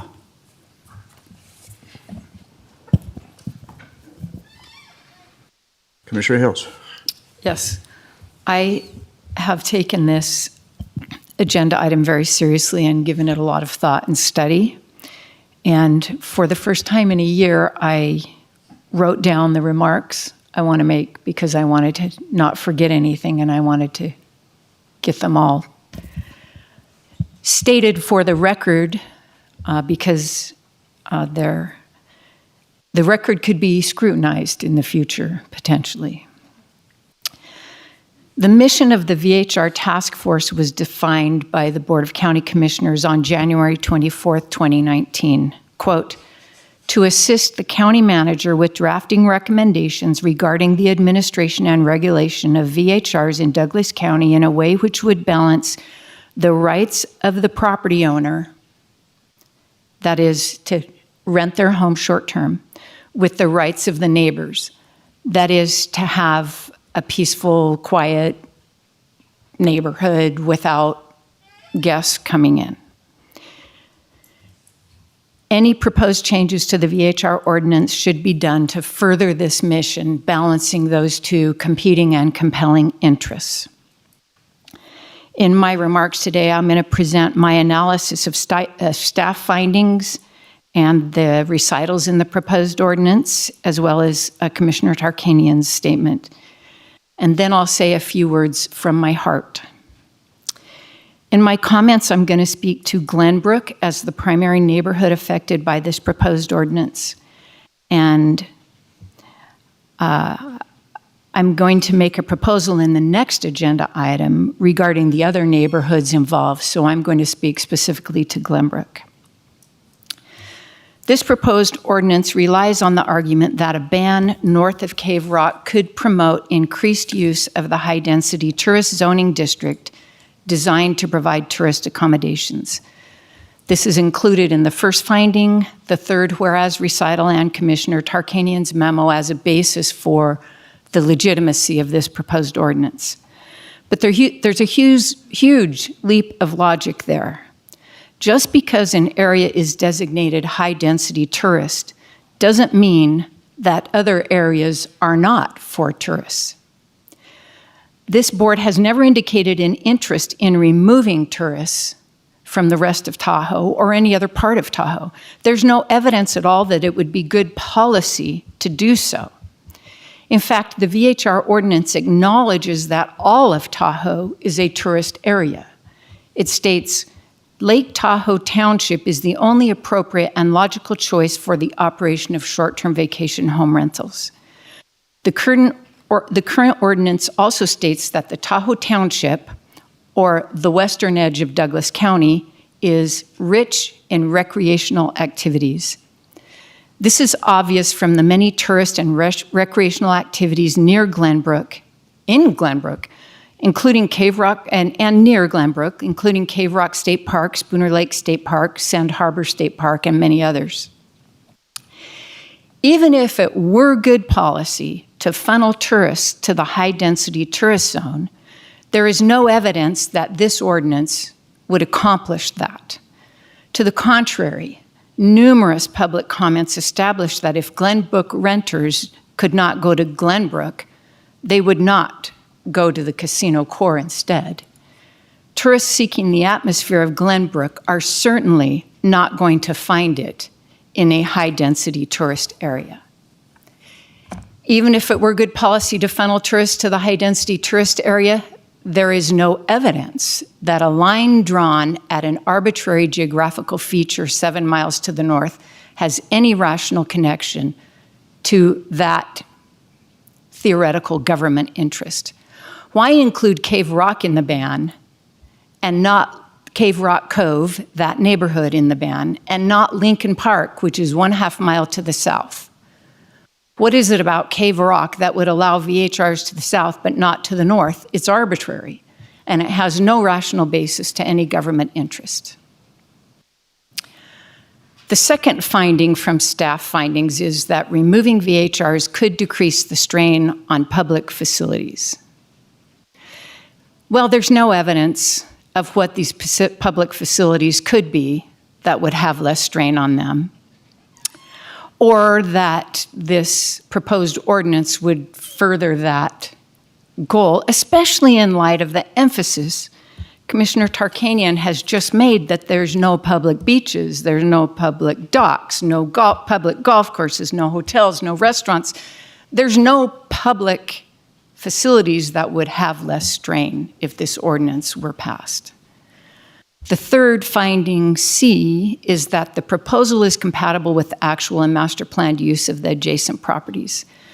The affected areas are mainly designed, according to this finding, and used for residential purposes. It is anticipated that the restrictions will ensure the affected areas will continue to be used for residential purposes.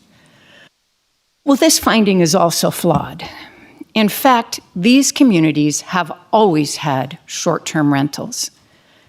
A staff report from County Manager Public Cates dated May 14, 2020 states, quote, VHRs have been permitted in the Tahoe Township of Douglas County by ordinance since 2005. VHRs existed as part of the Lake Tahoe tourist economy for decades prior to 2005, end quote. This fact is corroborated by the huge number of public comments we have received describing families that have been renting properties short-term in Glenbrook for generations. Commissioner Tarkanian seeks to give the impression that existing uses don't include VHRs, but that flies in the face of the facts.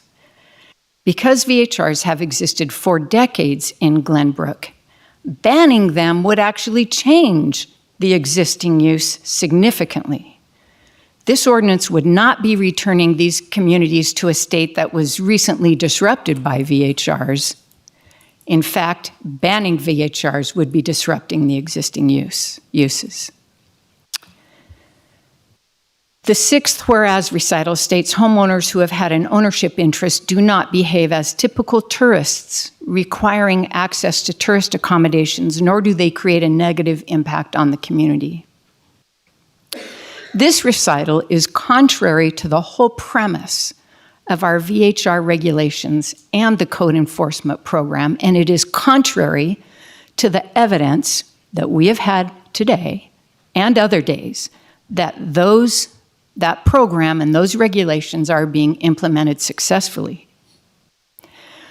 What possible rational basis could this board have for singling out a neighborhood from exclusion for VHRs from VHRs when there are no facts to suggest it is not an appropriate place for VHRs. It has wide roads, it has its own snow plow and snow removal, it has none of the safety concerns that we have previously noted for Lincoln Park. Moreover, there has never been a single complaint submitted to the county regarding bad behavior by VHR guests in Glenbrook. It makes no sense to ban VHRs in the most compliant of all neighborhoods. As has been said, this ordinance is a solution in search of a problem.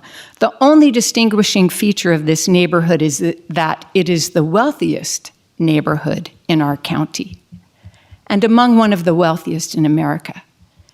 This is not an appropriate reason to ban VHRs.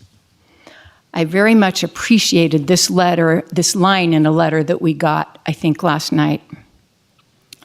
God did not create beautiful Lake Tahoe for a privileged few. So being a wealthy neighborhood is not an appropriate reason to ban VHRs. I also want to point out that in Glenbrook, there are affiliated homes and unaffiliated homes mixed together. It's not like the affiliated are in one part and the unaffiliated are in another part. So this ordinance would result in the absurd situation where non-affiliated homes could never rent to anyone, while next door to them, affiliated homes could continue to rent to individuals who own property there. Commissioner Tarkanian refers to this proposed ordinance as a compromise, but this is not a compromise. In the balancings of concerns regarding VHRs, on the one side are those who want all VHRs banned in residential areas. On the other side, there are those who want property owners to have full use of their property, including being able to rent on a short-term basis. This proposed ordinance does not strike a balance between those two. Such a compromise or balance might be a lower cap on the number of permits issued or lower occupancy. This proposed ordinance does nothing like that. It reaches in and pulls out the wealthiest neighborhood in the county to ban VHRs.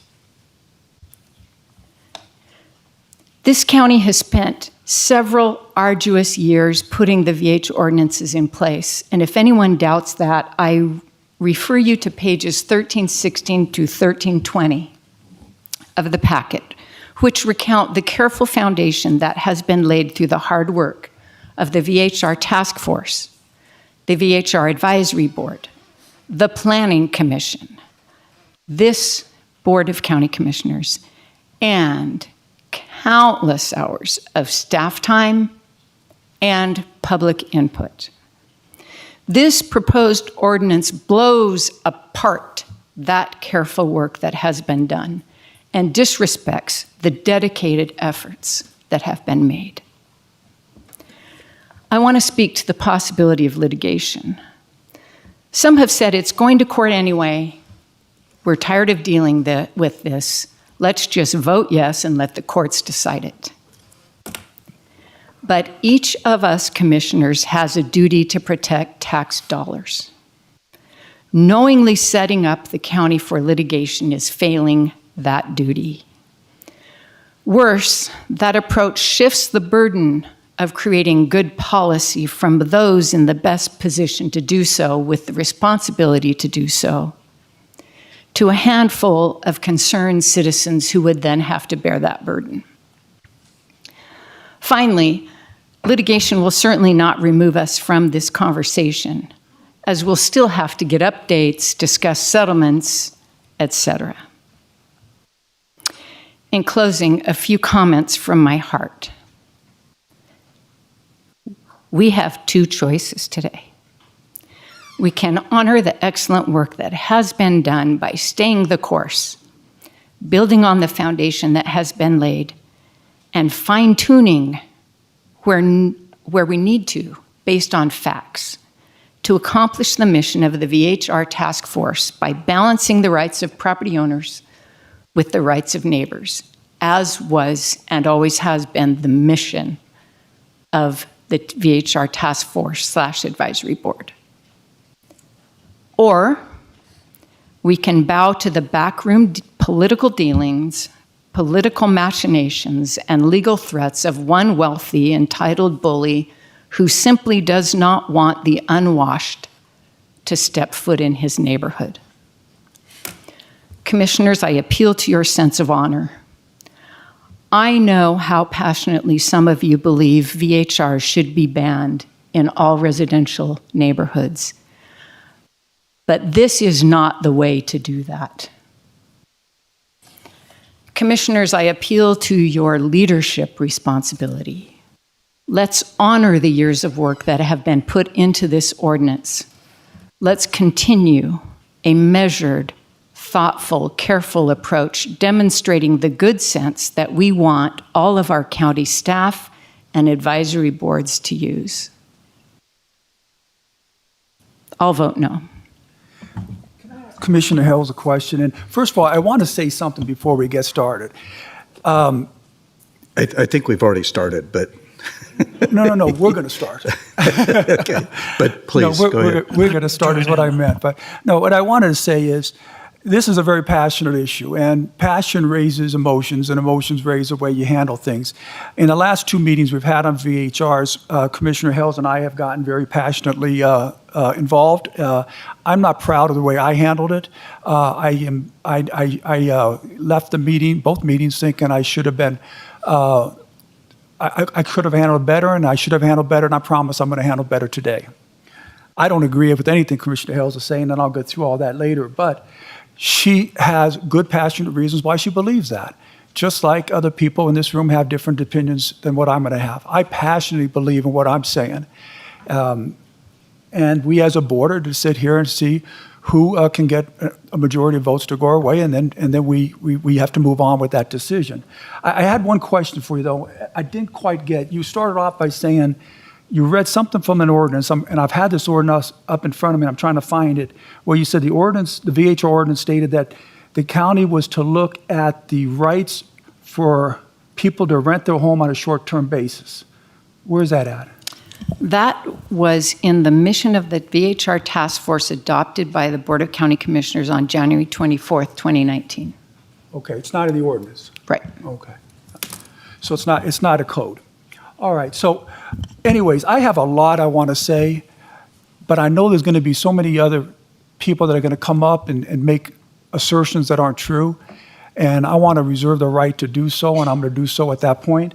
I will say just real quickly, there's a complete difference of opinion between what Commissioner Hales thinks is going to result in litigation from this compared to what will actually happen with the current VHR ordinance, and I'm going to get into that. I really am quite surprised she would talk about backroom dealings and a wealthy bully, because all we've seen are bullies on the VHR side trying to intimidate the county commissioners, attacking the county commissioners. I'm going to get into that more, but really the bullies are the people that are on the other side, not the people that are trying to ban VHRs because they want to protect their residential neighborhood. And when you talk about that this program is working, it's not working. There's been violations from people all throughout Lake Tahoe talking about what they've had to endure with VHRs.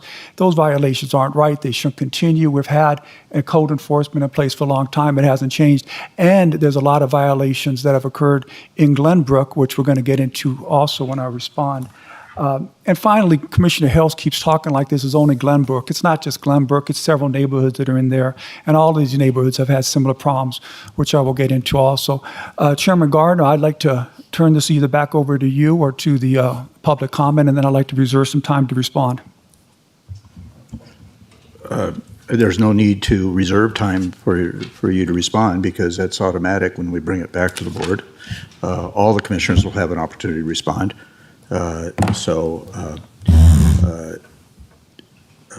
Anyways, Commissioner Noasad, you had something to add?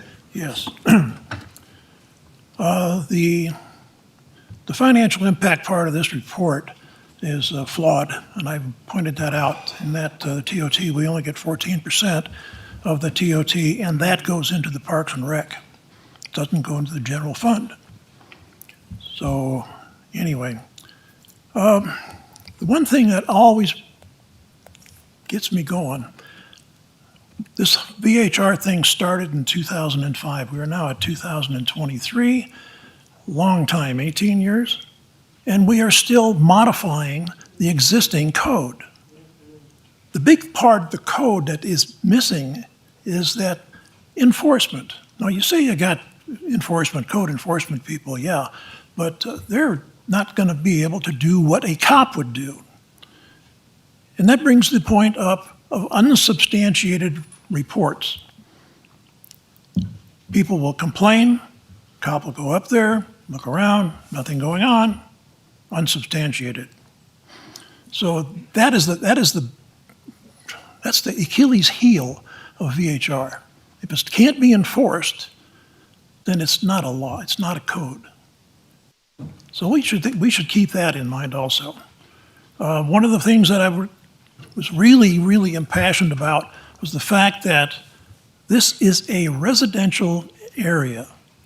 People who are not part of the VHR community are being offended. So that goes there. I think that's about all I have to say, but it's pretty obvious that those of you who know me, that I've ever since become a commissioner, VHR was a thing that should be done away with. Okay, your microphone's still on. Okay. Okay, I will reserve my comments until after listening to public comment. You don't have to reserve them. You have that right after everybody speaks. Well, I won't take this opportunity then, okay? So I'll put it that way. Okay, so I sense that there are a number of people who wish to offer public comment on this. As has been pointed out by two commissioners, this is a very emotional issue. And I know the other three of us also feel the same way. We understand it's an emotional issue. There's a lot of feelings, very hard set on both sides of the issue. And so the natural reaction by the public in previous forums that I've witnessed is to clap, be happy, boo, whatever. I would ask the public to please restrain themselves from taking such actions, okay? It interrupts the flow and it interrupts the speaker. So anyways, just a forewarning, I suppose, okay? Public comment. Once again, please silence your electronic devices. You have 3 minutes after you state your name for the record. Please sign your name too. Jason Gibson with the Maladministrative Audit Council in and for Douglas County. That was a very heartfelt, thoughtful statement there, Mrs. Hales. Why won't you apply the same standard to the JLEC project? Why won't you apply the same thought process to the largest capital investment in the history of the county? Huh. Double standards there, eh? Yeah, they've had it since 2005. And it was 8 weeks ago, because of the citizens' petition, they had a meeting. It was the most contentious meeting out of all the meetings in at least the last year. It showed how little they actually knew about where the money comes from and where it goes. And because it was such a bad meeting and such a poor representation of effective governance, they kicked the can to the other committee council guy and said, "You guys take care of it. Tell us what we need to do. We don't know what to do." It's essentially what they did. They've had this program going, the code in place, 8 years now. They don't know what's in it. During that meeting, they placed at least 3 or 4 public information requests on the record because they don't know what's in this program. And this is your most lucrative income-generating program in the county, is it not? How much more so when it comes to the highest capital investment and the biggest debt in the history of the county? Why won't you apply the same kind of thinking towards the JLEC enterprise? In terms of enforcement, it is an issue of enforcement. It just goes to show you how ineffective your debt collectors and pirates are, who are supposed to be representing Douglas County as officers of the peace. Doesn't hurt to place a courtesy call. Doesn't hurt to communicate with people who are renting properties and say, hey, thanks for renting from us, but would you please be mindful of this, that, and the other. Simple courtesy call. Log the notes. Keep a little record on the thing. Customer service. 21st century thinking in Douglas County. We don't do that. We never thought about that. That sounds too effective and efficient.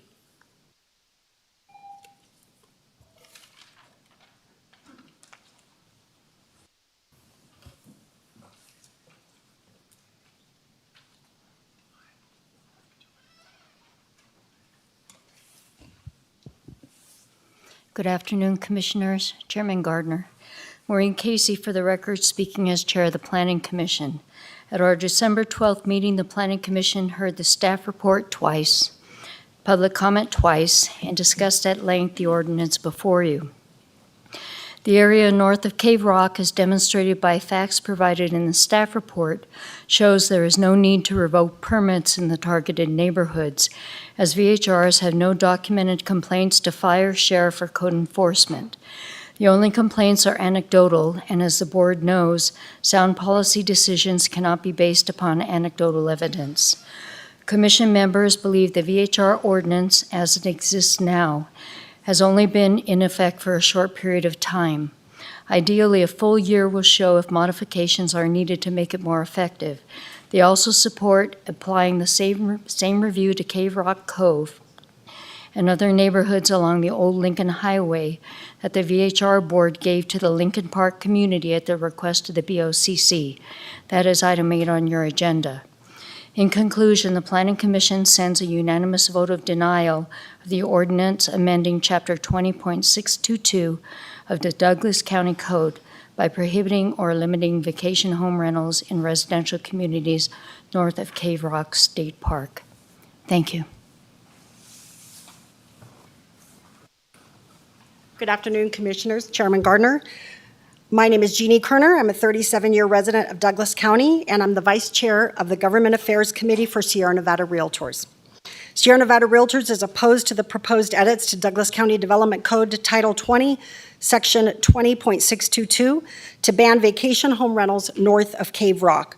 The proposed ordinance, as commented on by your own Planning Commission, is arbitrary and capricious. If this board decides to pass this ordinance, it is plainly expressing its lack of desire to create sound policy and is putting the county in a precarious position moving forward. The reasonings presented by members of this board as to why they wish to implement this ordinance are baseless and do not withstand any reasonable scrutiny. One of the reasons shared with the public for the ban is that Glenbrook is not a tourist area.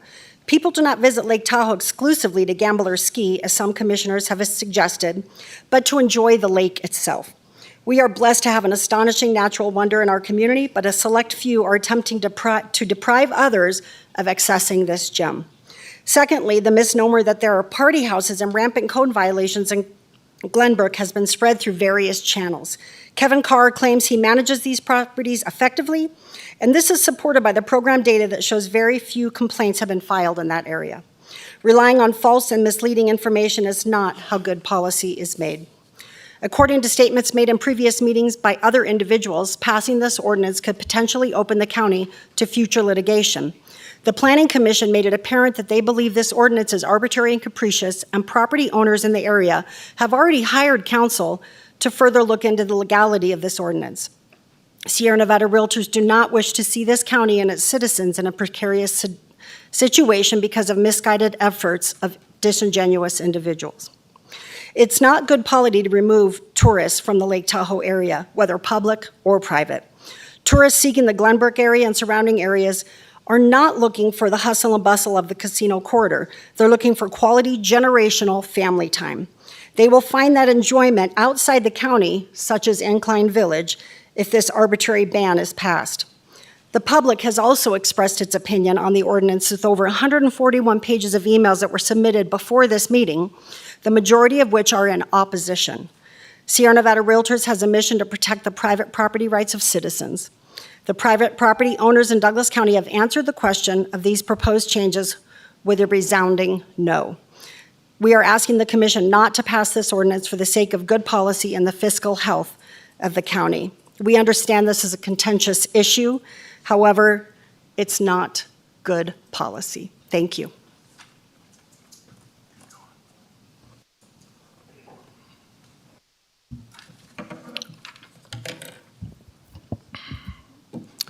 Dan Ainsworth. I adamantly oppose this ordinance and hope that you will too. But I'd like to clarify a couple of things that have been in the news. This ordinance is not a rehearsal for the anti-VHR petition being circulated. You can be for the petition against VHRs in single-family residential neighborhoods. I'm not for that. And also be against Danny's ban of VHRs north of Cave Rock, basically spot zoning. Totally different proposals with totally different reasoning. You could have any combination of positions. Okay, there's no basic logic for limiting VHRs north of Cave Rock. It is solely a personal effort by a single county commissioner to acquiesce to political and/or personal support. That has now been made very public in the RC and supplemental for the agenda item today. Danny Tarkanian argues that this area isn't really a tourist or recreation area. You've heard that before a number of times. Nothing could be farther than the truth. The entire area of Lake Tahoe is a tourist destination. Why the lake itself? There are VHRs all around the Lake Tahoe in every county because it's an international tourist draw. And talking about Glenbrook, again, which is his main focus, it has a golf course, lake access for water sports, hiking around the neighborhood, and peace and quiet in and around the nice homes for vacation rentals. Referring to staff's findings, they now use the argument that they are recommending approval so that, quote, such properties resembles the existing residential uses made by resident owners and lessees. They provide no evidence that that is not the case now. There have been no calls or complaints from any of the areas. They also cite a decrease in strain on public facilities, which Charla mentioned too. Really? What's the big strain now? You could actually argue that VHRs put less strain on public facilities than full-time residents or long-term renters. There's absolutely no reason to ban VHRs north of Cave Rock. The facts, or major lack thereof, support that decision. And as you know, at their meeting on December 12th, to repeat, after thorough discussion and overwhelming public comment, the Planning Commission voted 7-0 to recommend denial. I urge you to do the same. And one more thing. In my opinion, if this board would pass this ordinance, it would open the door to passing an ordinance on any topic, anytime, without any facts or basic logic. I don't think you want to set that precedent.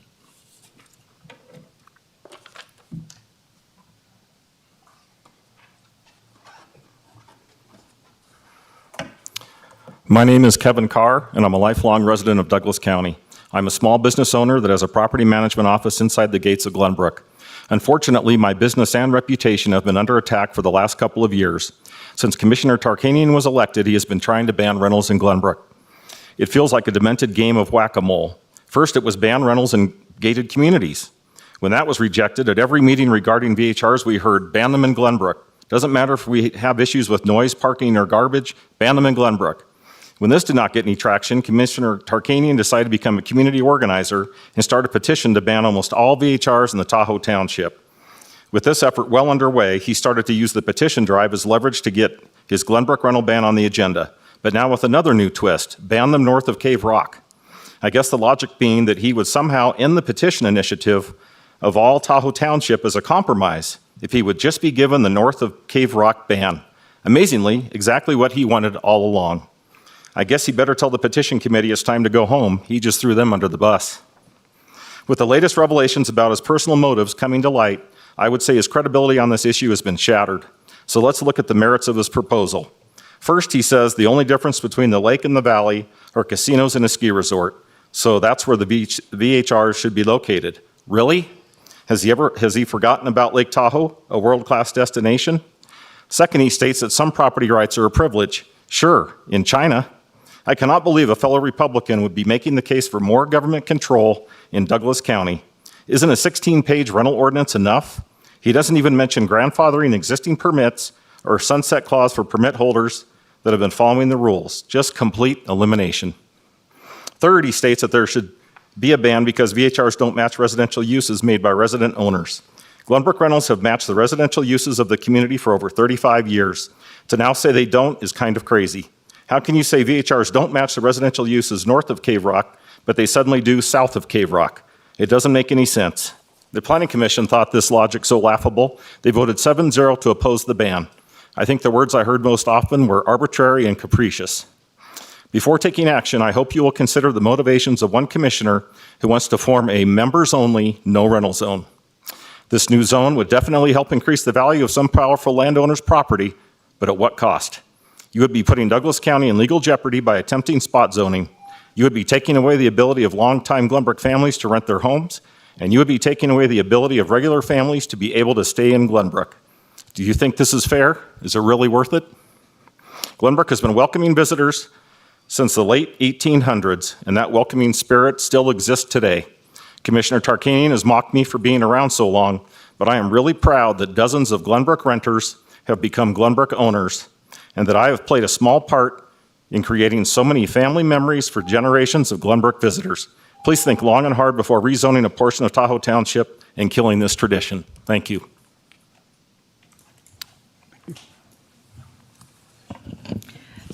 For the record, Jeannie Shizuru, I want to correct what people are saying.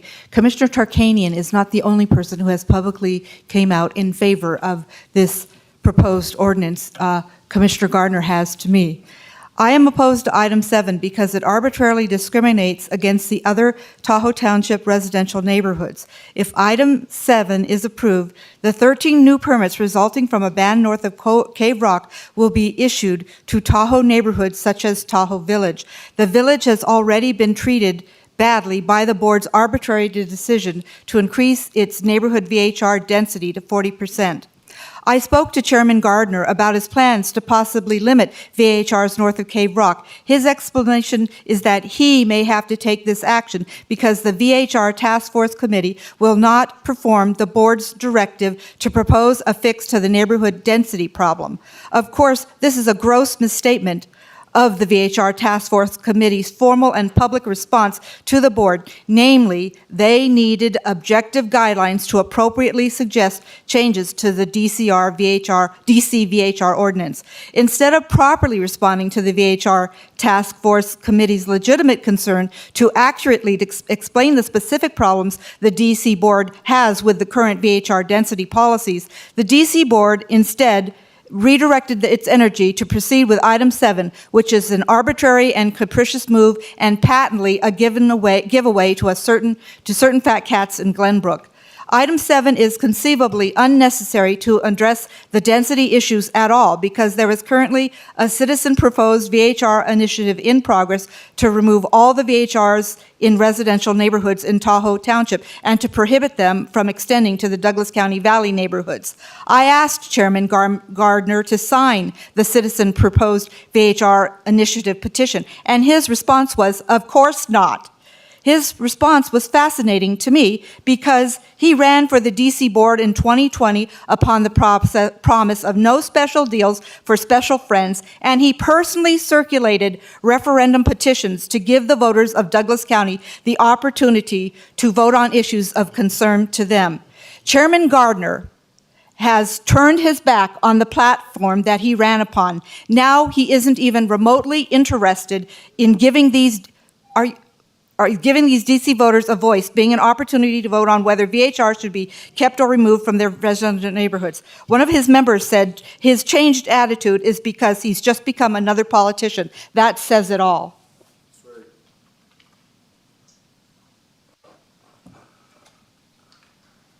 Good afternoon, Nancy Gilbert for the record. I would ask Ms. Hales, based on your comments, that the Board of County Commissioners embrace the citizens' initiative to relocate VHRs out of residential neighborhoods in Tahoe into the tourist corridors. And you ask why? The initiative started because your constituents didn't feel that the board was listening. They weren't listening in terms of enforcement issues. They've waited 18 years in terms of listening to tweaking and tweaking and tweaking, trying to get enforcement and other issues under control. It's not happening. When walking the neighborhoods, we heard over and over and over your constituents saying, yeah, I want to sign this because I don't want a VHR next to me. They either have them next to them and they don't like it. We talk to neighbors that also can't sell their properties because they have to disclose that they live next to a vacation rental. Now, I hear from you that you want to protect the investors who want to purchase VHRs to profit from them. And the protection of them is, I think, part of a mission, I think. And I think the issue is that protect your constituents. Enforcement is not happening. The unsubstantiated complaints because a sheriff doesn't show up instantly puts a neighbor against neighbor and pits neighborhoods and making them unhappy.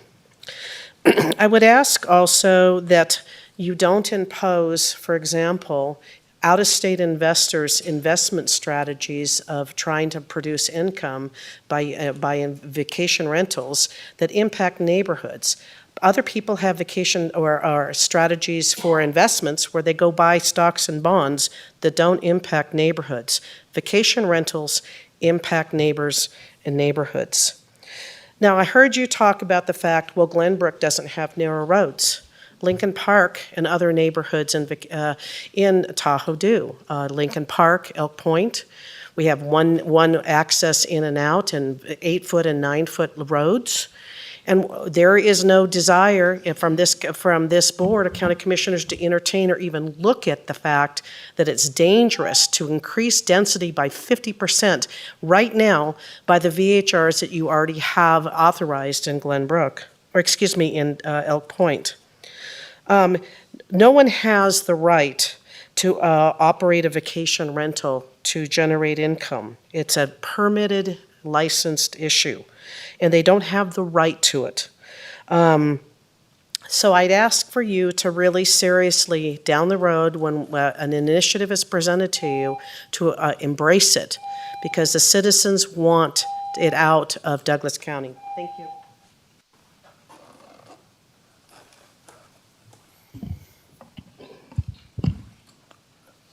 Jaron Gunter, for the record. I want to hit on something that she just said, that these investors are buying these properties to make money on them. I've been managing vacation rentals for almost 16 years now, and I can tell you that none of my owners are making a profit on them. They're lucky to break even when you have your cable bill, your electric bill, your gas bill, your cable bill, the internet, and plus the mortgage on the house. You're lucky to make maybe a 5% return on that investment. That is not a good investment. And as a real estate agent, when someone asks me, should I buy a house in Tahoe to make money on it? I go, no, that is not, you're not gonna make money. You could supplement so you can use your property, but they're not buying it to get rich on. I can assure you that. And then I want to also bring up something that special interests. Mr. Tarkanian, I sent an email to you because the whole town knew that there was a special interest in Glenbrook that you were dealing with. A rich friend is what I said. And you told me in an email back, I have a lot of rich friends and none of them are in Glenbrook. And now, today, or as of last night, I've seen multiple emails and text messages between you and a special interest in Glenbrook. And if it's not a friend, I wonder why that person would say, give your mom my best, give your mom my love. Next time your family's in town, I'll take you out on the lake on my boat. That sure sounds like a rich friend in Glenbrook to me, sir. Thank you.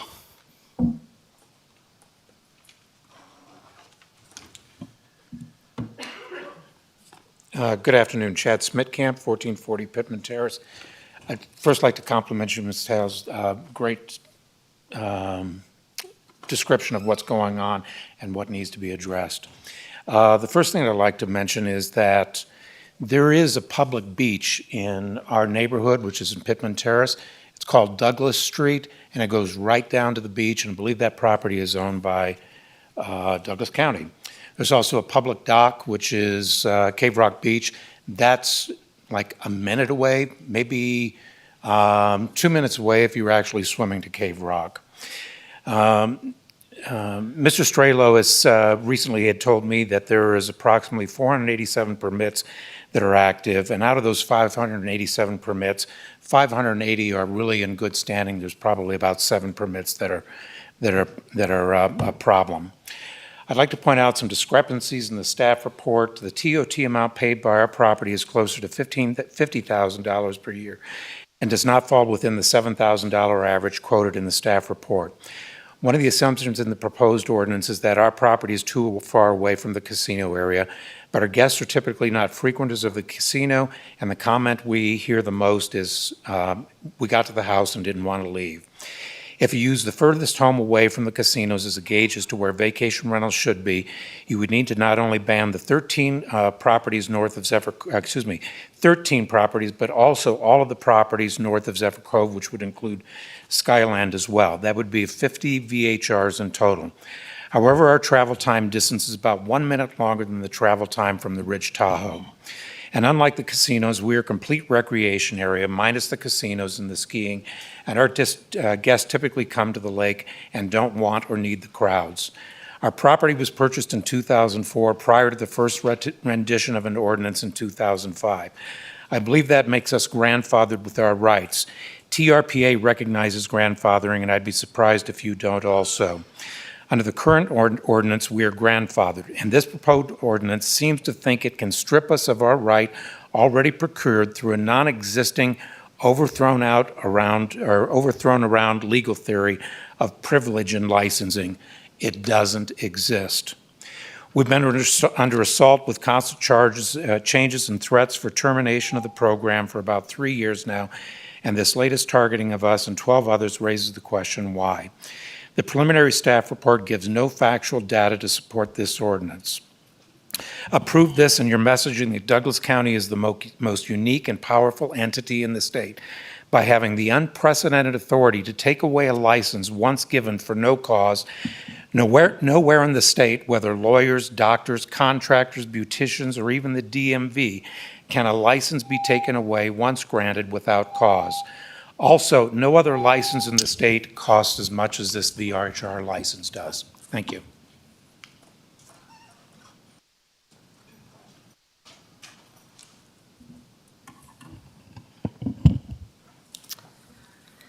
Good afternoon. Michelle Main, 1440 Pittman Terrace owner.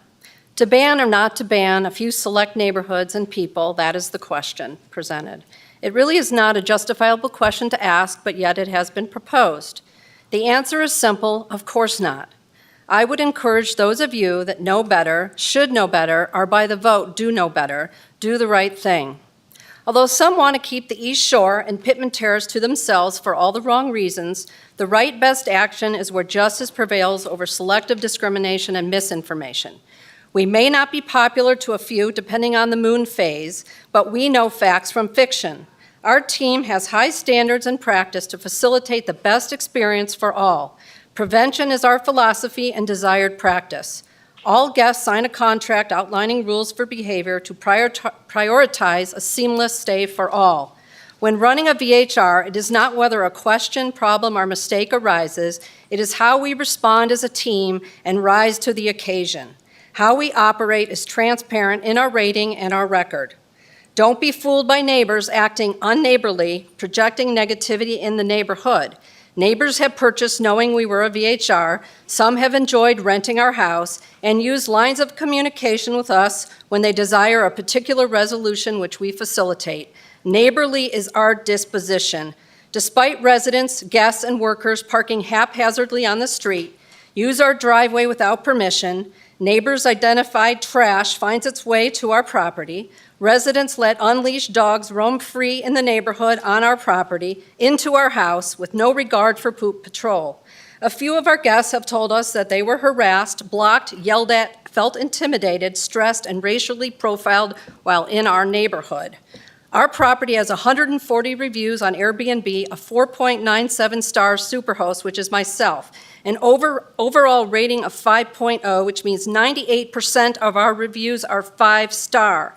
Out of 5, 5 for communication and 5 for location. We are a house with 4 bedrooms, 2.5 baths, occupancy for 8, with private pier and buoy. We allow 2 furry family and including service dogs. We have service dogs quite frequently. Some quotes from our guests. The best place in Tahoe, great location, South Tahoe, between South Tahoe and local beaches and trails. The view was simply amazing. We couldn't get enough. Michelle provides top-notch professionalism, attentiveness, and hospitality. I could never have asked for a better experience at her beautiful home right on the shores of Tahoe. What a great place to take in all that is Lake Tahoe. The view is not a view, it's an experience. This property is magical. It's secluded. We had the portion of the lake to ourselves. Here's a good one. We travel up to Lake Tahoe quite a bit, and this location in Glenbrook may now be our absolute favorite. The location of the house is perfect, near supermarkets and various restaurants, but situated on a quiet street away from all the crowds. Our great location. Thank you. Thank you. You have Appreciate it. exceeded your 3 Thank minutes. you for listening. Yeah, okay. Vote no. I thought, when you paused, I thought you were done, so. Thank you. My name is Bradley Paul Ellie. I'm here before you the second time. I represent Chad Smitkamp and Michelle Main for their 1440 Pittman Terrace, K-Rock Cove property. I got a letter in yesterday, and it is the same letter basically as what I wrote, which resulted in part, I'd like to take a little credit for, the wise decision, unanimous decision, 7-0 of the Planning Commission, not going wildly and acting like a sailor on shore leave, drunkenly spending all the county's money to fight this, which is what will happen. And yet, given that, not one single specimen of an estimate of how much it's going to cost this county before deciding whether to vote on this. That's fiscal irresponsibility. Where's Mr. Ritchie's report? Nobody asked for one.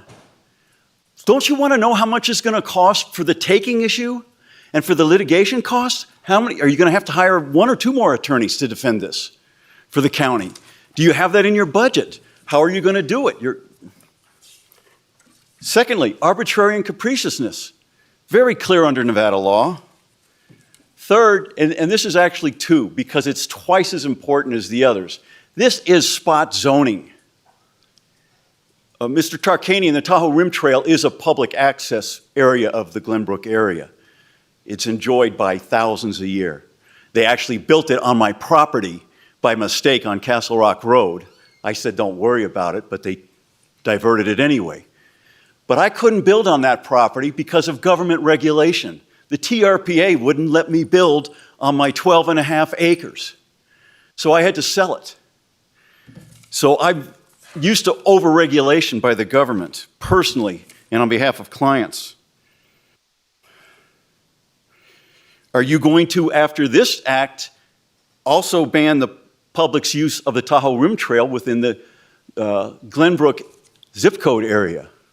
That seems like the logical next step. The simple way around this is just to grandfather the 13 existing permittees and let them fall out by attrition.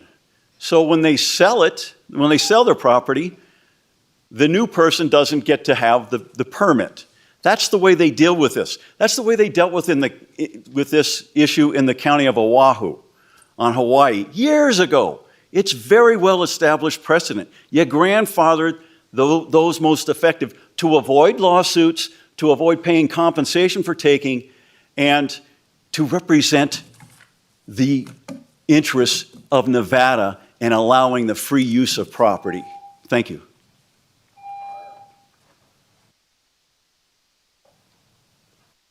Do we have additional public comment on item number 7? Okay. We'll bring it back to the board. Mr. Chairman, enlightening. First, I want to address Commissioner Hales' statement about there being a property right for short-term rentals. She quotes a VHR task force, which was made up of half VHR people or the property managers or realtors, maybe more than half. It's not Douglas Code, and that's where she gets the property right. I've listened to this attorney up here talk about property rights and how there's going to be lawsuits if they take the property rights. I listened to another person, I didn't get all their names, say something to the effect that you've never seen anybody lose a license without some kind of cause. This is not a license that you get for a career. This isn't some test that you took, some education that you took, like a law license or a doctor's license. This is a VHR permit. And this goes back to Commissioner Hales wrongfully claiming, that there is a property right to a VHR permit. There is no property right, and this is per Douglas County Code. This isn't from the VHR Task Force. Section 20.622.020B8 states, obtaining a VHR permit is not a right. Not a right, okay? And what you have to do is each year renew it. So you don't have a right to just keep it going until it's grandfathered in. Those are all false claims. And second part of that same statute says, Douglas County reserves the right to determine which permit locations are appropriate and thus which are inappropriate. So I guess when I'm sitting here listening to these people tell me, hey, everybody should have the same amount of VHR permits everywhere. I think that was the argument of the VHR Advisory Board. I hear people up here continue to say, hey, you're doing spot zoning. The statute itself, Douglas County statute itself, tells the county commission, you have the right to determine which permit locations are appropriate or not appropriate. Now, you may not like the argument I'm making. That's fine. I think you're wrong, but I think I'm right. But, it's not the first time people have thought I'm wrong. But to sit here and claim that it's not there, is spot zoning, is arbitrary and capricious, that just isn't true. Look, I'm not surprised by the amount of disinformation by the pro-VHR people that they've spewed throughout the community. They have a lot of money they're going to lose if this ordinance gets passed. The person who's going to lose the most is Mr. Cagile, who got up here and made all kinds of lies and misstatements, because he's going to lose the most money, so he'll say whatever he has to say to protect that. I've had one proposal that I've tried to make. I tried to get on the agenda over a year ago, and it's the same proposal I'm making today. Mr. Cagile keeps saying there's no, and he has all of his renters keep saying, hey, there's no complaints made about homes in Douglas County, but there have been a lot, and I'm going to get to that next. Then the other guy who has the next most to lose is Mr. Guntner, another property manager. First of all, he says nobody's making it rich from VHRs. Well, I think it was the lawyer up there, his client, but it was somebody that we received public comment from. They threatened us that if we banned VHRs, his client would lose $250,000 a year, and he would sue us for it. When we had a lawsuit with the 3 people before, how many people? 5 people before our first year we were on the board. One of the complainants stated that he would lose $600,000 on just one of his 3 permits. $600,000. I think it was Mr. Chatworth got up and he said that he pays $50,000 a year in TOT tax. Well, if he's doing that, he's making over $200,000 a year off his permit. That's a lot of money. Okay, so yeah, there is a lot of disinformation that's going to be said. And it doesn't bother me. I've been in politics for a long time. People lie about me all the time. Doesn't affect me. However, when they attack and disparage my fragile 89-year-old mother, they've gone too far. Why would somebody do that? Well, first of all, because she's my mother, so they go after her. And then it's because she owns a short-term rental on a beach in San Diego surrounded by hotel and tourists. And they're going to attack her? The vileness some people resort to for the precious dollar is really just sickening. I'm going to spend the next few minutes clarifying this disinformation that has been disseminated through the public. This agenda item is not the Tarkanian ordinance. as was put in our agenda. My ordinance, which I tried to introduce over a year ago, includes 3 parts. The first part says, hey, if you're in a neighborhood closest to the tourist corridor, like Tahoe Village, where there's all kinds of timeshares, hotels, and ski people, there should be more VHR people there because that's where the tourists are at. That's where the tourists can go and stay. Sounds like pretty common sense to me. And in fact, it must have been common sense enough because the VHR Advisory Board adopted that proposal. And so did this Board of County Commissioners. I think it was a unanimous vote. We voted to adopt the proposal to increase VHRs to 30% in that area. That was the first part of my proposal.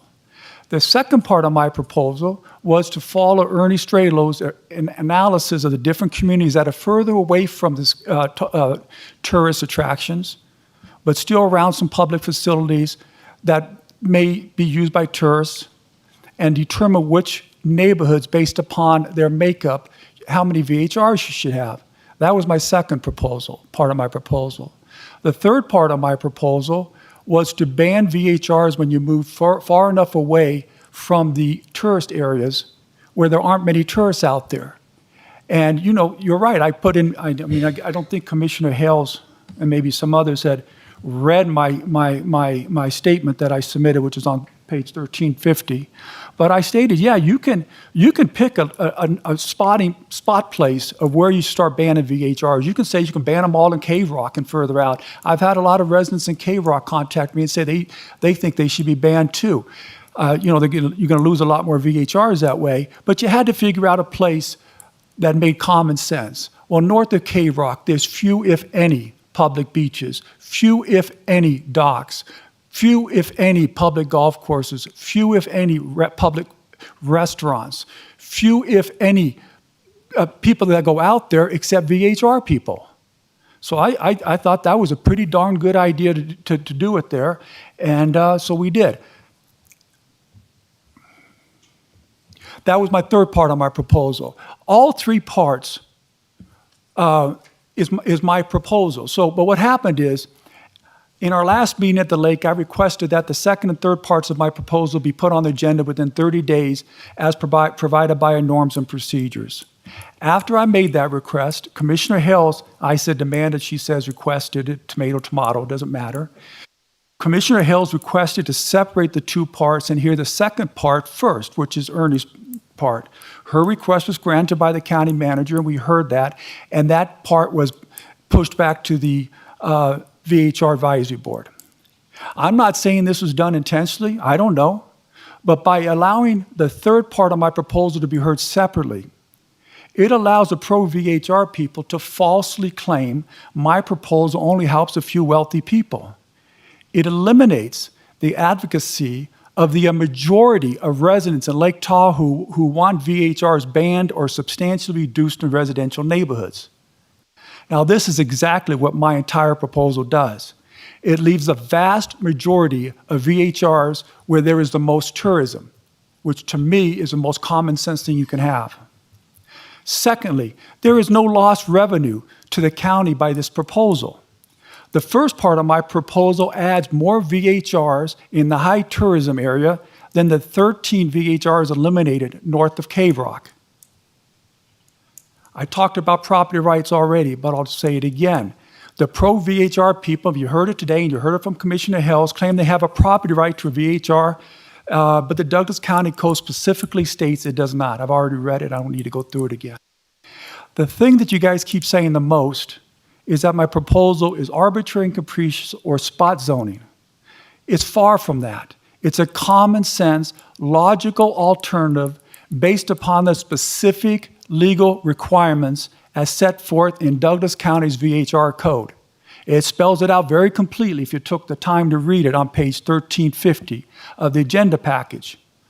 By allowing VHRs in the Tahoe Basin and banning them in the Carson Valley, the current code is arbitrary and capricious and results in spot zoning. Commissioner Hales is worried about a lawsuit. The lawsuit is our current application of the VHR ordinance, not what my proposal is. Outside of the ski resorts and casino corridors, there is nothing the Tahoe Basin has to attract VHR users that the Carson Valley doesn't have. There is a lake in the Carson Valley. It may not be as nice as Lake Tahoe, but there is a lake out there. The county has opened itself up to a lawsuit, which I believe it will lose by the way it's currently implementing the VHR code. Recently, the VHR Advisory Board, the Planning Commission, and the Board of County Commissioners increased the number of VHRs in the Tahoe Village to 30% of the homes. This is spot zoning, hurting one neighborhood at the expense of every other neighborhood, unless you agree with my common sense, logical proposal that VHRs should be concentrated in the area with the highest transient tourists. The Pro-VHR board, including some of the speakers today, have claimed, and I'm sure that one or two of these commissions are going to claim, that the Planning Commission voted 7-0 against this proposal, so the board should do so too. However, earlier this same year, these same people and both of these county commissioners ignored the unanimous vote of the VHR Advisory Board on several of its recommendations to improve the VHR ordinance. The unanimous recommendation was not enough to change the board's mind then. It certainly shouldn't be enough to change its mind now. It should be noted that 5 members of the Planning Commission felt the third part of my proposal unfairly affected VHR owners, and 2 members of the Planning Commission felt it did not affect VHR owners enough. Politics is the art of compromise. When no one is entirely satisfied, it must be a good proposal. Now, the pro-VHR people claim this part of my proposal only helps the rich. In fact, Commissioner Hales did this, and I said I'm not going to attack him, I don't mean to, but nothing infuriates me more than when you want to do class warfare on, and whether it's age, sex, race, or wealth. If it is a logical, common sense application of the current Douglas County Code, then shouldn't the wealthy people be protected when their rights are violated as well? What should matter is what is right and what is wrong, not what tax bracket somebody's in. The pro-VHR people claim my motivation for this ordinance is to help a family friend. I got to get back to that one. My man, Mr. Gunter over here, said that I don't have any rich friends in Gardner. If he would have read what I said and what was in the paper today, the gentleman that everybody keeps talking about as my friend in Glenbrook, his name is Larry Ruvel. I had never met the man or had any relationship with him until I moved to Douglas County. He was a friend of my mother's and father's. That's why my mother and father kept being alluded to in his. He was a booster of my dad's basketball program. But when I got elected county commissioner here, for the first time, he contacted me and told me how bad VHRs were in his area, and I told him I agreed. I lived next to a VHR in Las Vegas, and it was horrible. Nobody should have to live through that experience. So I guess my question is, should a commissioner not do what is right and what he believes in because a friend believes in it also? I have fought just as hard for dozens of residents I have never met who have asked for my help and whom I have agreed with. You could ask the McGarrys. You could ask Mr. Johnson in his trash business, Izzy and Squiggy. I fight very hard for what I believe in, and I believe VHRs do not belong in residential neighborhoods. Now, Mr. Ainsworth and I have had a really good relationship, and you know, the great thing about our relationship is we haven't agreed on a lot of things lately, but it's always been very civil. I was taken aback, Mr. Ainsworth, when you said that I was doing this because of a political and something, public supporter or something. Some supporter of mine. Look, I agree with that position. I've never given any indication that I don't think VHR should be banned in residential neighborhoods. We can't get that passed here on this committee. I know that, so we work for an alternative. Commissioner Hales talked about a backroom dealings with a bully, with a wealthy bully. I assume she means Mr. Ruvel, which that by in itself is defamatory. There's been no backroom dealings. Mr. Ruvel has stated that he's tired of people coming over on his docks and on his beaches, on his property in his home, trespassing, and the VHR people, and he wants it stopped. I witnessed that in Las Vegas, and I wanted it stopped. I've had people here in Douglas County, not in Douglas County, only Lake Tahoe, because that's the only place they allow it, that have had this similar problems. It should be stopped.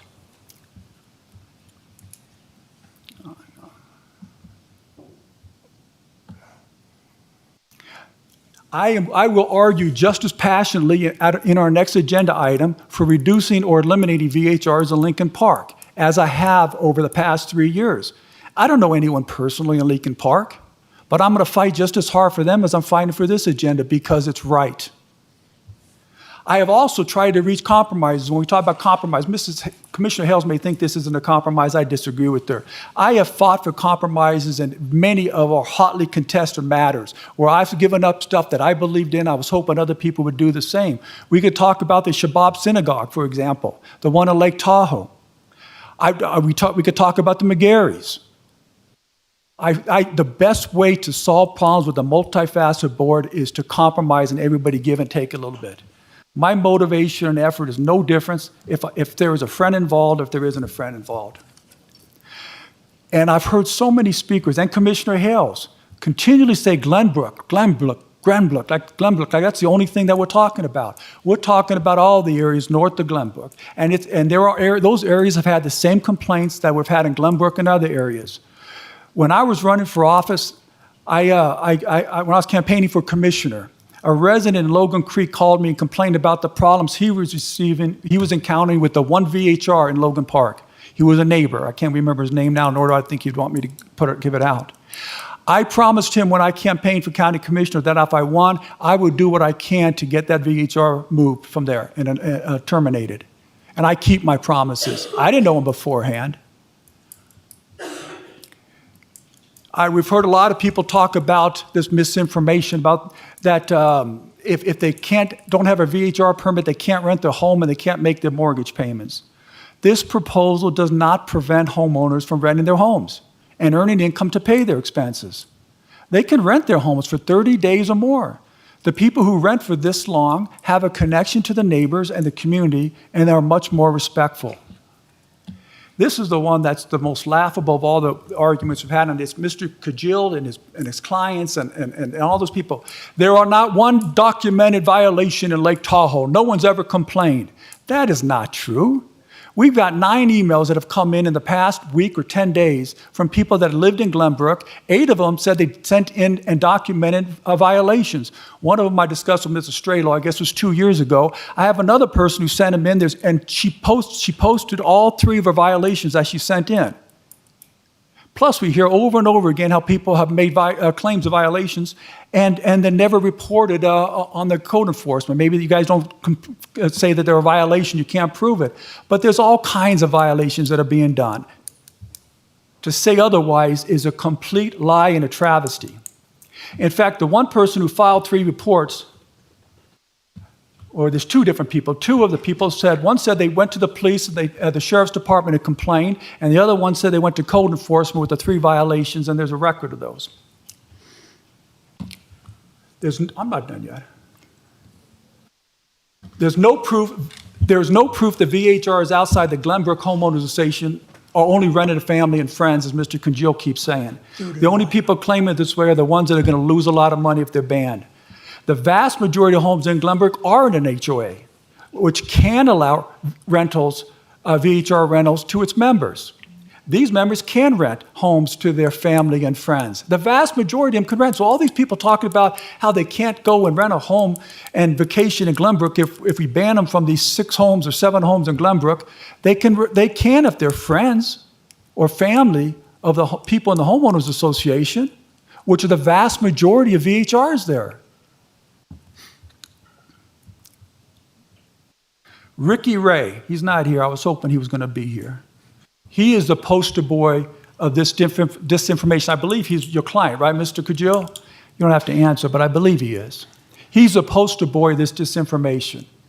In fact, he's being sued for false and defamatory statements he's made in publications and videos he's disseminated to the public. He's in the middle of getting sued for this. Mr. Ray has continually claimed there are no violations in Glenbrook. However, his home sits on top of a cliff. It has no access to the lake. Neither he nor his renters have a legal right to use the private docks and beaches of Glenbrook, yet they continually do. They continually trespass and use the private beaches and docks. That's a VHR violation. And this is great. This is just, you couldn't even ask for a better scenario. In one of Mr. Ray's videos, he films himself talking about his close relationship in Glenbrook. He films himself trespassing on one of his neighbor's property and trespassing on a private homeowners association beach. He documents it himself. If Mr. Ray feels justified to do that, just think what the other renters will do. Mr. Ray claims he needs the income from the VHR to pay the taxes for his home. According to Zell, Mr. Ray can rent his home on a month-to-month basis without a VHR permit and earn $36,270 per month. That's more than $435,000 annually. How much money is his tax payment? Mr. Ray's videos portray him as a longtime resident of Glenbrook who spends most of his time at the lake and who deeply cares and loves this community. The videos are actually very well done. However, Mr. Ray's not a Douglas County resident. He lives in Ventura, California. His business is in Ventura, California. His company has never hired a Douglas County employee. He's never been a registered voter in Douglas County. Now, Mr. Ray has spent the past several weeks attacking me, my friends, my mother, and anyone else who he doesn't agree with. This is a type of person the opponents of my proposal want to protect. Although some commissioners and the general public may want a different result, I, for one, would. I like to see all VHRs banned in residential neighborhoods unless they're next to the ski and casino resorts. There are only two possibilities today. Either we're going to leave the current flawed and legally susceptible VHR ordinance in place, or we're going to pass a third part of my proposal today and hopefully the second part when it appears with the board later. This may not be your preferable solution, but is much better than what we have now. Thank you. Okay. Commissioner Nosat. Thank you, Mr. Chairman. I just want to bring up a few points that came out, and I think I've got something to say about it. Let's see. What's the zoning up there? Anybody know?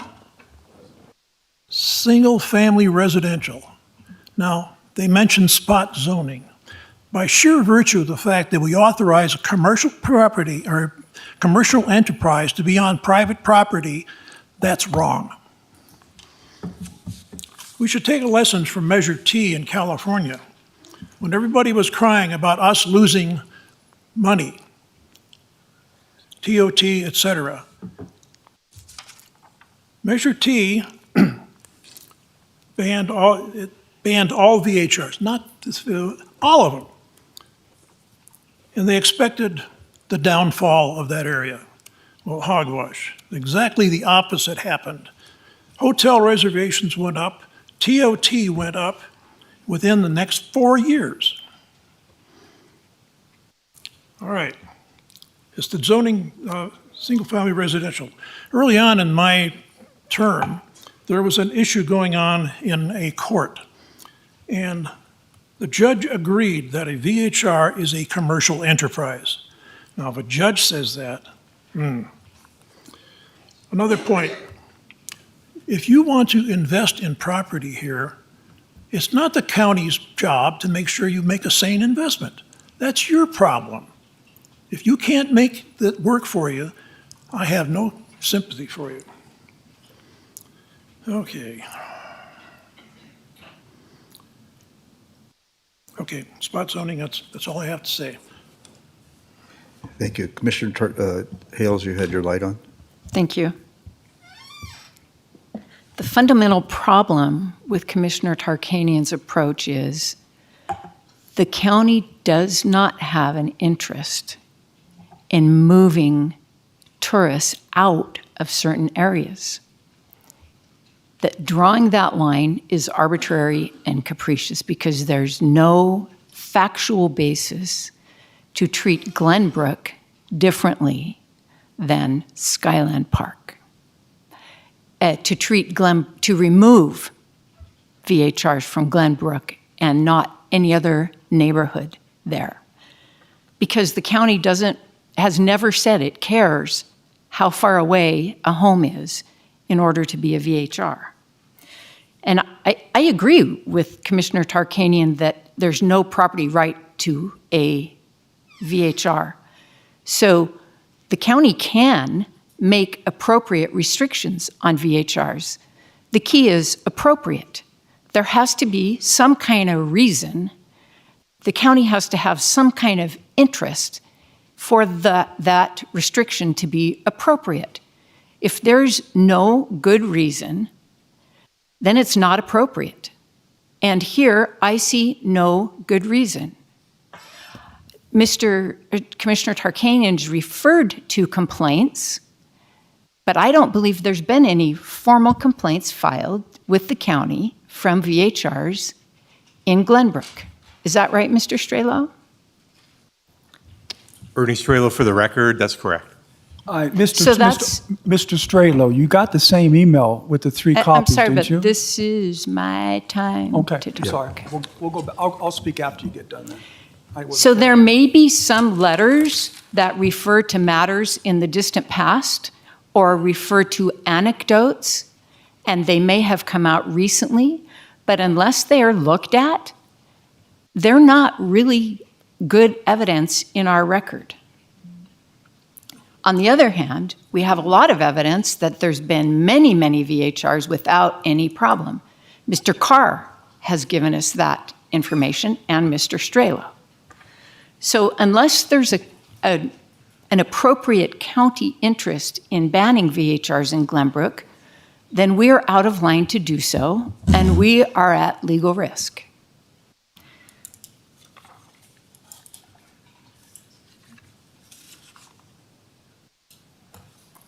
I think I'm done, but let me just look before I yield the. I want to get the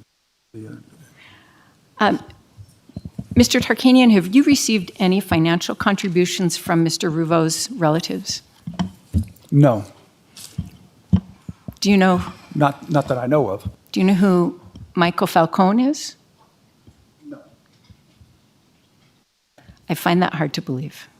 I got a contribution from him, but I don't know what it was. It wasn't for the county commission. And so what relative is he of Mr. Ruvo? I'm just going to leave it where I left it. Well, Okay, Mr. Strelo, you've stated that you didn't get these. Well, first of all, Charla Hales is on this. So you received this, Charla. And in here, David Savon Zagowski says that he got that he sent the emails of complaints, and this is just from 2023. He sent 3 of them from 2022. That's this year, and he lists what they are, and he shows a copy of it, the complaint. So, Mr. I guess I'm going to ask you, Mr. Strelo. This says, dear code enforcement, the VHR property located at 1414 allows 3 pets to defecate on their property, and he goes on and on. Here's an attached video. Well, this is to code enforcement. That's one complaint. I don't need to go through it. He sent them all to the county commission. There's 3 of them there.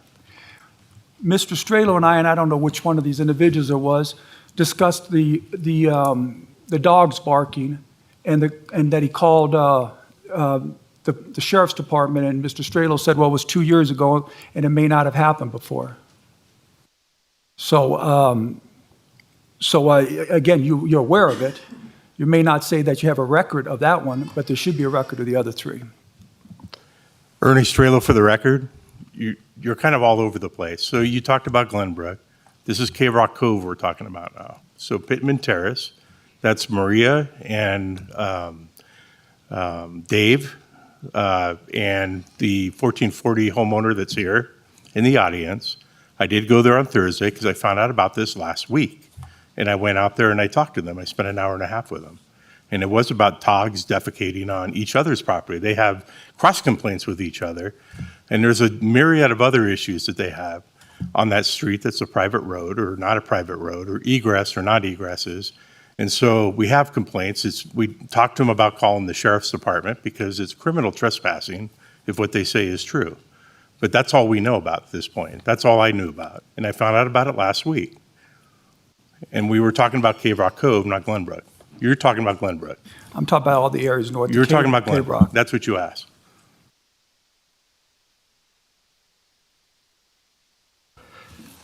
Okay. If you, it looks like Commissioner Noah said.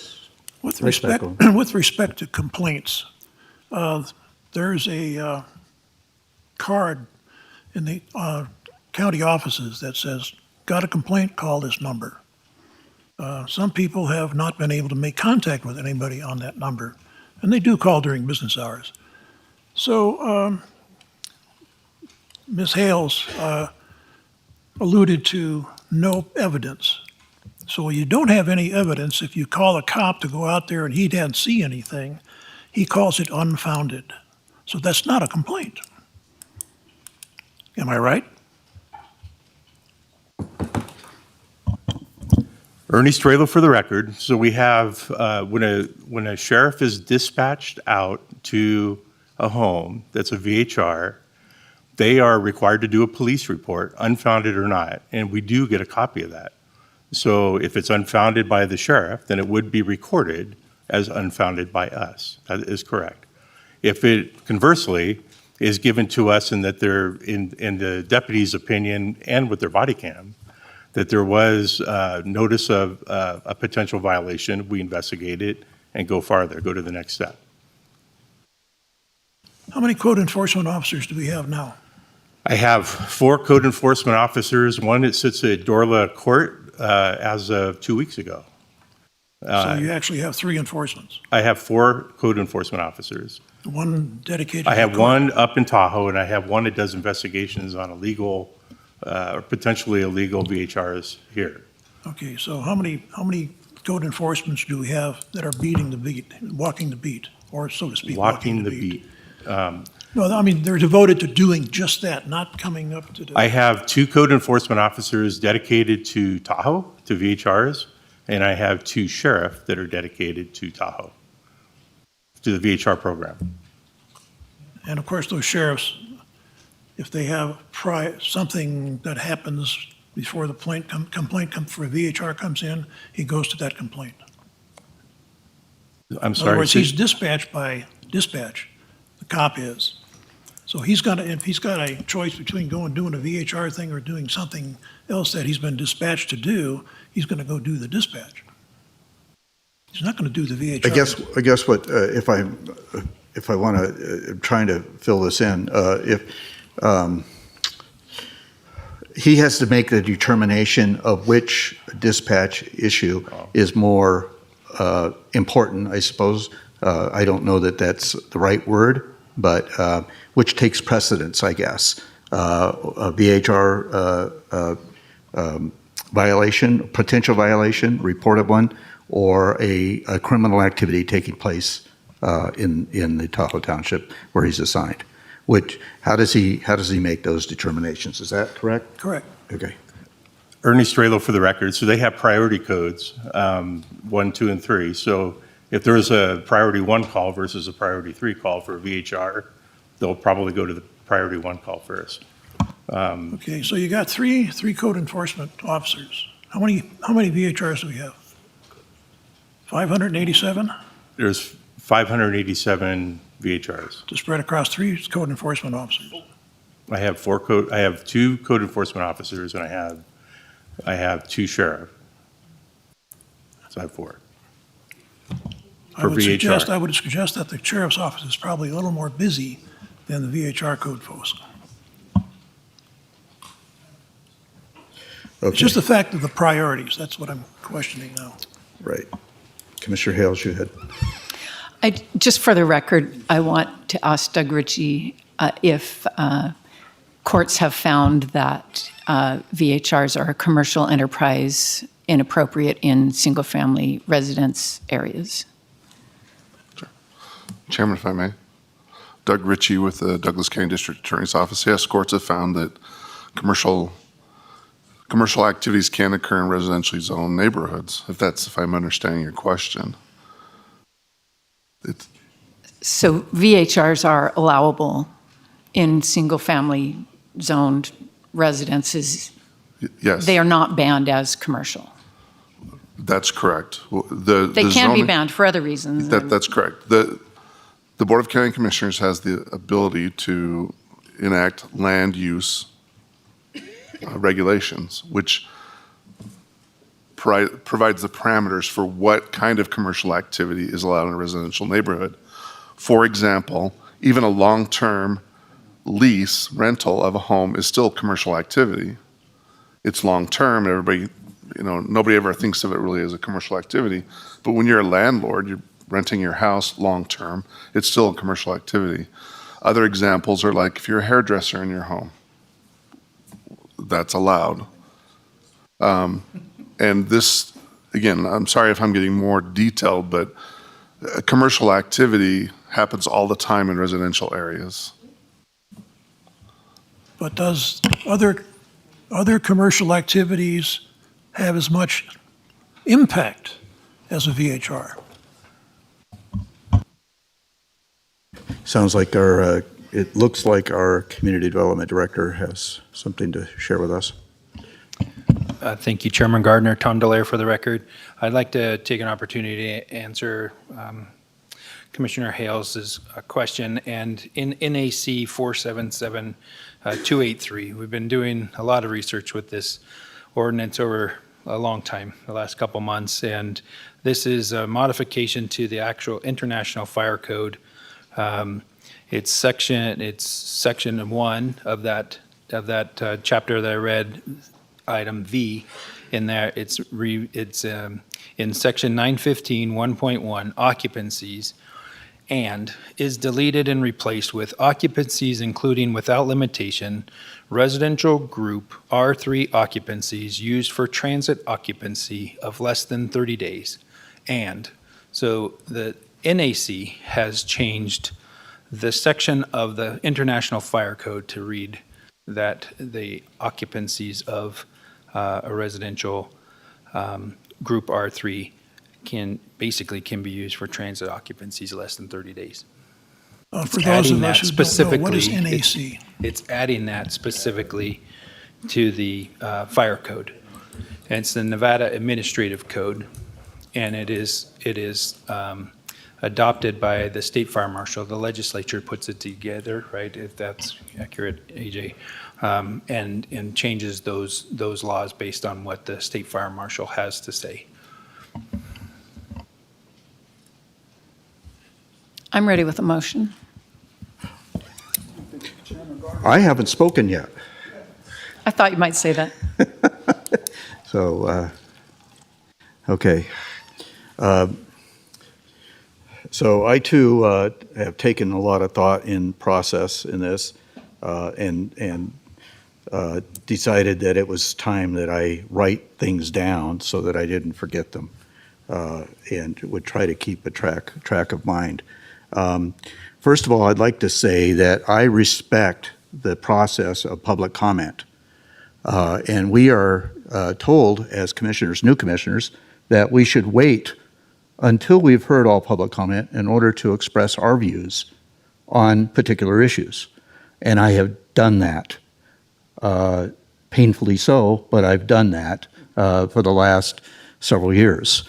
And so I would ask my fellow commissioners to, as we go forward, to please attempt to do so as well, because it's been identified in the public domain that 2 commissioners are for this, 2 commissioners are against it, and Commissioner Gardner is undecided. And so all that public comment and angst has come at me over the last 6 weeks.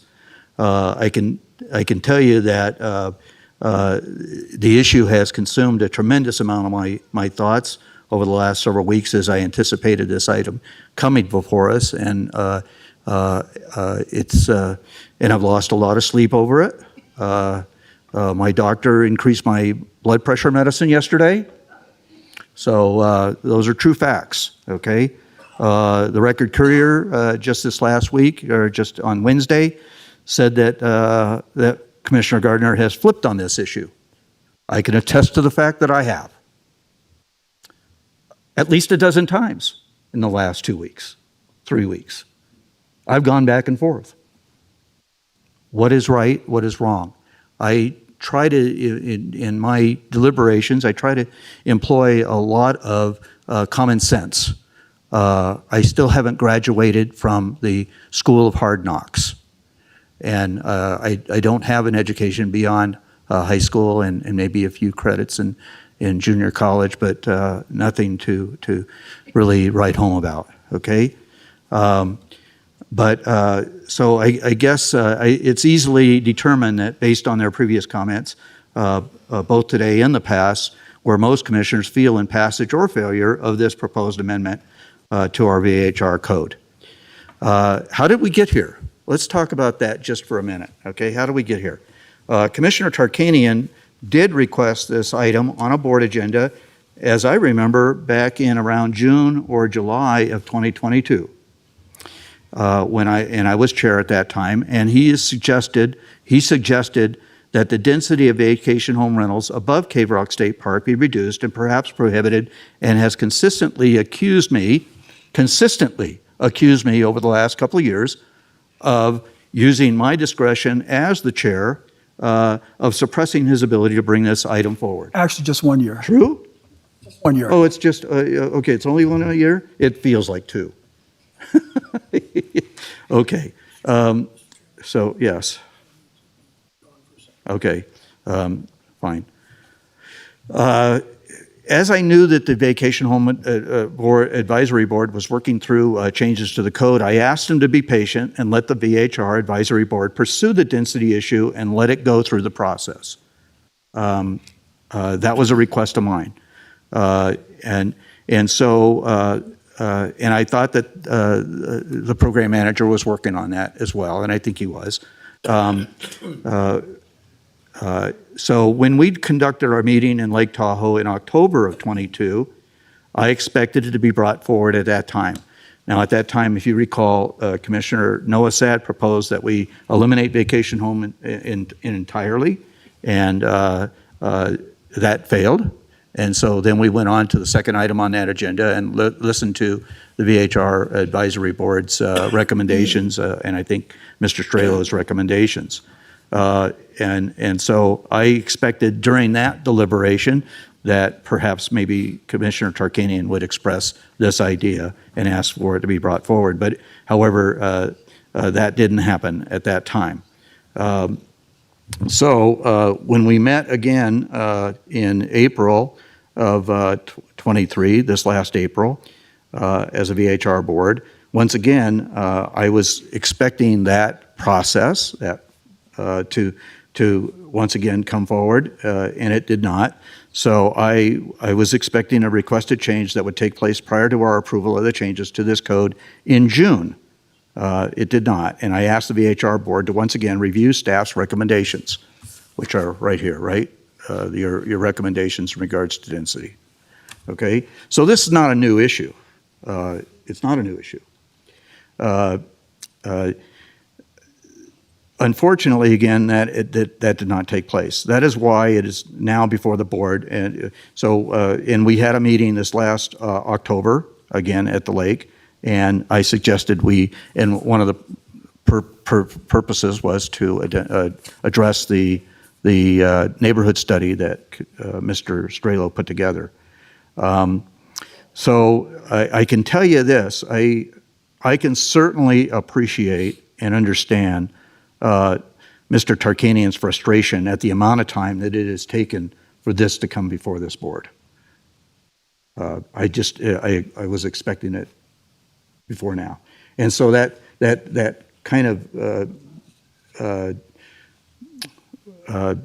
brings it to anyways, I'm glad it's before us finally, okay? Some will argue that the ability to rent one's residential property on a short-term basis is a right. Others will argue quite to the contrary. Our code clearly states it is not a right in our opening introduction of the code. What's interesting is that it has never been questioned that the rental of residential property, and this is where Mr. Ritchie may have stole a copy of my notes.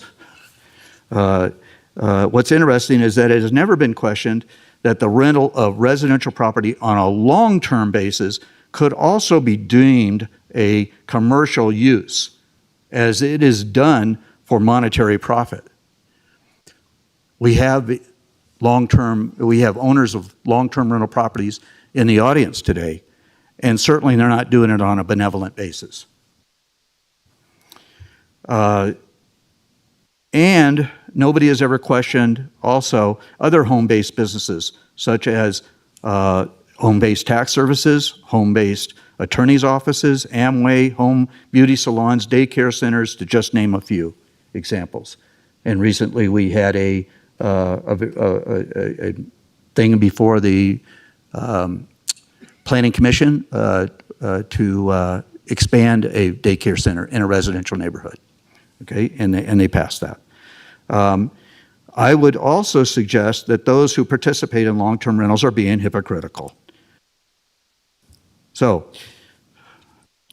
I believe that both long-term rentals and short-term rentals both bring a commodity and an amenity to our community that is beneficial to our residents and the tourism industry, that cannot be achieved by any other means, including hotels, which are also recognized in our code in the same section.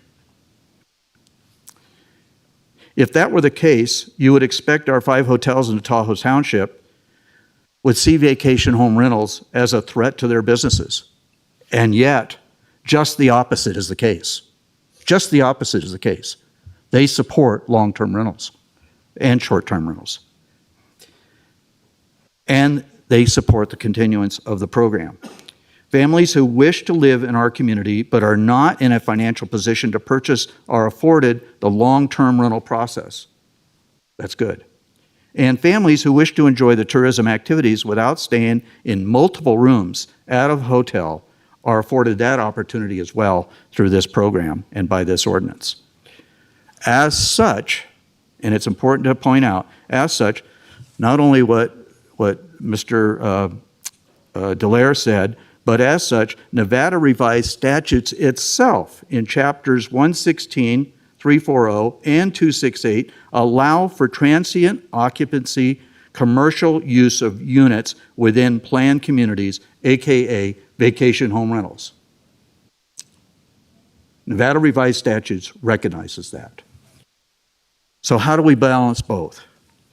The Nevada legislature did entertain the thought process of taking the regulatory aspect of vacation home rentals out of our hands in 2021. I don't know if everybody understands that, but they did entertain the process.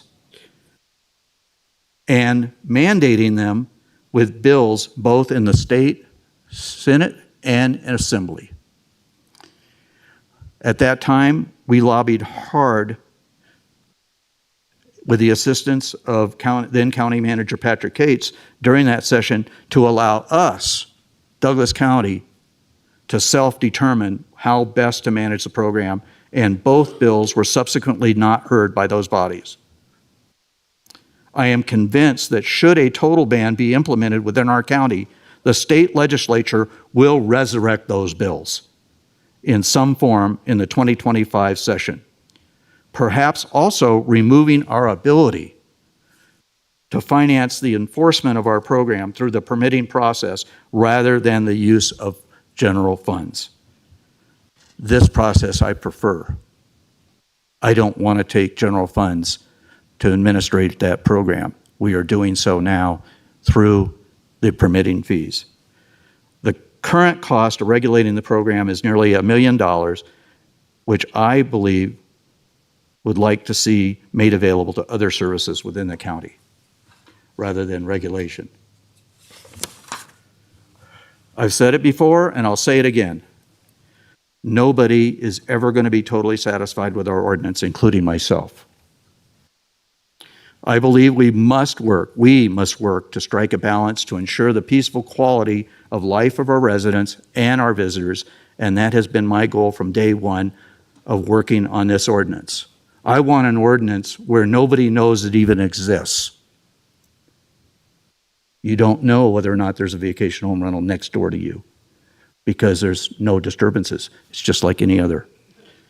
Now comes the question of whether we as a Board of Commissioners have the jurisdiction to determine where vacation home rentals are best suited within our county.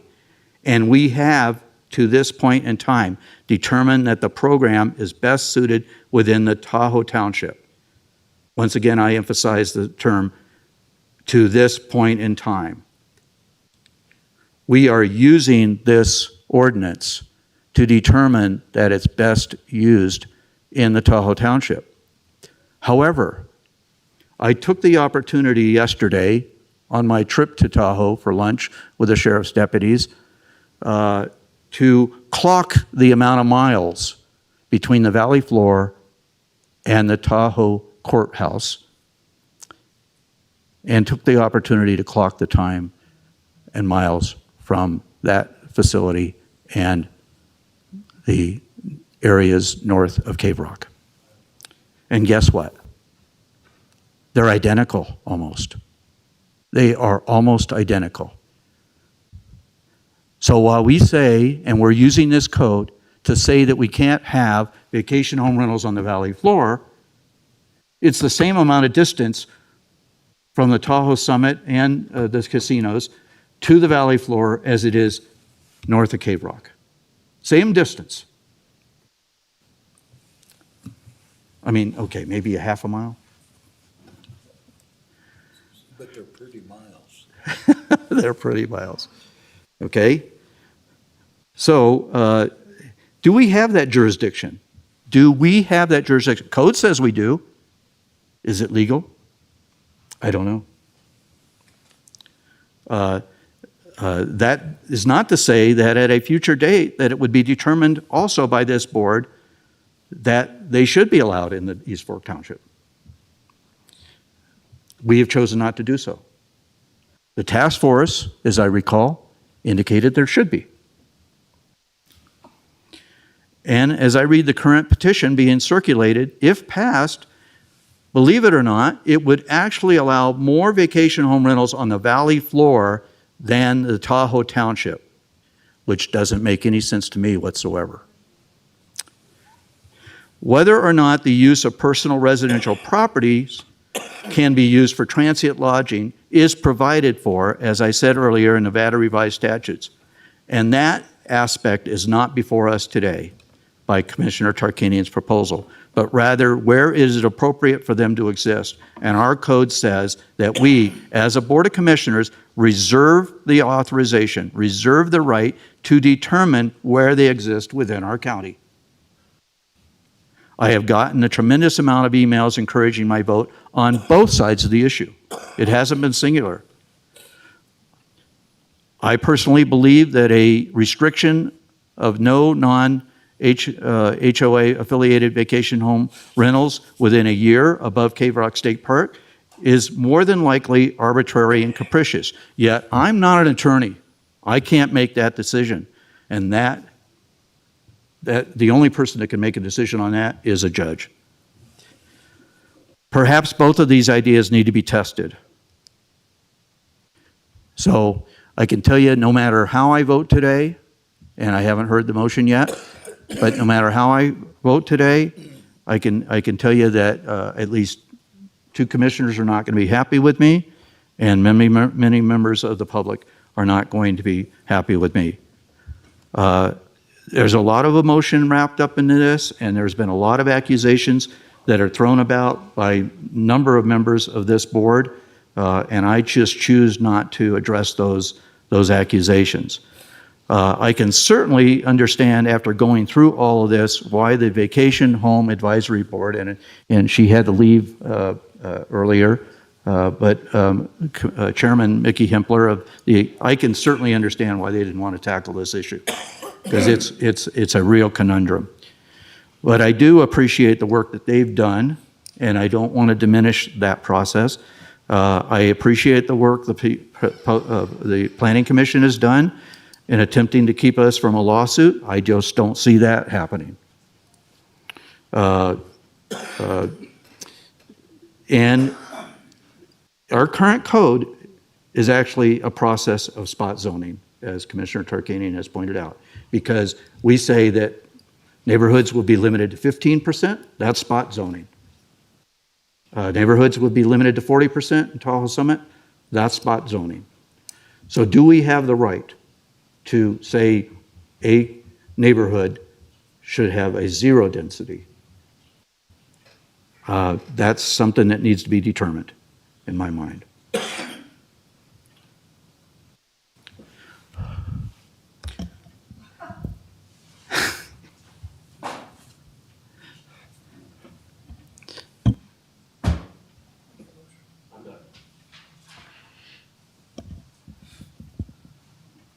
Thank you.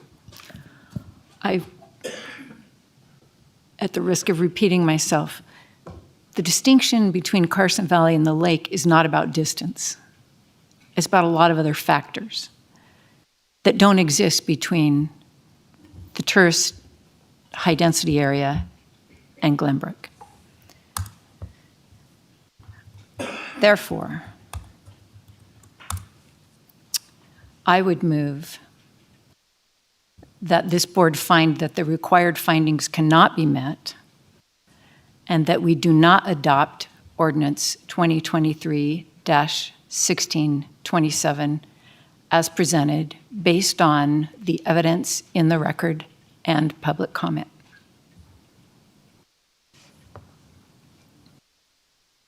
I'll second. We have a motion by Commissioner Hales, seconded by Commissioner Rice, that the findings have not been met and recommending denial of the motion to restrict vacation home rentals above Cave Rock State Park. Any further discussion? All those in favor of that motion signify by saying aye. Aye.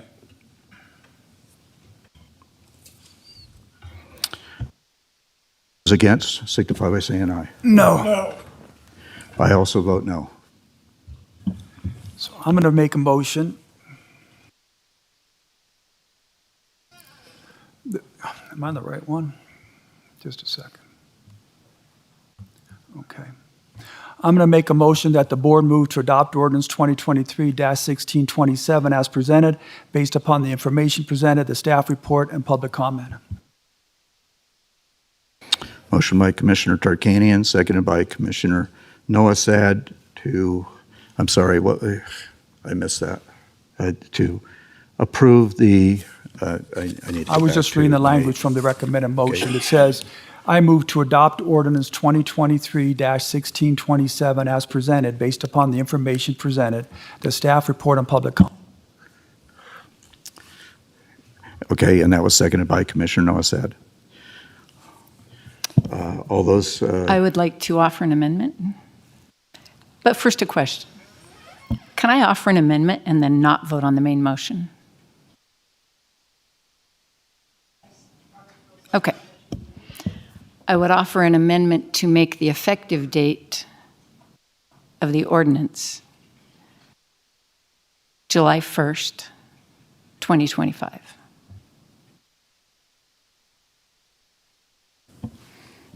do I have a second? Second. Okay. Motion by Commissioner Hales to amend the motion to make the effective date July 1 of 2025, which is a year and a half from now, basically. I believe right now it's January 1st, 2024. I mean, The proposal 2025. is 20, yes, I believe January 1st. So this of- would be 6 months later. Yeah. Get discussion? Yes. Okay. Well, obviously, that's a nice tactic by Commissioner Hales, because she knows the three members that look like they're going to vote for this motion all are either up for reelection or are retiring. So the only two that are against it will still be around to vote to implement that motion. I'm obviously against it. as I indicated in my public comments, there are some answers here that I want, and I want them in fairly quick manner, and I don't think that would facilitate it, so I will vote no on the amendment. So, all those in favor of the amendment signify by saying aye. Aye. Her amendment to change the date to July 1, 2025. Okay. All those in favor of the amendment signify by saying aye. Aye. Okay, motion, and those against? No. Okay, well, I stated why I'm going to vote no, so it's no, on the amendment, okay? Okay, so we have a motion on the floor that the ordinance, adoption of ordinance 2023-1627, an ordinance amending chapter 20.622 of Douglas County Code by prohibiting vacation home rentals in the residential communities north of Cave Rock State Park. So all those in favor of that signify by saying aye. Aye. Those against? No. I'm sorry, I didn't. Hard no. Okay. So the motion passes 3-0. 3-2, I'm sorry. 3-2. Huh? That's item number 7. Yes. Okay. You have to go. Okay. So thank you for sticking around for this. Okay. Okay. So once again, I know this has been a tough issue, but I hope we all have mutual respect for one another in our feelings in that regard. So with that, we need to take a break. And it's a 4:38 right now, so why don't we return at 4:45? 7 minutes, good? Right? Thank you.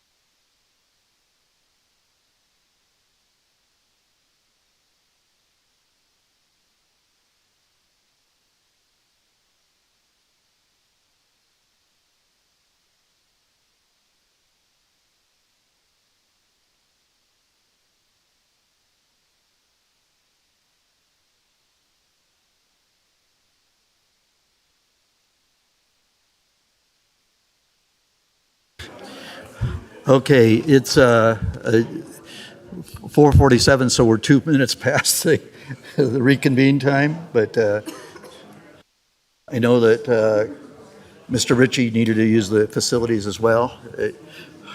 Okay, so I'll delay it another 3 minutes is what I'm going to do, okay? We'll resume at 4:50.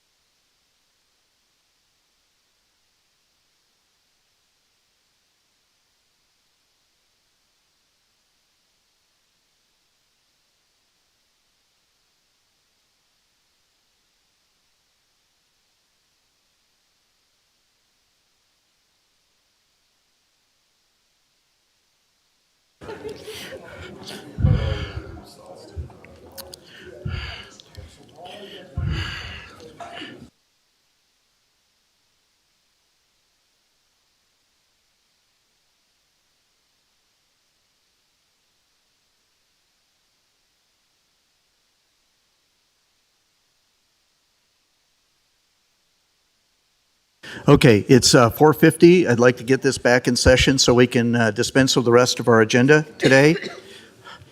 So if members of the public wish to still converse, please go outside. Otherwise, we'll resume our seats. We're going to go to number 8. Also, for the rest of the commissioners to understand, we have we'll go to item number 8. Number 9, for presentation only item, Ms. Swickard is not available this evening, so therefore we will not be entertaining that presentation this evening. It'll be postponed to another meeting. So item 8, for possible action discussion regarding possible changes to vacation home rental regulations applicable to Lincoln Park residential community, including but not limited to changes to VHR permit density, permit regulations, permit restrictions, permit distribution, and the possible means of implementing those ideas or changes. Mr. Strelo, you're back up. Ernie Strelo for the record, and excited to be here again. I wanted to walk through a different neighborhood. There was an ask to look at Lincoln Park and have the VHR board, take a look at if there's a way to reduce clustering, density, however term we want to use. There's 5 VHRs that are pretty much right next to each other on the south end of Lincoln Park, and then there's 2 additional VHRs that are on the north end, but they're fairly spaced apart. So I'm not sure there was a whole lot with that, but there was a good discussion. We had a good discussion on the 29th at the Cahill Community Center with the Vacation Home Rental Advisory Board. There was 4 members there. There was only 3 members from the public that showed up, and none of them were from Lincoln Park. Anyway, so the text that I'm going to be referring to in the packet is on 1379 to 1380, and then the presentation that you're looking at here, 1381 to 1396. This is my little quotable page, but this is a synopsis of what the advisory board was asked to do. They were asked to specifically go back to refining the restrictions of vacation home rentals in the Lincoln Park area, of which they, I think, really did a good job of addressing and went through flip charts and stuff, and I'll show you some of that. Before we had the meeting, the chairperson of the Vacation Home Advisory Board had come prepared with some considerations to start the process when we got there. So that's what's on this page here, talking about the accesses. So this may be applicable for other neighborhoods too. So this was intended to be somewhat of a template that you can address with other areas in the Tahoe Township should you want to take a look at other areas.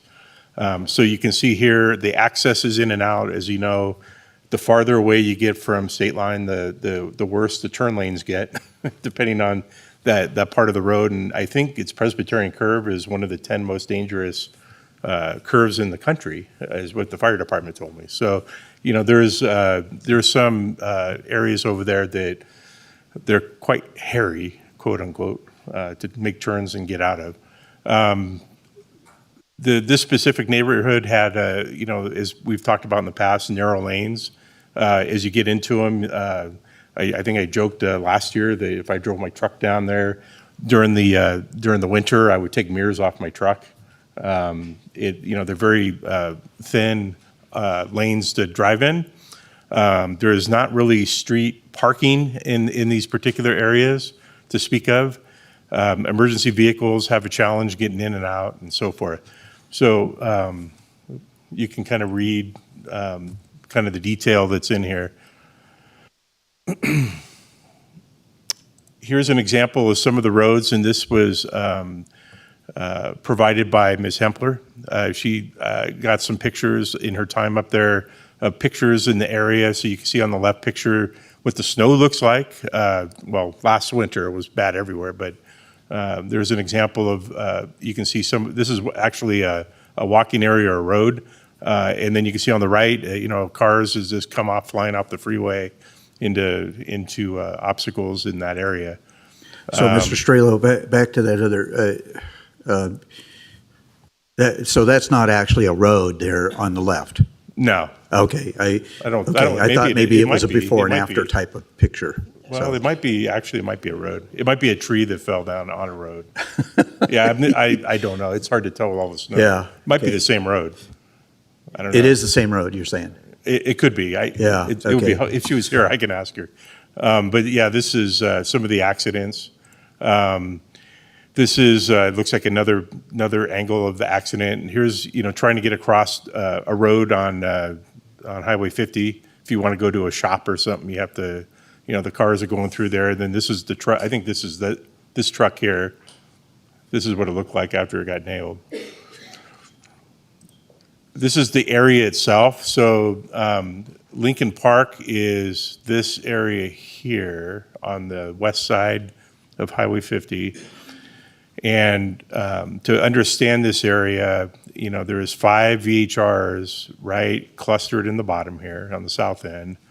There's a road adjacent to Highway 50 in that neighborhood. That's the old Lincoln Highway. And we've talked in the previous presentation a little bit about Pittman Road. That actually was a continuation of a road that went around Cave Rock at one time, back in the 1920s. So, and so all these roads were kind of like little, I guess, Model A Ford type highways at one time where property was built. They were able to back out of their driveway onto a road that wasn't very busy. And as time went on, Highway 50 was built. And what they did with Highway 50 in this area is they built it up. They elevated the freeway itself, or the highway, itself, and so you have a big barrier now that takes part of the road with the stone and everything that goes up there. So the road is really thin, and it's hard to get in and out of these particular neighborhoods. And then these are the specifics. There's 2 multi-permit holders in this neighborhood. I think somebody was talking to me about that, and I have Mr. Ainsworth actually sent me an email on, maybe some of these multi-permit holders will give up their permits. We've tried to reach out to both of these multi-permit ones. This one here, we did get a hold of. I think it's this one, or it's one of these. One of the 2 multi-permit holders. They were going to keep one of the properties and not give it up. And the other one we couldn't get a hold of, despite numerous tries. Real quick, aren't the is that what you're saying there? The multi-permit holders, they have to give one up by that date? On October, yeah, next Well, October. That says 5/31, so. They're allowed to renew their permits through October 2024, according to the code. And the settlement, that was. The settlement, right. So this would be renewed, right?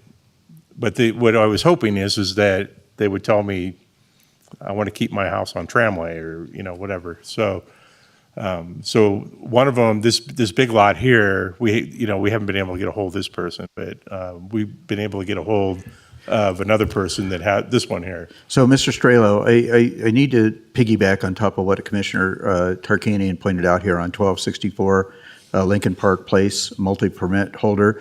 Permit expires 5/31 of 2024. I thought that those multiple permit holders had to expire by 10/31 of 2024. So, in my mind, I was expecting this one. Okay, so they reapply for a permit on 5/31/2024. However, that could only exist for the additional months until 10/31 of 2024, when it needs to go away. Is that not the way we wrote code? This is AJ Hames with the DA's office. I don't know. I would have to go back and look at it. I think the way that the code is written is they are allowed to renew. I think it uses the word renew through October 2024, and we would have to then, we'd have to look at it more carefully to figure out whether the permit continues after I was that. under the understanding, I know Commissioner Tarkanian was involved in that, and I thought we said that those permit holders would expire by December or October 31st of 2024. Expire, not. But and that may be. I think the bigger point that we're making now is that even if That's not necessarily one they have. right, they might not give up their Lincoln Right. Park permit. They might give up their other permit. Right, So we couldn't okay. count on those expiring as a way of reducing the density in that neighborhood. Right, okay. Ernie Strelo for the record. So, yeah, we'll look into that, but it reads like you can continue to renew through through October. Okay, but and then the 1273 Highway 50, that is not the same permit holder as the one at 1264. Is that That's correct. It's not the same okay, so one. they're separate individuals. Okay. Yes. Any other questions on the properties? I'll go into the meat of the discussion. So, employing flip charts and going through the process of getting input from the team. Sorry, my writing's not the best, but I try to facilitate it by writing this stuff up. And actually, they came to some consensus as we went along, and they did it in the order. They have a priority order that they recommended for each of these, and we rationalize this a little bit later on in the slide deck. But the first thing is that they thought you can pick one or more, but they did it in the order that they thought would be the best way to do it. And the first one that they chose was to reduce the occupancy to 6 and to reduce the vehicles to 2, like a hard stop. Can I ask you, how many are more than 6 right now? I'm sorry? Of those homes? Yeah. So I have it on here. So like this is, let's see, your current. This is tier 2. This is 8. This is 10. This is 8. This is 6. So this wouldn't be affected. This is 10, this is 10, this is 6. Right? As I'm seeing it, we have 1, 2, You have 5. 3 properties that are at 10 and one that's 8, and then the others are 6. Yeah, okay. So, yeah. No, there's 6.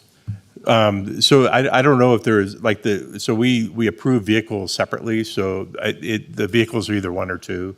They could be higher on the higher occupancy houses. I know we've been trying to reduce the amount of cars, but nevertheless, some or most of them would be affected by whatever we do with that. So this would just be a hard cap at 6, and there's no +2. It would just be at 6. And then vehicles to 2 would be the first idea. And then the second recommendation was to reduce the density, was to sunset all the permits by January 2025. And the rationale for January, separate from elections and all that, was that when they book space to stay in Tahoe, they don't typically leave on December 31st. It's usually a holiday weekend for, the January 1st. So the thinking of the board is they said, why don't we just make it the 15th? That way people can book the holiday weekend, including New Year's weekend or that week of New Year's. Some people have that week off. And then they can, then they wouldn't be able to rent after that. So that was the thinking on January. So I think the actual date was like January 15th. It was something like that. I can't remember specifically. And then to continue with that, after you sunset them, you would conduct a lottery like the middle of the year next year. So like 6 months prior to the expiration, and invite the neighborhood, anybody that wants a permit, to do a lottery, right? And the lottery would be based on the desired density level, right? So depending on how quick, who gets picked first, who gets picked second, that's how you figured the space apart. And the spacing apart would be based on the clustering. So the idea based on if you choose to use the clustering method they decided, is that you would have, a rental, and then you would have no VHR, and then a rental. So you would have, and I kind of made a meager attempt here with my little blue boxes here. So you would have a rental here, in any direction. And a road doesn't count. So that's like a fence line. So you would have, 1, and then nothing, and then 1, something like that. So if you have somebody behind you, that wouldn't be allowed anymore. Yeah, it didn't show up real well in here, I'm sorry. But I have it on my little flip chart that way, though. Maybe that's easier to read. No, that's even worse. Anyway, so yeah, it's... you get the idea, though. I was trying to demonstrate how they were looking at it. So the reducing clustering, so they called it imposing a 3-lot proximity requirement. So depending on the order of the lottery, the first person that goes first, nobody go. If the next person that pops up in the lottery or the bubble machine or whatever tool we use pops up and it's next to them or it violates this rule, then they would be ineligible. And then we would impose new requirements during reallocation of permits. And so and we'll talk about that, but there was a lot of talk about after reallocation of permits about how long those permits are valid for. So you would renew them annually, but after 3 years, there would be a reallocation in the neighborhood again to give other people a chance to rent. And if that doesn't confuse you, I have it written out a little bit more. So, this is more detail of the first one here. So this is reducing all the occupancy. This is the number one, the preferred way that they wanted to start off. Reduce the occupancy of all the VHRs to 6 occupants. Reduce the permitted parking spaces we talked about, and this is effective at the time of the permit renewal or the permit. And then the rationale is listed out here. So Lincoln Park is dangerous. So you can kind of read through this, kind of the thinking of the board. This is stuff that I documented that they talked about. So this is what they were thinking, getting in and out of the neighborhood and so forth. And then the rationale for 6 occupants is that it's large enough to accommodate a family, if you have 6, and small enough to significantly reduce the total number of visitors. So if you recall, the code allows for double the amount during the day of visitors to the occupancy at night, right? So if you have 6, you're allowed 12 visitors during the day. So right now, I think we saw 8 and 10 in some cases. That's 20, which increases the amount of cars, and that was kind of the thinking here. 6, it could be 4, it could be whatever you choose to, but they were thinking 6 is probably more in line with the character of a neighborhood. And then the rationale for 2 vehicles was Lincoln Park has 2 permitted parking spaces per house. A 2-vehicle cap would reduce that number. So that's the first idea. The second idea on reducing density. Did you have any questions on the first one? I'm sorry, I shouldn't. Is there any questions on that one? No, as you indicated, I think you indicated we're not required to suggest just one of these ideas. We can. Or any. Or any, okay. Right. It's up to you. So if you think of a question, let me know and I'll stop and we can go back to it. The second idea, in order, was the total number of VHRs allowed within a residential community was to reduce the density. So the current density is 18%. Set an appropriate density limit, and here's some examples. So if you had 15%, that's 6, 10%, 4. I think you already have 15%. I think it's a little higher because we were counting parcels previously a couple years ago, and we changed it. So this is kind of where we're probably at right now as far as the density. And then if you can. Can I ask you something? I thought I saw in there that you're over 18 right now. Yeah, we have 7 rentals there right now. So we're at 17% in this neighborhood, and the reason that's what I was trying to say is about a year and a half ago, the math was calculated based on parcels, not parcels with dwellings, and so we changed the calculation of parcels with dwellings to come up with a more accurate representation of the density of the neighborhood. And so some neighborhoods that were awarded higher VHRs based on the count. Because we reduced it based on attrition as they go down, we just don't reissue new permits for those neighborhoods that are over right now. As I look at your working document that you presented to us a couple months ago, you did say 17.9%, which is over the 15%. But also I questioned at the time what this column was, utilization percentage of occupancy. It was high. I appreciate you bringing that forward, by the way, okay? You and I had questions about that when you first presented it to me, and I had to get clarification on that. But it's at 57%, so 57%.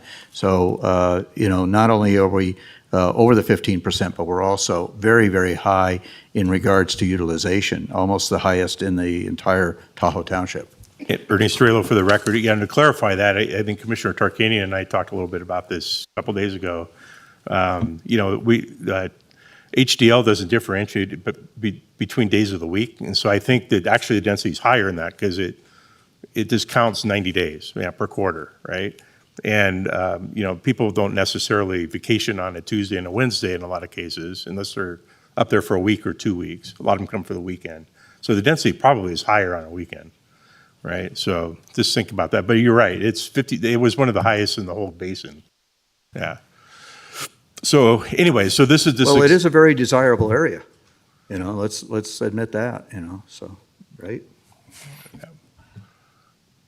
So anyways, these are examples. So the other proposal was to impose a sunset date. Okay, here's where the date is. Impose a sunset date for all active permits to January 15th, 2025. That was, like I said, an active discussion in the meeting. So, I don't think there was any other nefarious thinking going on, but reallocate the permits through a lottery system. Tom and I have been talking about buying a bingo machine, and doing it at a board meeting. I don't know. I mean, so if we did something like that, that would be one way to do it.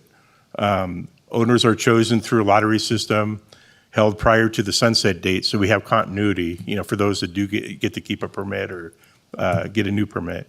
Permits are issued pursuant to the lottery until all permits have been allocated. If there's 5 or whatever the density is of people that apply for these things. Those who don't receive a permit are placed on a wait list. Permits are renewable for 3 years until January 25th. I wonder if that's the 15th. Yeah, 2028. After 3 years, permits are again reallocated, and this is what I talked about previously, this continual. So it's not, I think right now, like Beach Club, it's forever, you know, I mean, my grandkids wouldn't be able to get a permit there, you know, so it allows a little bit more fairness. So you can see the rationale. It treats all permit holders the same, all have the same chance of being chosen, effectively reduces density through means other than attrition. 3-year limit distributes benefits of VHR permits evenly, so it's not just first come, first served. January 15th sunset date allows owner to benefit from the profitable New Year's Eve holiday. So there you go. That's what I was trying to get to. And then the lottery, if conducted in advance of the sunset date, allows owners to make informed decisions. That was the thinking there. Any questions on that? I have a question. Most of the complaints I've gotten from that area have to do with too many, too close.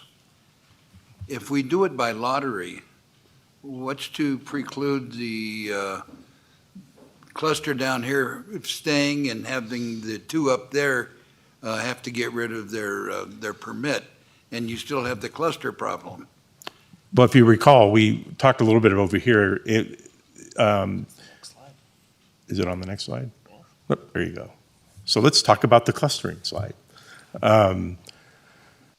So this is the problem, right? The Lincoln Park's VHR is not evenly distributed across its 39 parcels. Of the 7 active VHRs, 5 are clustered at the far end of the development, which is what you're speaking of. The proposal is to impose the 3-lot proximity limit. Any new VHR must be 3 lots away from an existing VHR. 2 non-VHRs separate them, right? So that was my little boxes. Proximity requirement would be imposed during the reallocation of permits. So if on the map, if somebody in the middle of all that cluster got the permit, then none of the guys directly around him will be able to get a permit during that period. They would be on the wait list for 3 years. It is a real cluster. It is recommendation number 3. So it's not the top one, but it's up to you. These are just ideas, right? Just to get you thinking. And then the rationale is spacing improves safety because it eliminates congestion points, which is, I think, what the original thought was of Commissioner Hales. Reducing clustering may effectively reduce density as well. The current VHRs are clustered. When permits are reallocated, the first permit issued within the cluster may prevent others within the cluster from receiving a permit up to 3 years, right? That's what we talked about. It may be a cluster in your eyes. Spacing may also reduce additional impacts of VHRs on full-time residents. If so, spacing requirements could be applied to other neighborhoods in the future. So the idea, whatever you select here might be a model for other areas, right? Because we do have places on Upper Kingsbury that are like that too, whole streets. Then the fourth one, which is a little bit more based on HDL, the data that's in your packet from a month or 2 ago, is to reduce the rentable nights. And so that creates a math problem, right? So we would have to, kind of get a cadence with HDL to make sure that they're sending us TOT data, and we could do the math on the rentable nights on a consistent basis. That was a really good idea that was talked about. Basically, the rationale here was reducing the density effectively reduces the amount of rentable nights in an area, but the impact of density reduction is only felt by the VHRs that lose their permits. So, and then instead of reducing density, reduce the amount of nights each VHR is authorized to rent. All VHR owners invest substantial time, effort, money into their VHR, so all VHR owners should be treated the same. That was the rationale. But an example might be if a density reduction from 15% to 10% amounts to a 33% reduction in the total number of rentable nights, instead of reducing density, apply a 33% reduction in rentable nights across all VHRs. So make it an equal application of reduction, right? Which is quite interesting. So if the average VHR in Lincoln Park, and that's based on that file that was in your packet a couple months ago, is 150 days per year, then you would look at that and then reduce the maximum number of rental nights to 100 days per year per property, right? And so it becomes a tricky way to manage it because, you're also assuming people are being honest in their reporting, right? So that gets a little, and we talked about that because HDL does audit, but I don't know if they're that good at that kind of audit. So, we kind of rely on the trust. And if you recall, South Lake Tahoe, I talked to code enforcement there on the 30 night maximum they have in the residential neighborhood that they have now, and they have a hard time managing that, the 30 days. So I don't know how it might be a difficult thing. We would have to beta test it and try it. Kind of try it before you implement it and see what kind of data we can come up with to manage that and what it looks like. Any questions on that? Yes, I have another question. Cluster? No, I'm going to stay away from the cluster. Was there a recommendation that was favorable by the board? Ernie Strelo, for the record, number one. These are in Number order. one. Yeah, so you can do none. You can just say, don't like any of them. Don't want to do anything, doesn't make sense. Or you could do one. You could do number one was their most favorite one. Or you can do 1, 2, 3, or however you want to do this. It's up to you. But I think that their intent was to do this one, reduce the occupancy. Because that's easy, because you can just do a permit change. But it's, again, occupancy is tough to, I don't know if there's 6 in a house unless you go in the house. It's the same problems that we have today. Yeah, that's what I see as the weakness there, is how do you regulate it? Yeah. So Commissioner Hales, you had a question? Yes, I spoke with Chair Hempler. A few days ago, she called me, and she said she felt the sort of maybe consensus of their group would be to do 1 through 3 as a combined effort, and there wasn't as much consensus on number 4, and it's not integrated into the others. Is that consistent with? Yeah. I think it is, because that's the same call I got. That was my interpretation. Okay. Go ahead. AJ Hames for the Mr. record. Hames. That was, I think the majority of the board favored 1 through 3. There was one advisory board member in particular that pushed for number 4. And so I think the other board members viewed that as a good alternative. So if this board was uncomfortable with 1 through 3 or any part of those, you might look to number 4 as another means of achieving your objectives. I don't know that they're compatible. I think if you do 1 through 3, you're not really doing number 4. Number 4 assumes you're not reducing density, and so it's sort of presented in the alternative. Yeah, this is Ernie Strela for the record. I agree that there was 4 people at that board meeting, and three were consistent on the first 3 coming together. So did this by any chance, did this go before the planning commission? No, it's not. It's not a code. It's just okay. It's an idea. Okay, so I guess I could say, wow. I'm pleased that Commissioner Hales brought this idea forward in, what was it, October, in our meeting? Suggested we do something with this. I'm very pleased that the advisory board actually delved into this area and issue, and that's really encouraging to me. So you did read this before you voted on 7? Yes. I'm also pleased. I'm pleased that they worked quickly. They did as we asked. They were efficient. Yes. Commissioner Tarkanian, anything you wish to add on this? Didn't you tell me to wait till public comments over before I give my opinion?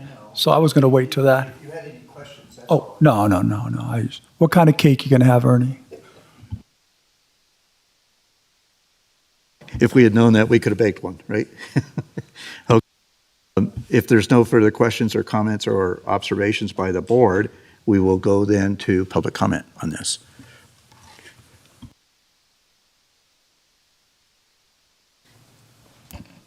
Nancy Gilbert for the record. One of the things I didn't see addressed, and this goes to Mr. Strelo, is what are these options, of these options, which ones are actually enforceable by his group? I'll tell you that reducing rentable nights is absolutely impossible to enforce, because that means it puts a strain on his group to actually count the days to figure out if it's 100 days or 150 days. That's a lot of work. And then they have to do a lot of research and every day track it. And then there's the issue of many of these VHRs, as I've experienced, when they as to occupancy, if you make a complaint, they say, oh, it's just a family member, and therefore you can't count it even though it's on the Airbnb or a VRBO calendars. So number 4 is absolutely impossible to, in my mind, to actually enforce. In terms of, so that was a one where it was just really obvious that I don't see, would you agree, Ernie, that that would be absolutely impossible to So, Ms. Gilbert, your questions need to be addressed to us. Oh, I'm sorry. And then we will, if I appropriate, we will apologize. ask. You're correct. We will So I come guess back to staff. I would be interested as a public to have Ernie discuss what's actually viable, because I remember also, I think the enforcement officers, and that was a question on the number of people in the unit, is I think the enforcement officers are not allowed to go in and actually inspect inside to determine how many people are there. But I just want to make those comments that enforcement, because the actual enforcement issue is the crux of the problem. Thank you. Thank you. Additional public comment?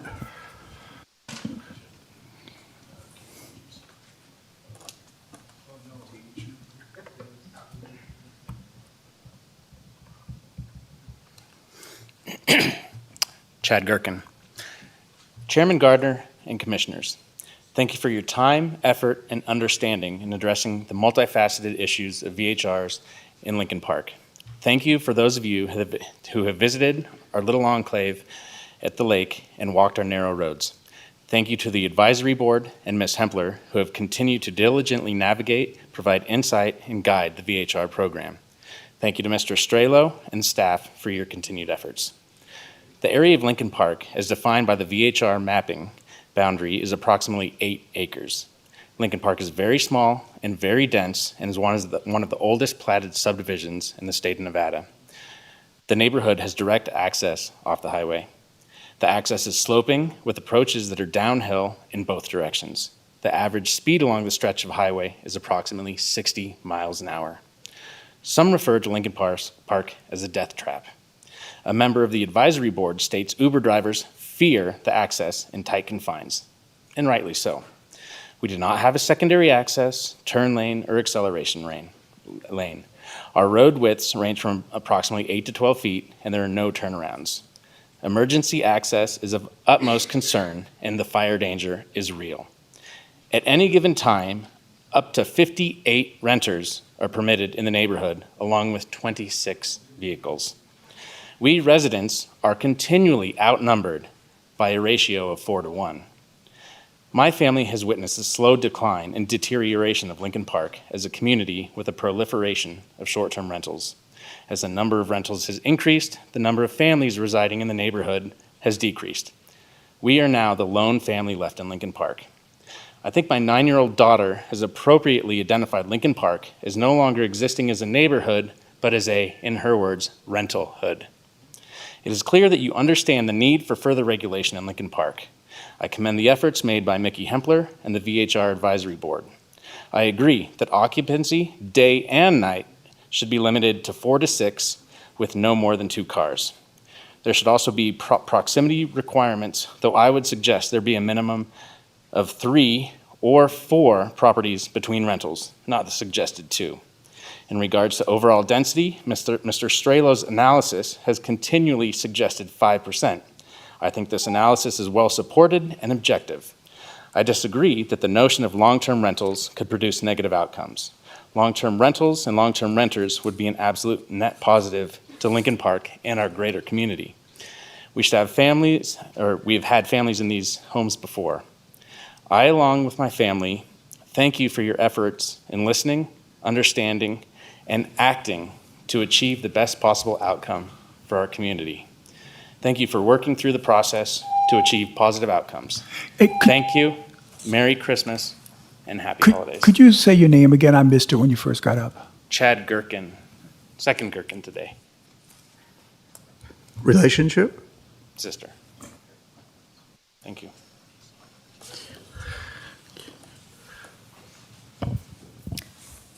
Hello again, Commissioners, Chairman Gardner.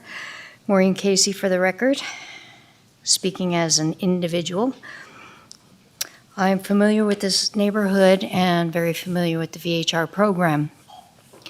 This neighborhood, the streets are no wider than an alley, and there are a couple accesses in this neighborhood that are narrower than an alley. I support the recommendations of the VHR board and would like to add a couple of my own. There are a lot of hot tubs in this neighborhood, and I would like to add noise monitors on the hot tubs. I think that would increase the comfort and enjoyment of the neighborhood for the residents. And also, I would like to add a concern if the density is lowered to 6, would the +2 still be in effect? If it is, then that would increase it to 8 in most instances. So that's a question I would like to be answered.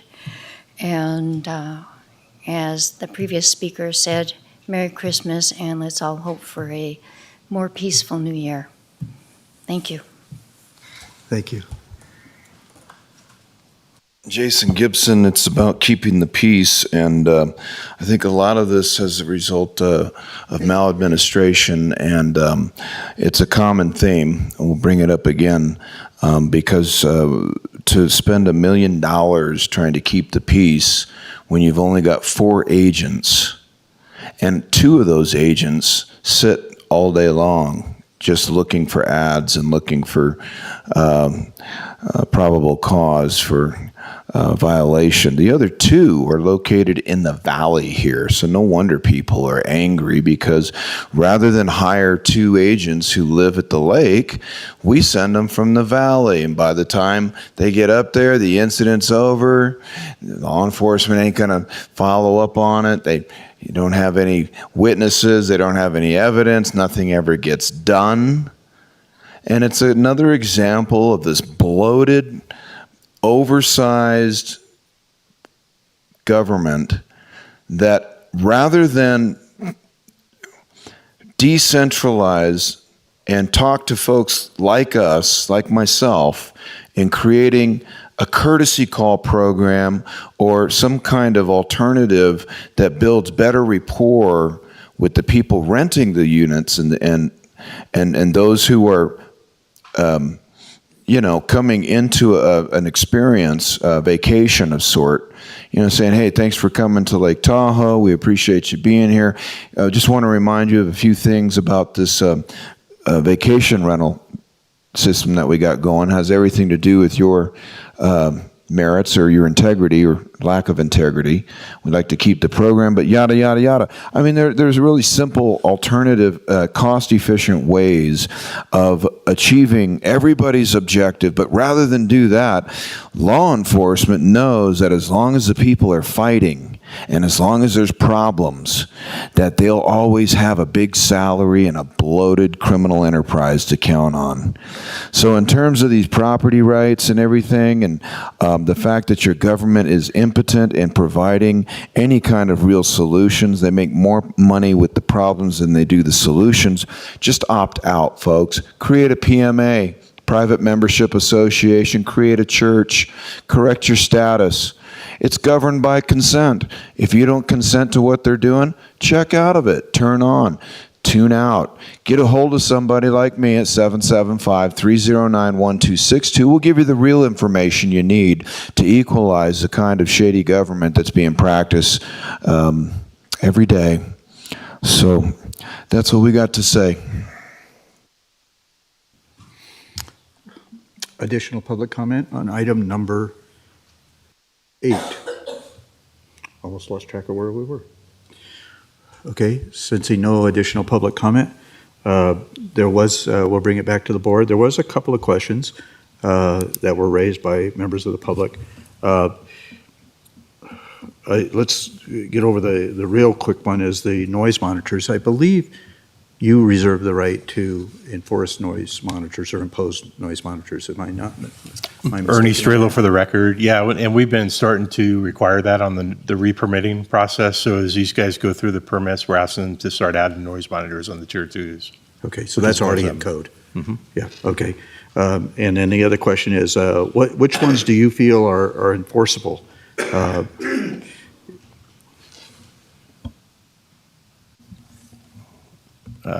Ernie Strelo for the question. Occupancy is always difficult to count inside a house. You can, usually, most people, I like to think that they're adhering to the occupancy requirements. So if they have a permit for 6 or 8 or whatever, that's what they're renting for, and we check the ads constantly on that. The challenge that we have, and we can't just walk in a house. We have to give 24 hours notice to inspect the property. So it's difficult. So that would be the big one. But it's still a possibility. I mean, you could still attempt to, just the fact that you only allow 6 and you monitor the advertising, that helps, is it? I mean. Yeah. Ernie Strela for the record. Yeah, yes. That's somebody brought up about code enforcement. That's what that one person is doing a lot of, is they're checking 585 ads constantly, as well as the ones we pull permits on for accurate advertising and stuff. And so, but that doesn't weed them all out. I mean, folks are right. I mean, you can't prove occupancy unless you go in the house, right? But we do have a code officer that it sits up in Tahoe now and works swing shift on Friday and Saturday, and he drives around, and if he sees an occupancy of say 6 after 9 o'clock, and there's 5 cars sitting outside, that's a red flag, right? And he's pretty aggressive. He's pretty good at catching stuff right now. He's been with us a couple months now. So, I mean, I would observe that item number 2, should we look at adopting that, and item number 3, that those are automatically enforceable because those are the restrictions when you're in the process of even doing the permits. So that's really, it's only number 1 that would be difficult. I know that, when we addressed this issue back in October, and we talked about this double the occupants available during the day, and I know I'm going to probably pay dearly for that because I supported that idea. Yet I'm seeing more and more reasons for not doing that. But that's something that we did approve. So maybe we can look at that later on down the line. So I have a few points I wanted to make. First of all, I thought the comments made by the speaker, Chad Gergen, that's why I asked your name, I thought they were really good. I agree completely with you. I actually don't think there should be any VHRs in this neighborhood. It's very dangerous. They're too clustered together. Any additional cars that aren't necessary there. I mean, look at the neighborhood. Not only doesn't follow the fire code system, the IF, International Fire Code, and you mentioned Mr. Hames, that these things are grandfathered in. Well, this one's like maybe one of the worst, if not the worst neighborhood that doesn't follow it. So why are we putting additional cars and additional traffic, additional people in that neighborhood? I think we shouldn't have any VHRs in this neighborhood. Now, I've made these comments before and I've been voted down. I would make that motion today if I can get the votes. If I can't get the votes and we're going to follow what the advisory board has done, I would agree with 1 through 3, except I would move that the clustering should be 4 lots instead of 3, particularly if there's only going to be 2 VHRs up there. And there was a second one. Oh, definitely the occupancy has to be 6 at all times and not 12. But first of all, you're never going to enforce it. You're not going to know if they have people over there unless they bring additional cars out there and so forth. But at least I'd make that a rule. Thank you. So I would point out that we don't have these are only recommendations that we're going to suggest, should we wish to suggest back to the VHR advisory board to go ahead and bring forward a code change to. Advisory board's going to bring a code back or county staff? Well, so we're making a recommendation to staff. Staff's going to make it back, going to give a report back to the advisory board. The advisory board will act on it. I take it. It'll go to the planning commission as the normal process, and then come back to us. Is that right, or maybe I'm putting too many steps in there? Mr. Chair, if I may, AJ Hames from the DA's office. The plan was the advisory board has now rendered their advice. And so what we were going to ask of the board today was to make a motion to direct staff to bring back an ordinance that would take into account whatever this board wanted to see in that ordinance. And that would go to the planning commission at that point. Then it would come back to this board for a first and second reading. Commissioner Hill? As the person who suggested this, I have a regret. And that is, it lacks a little integrity because it doesn't include all similarly situated neighborhoods. I don't know that there are very many. I wish that 7 had not passed, and then we could have included those, Cave Rock Cove and Shakespeare Point and Logan Creek and Upaway in this, because I believe they are similarly situated. It would be a better ordinance if we did that. And I don't know if that would require going back to the advisory board, but if it did, I would still suggest that that would be an improved approach. So I don't know if there are other neighborhoods, so I don't know the wisdom of that approach at this point, because those other neighborhoods, are all those neighborhoods I mentioned north of Cave Rock? Ernie Strela for the record. I think the ones we talked about were banned in the previous ordinance. So yeah, they were Cave Rock North. So I think we talked about, it was the neighborhoods that were incorporated into item 7, except for Glenbrook. So maybe Lincoln Park is the only neighborhood that has this combination of really difficult streets, density, et cetera, et cetera. Yeah. Ernie Strela for the record. I think the way that I remember the advisory board discussed this is that this would be kind of the, lack of a better term, guinea pig neighborhood. But there are other neighborhoods that may not fit. They're not Lincoln Park, but there's other neighborhoods that have clustering issues also throughout the areas, right? And you see some of the folks they come here at each meeting and talk about it. So some of those neighborhoods would probably fall into something like this too, I think, So maybe instead of spot zoning, this is phase zoning. That's a good term. Or sequential. Because truly, Lincoln Park, it might be the most challenged of the remaining neighborhoods, and then they can pick up other ones, particularly west of 50, as time moves forward. Okay.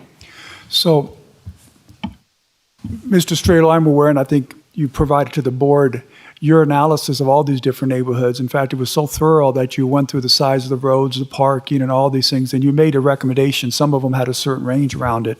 That was the second part of my proposal that I wanted to have a vote on, because I think that all these neighborhoods should be looked at individually that are away from the ski resorts and the casino corridor, and then determine that. I asked to have that on the agenda within 30 days, but that hasn't happened. It was supposed to go back to the advisory board, but the advisory board's only talked to this issue with Lincoln Park. The problem now with including Lincoln Park with the rest of them is the advisory board won't get back until after the first of the year. And once it gets back after the first of the year, permits have been renewed for the new year, and it's going to be very difficult to stop permits to end permits on January 1st of 2024. I think we're stuck with having to make a decision on Lincoln Park now if we want to solve this really, really dangerous situation.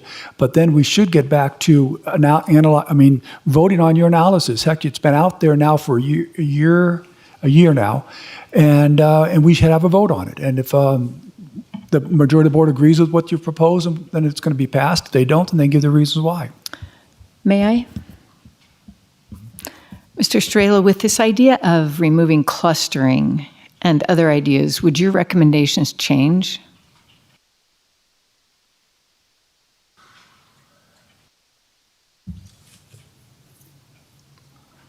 Ernie Strelo for the record. It's tough I'm trying to remember each neighborhood. Yes and no. Because I think that there's, if you go up Upper Kingsbury, you go into some neighborhoods, some streets don't have any VHRs, some have, a whole court will have 5, right? And some people like that because all the VHRs are in one spot, and that's the percent for that whole area. And then other people that are happen to have a house on that street don't like that, right? And so, so the density, but the density in those particular neighborhoods, they weren't recommended for reduction. And so when you ask the question, would they change? If you use this process in Lincoln Park, it would change the percentages by declustering if you did something like this. Right. My feeling is, to speak to the substance of this, I would support 1 through 3, not 4. I would personally like to try and see what happens with these changes before we reduce the 15% cap. And I think these are very good changes. I think they'll make a difference. And I think, people tend to speak of VHRs in terms of complaints that happened last year or the year before. But things are rapidly improving. And we need to be careful when we accept complaints to say, now, when did that happen? Because our implementation has improved so much. So I'm ready to make a motion in that regard, or you can keep talking, whatever. I don't need to keep talking. Commissioner Rice, did you have anything you wish to add? Yes, I have something to say. I was going to use this argument in number 7, but I'll use it in number 8. I have lived around the corner from probably the most notorious VHR in the whole system. That would be the one on Paiute, the Paiute Party House. I also have a VHR right next door to me. The Paiute Party House is no longer a problem because you took away their level 3, made them a level 2, reduced the number of people they could have, and I have not had a complaint about that property since you did that. I think the process is working.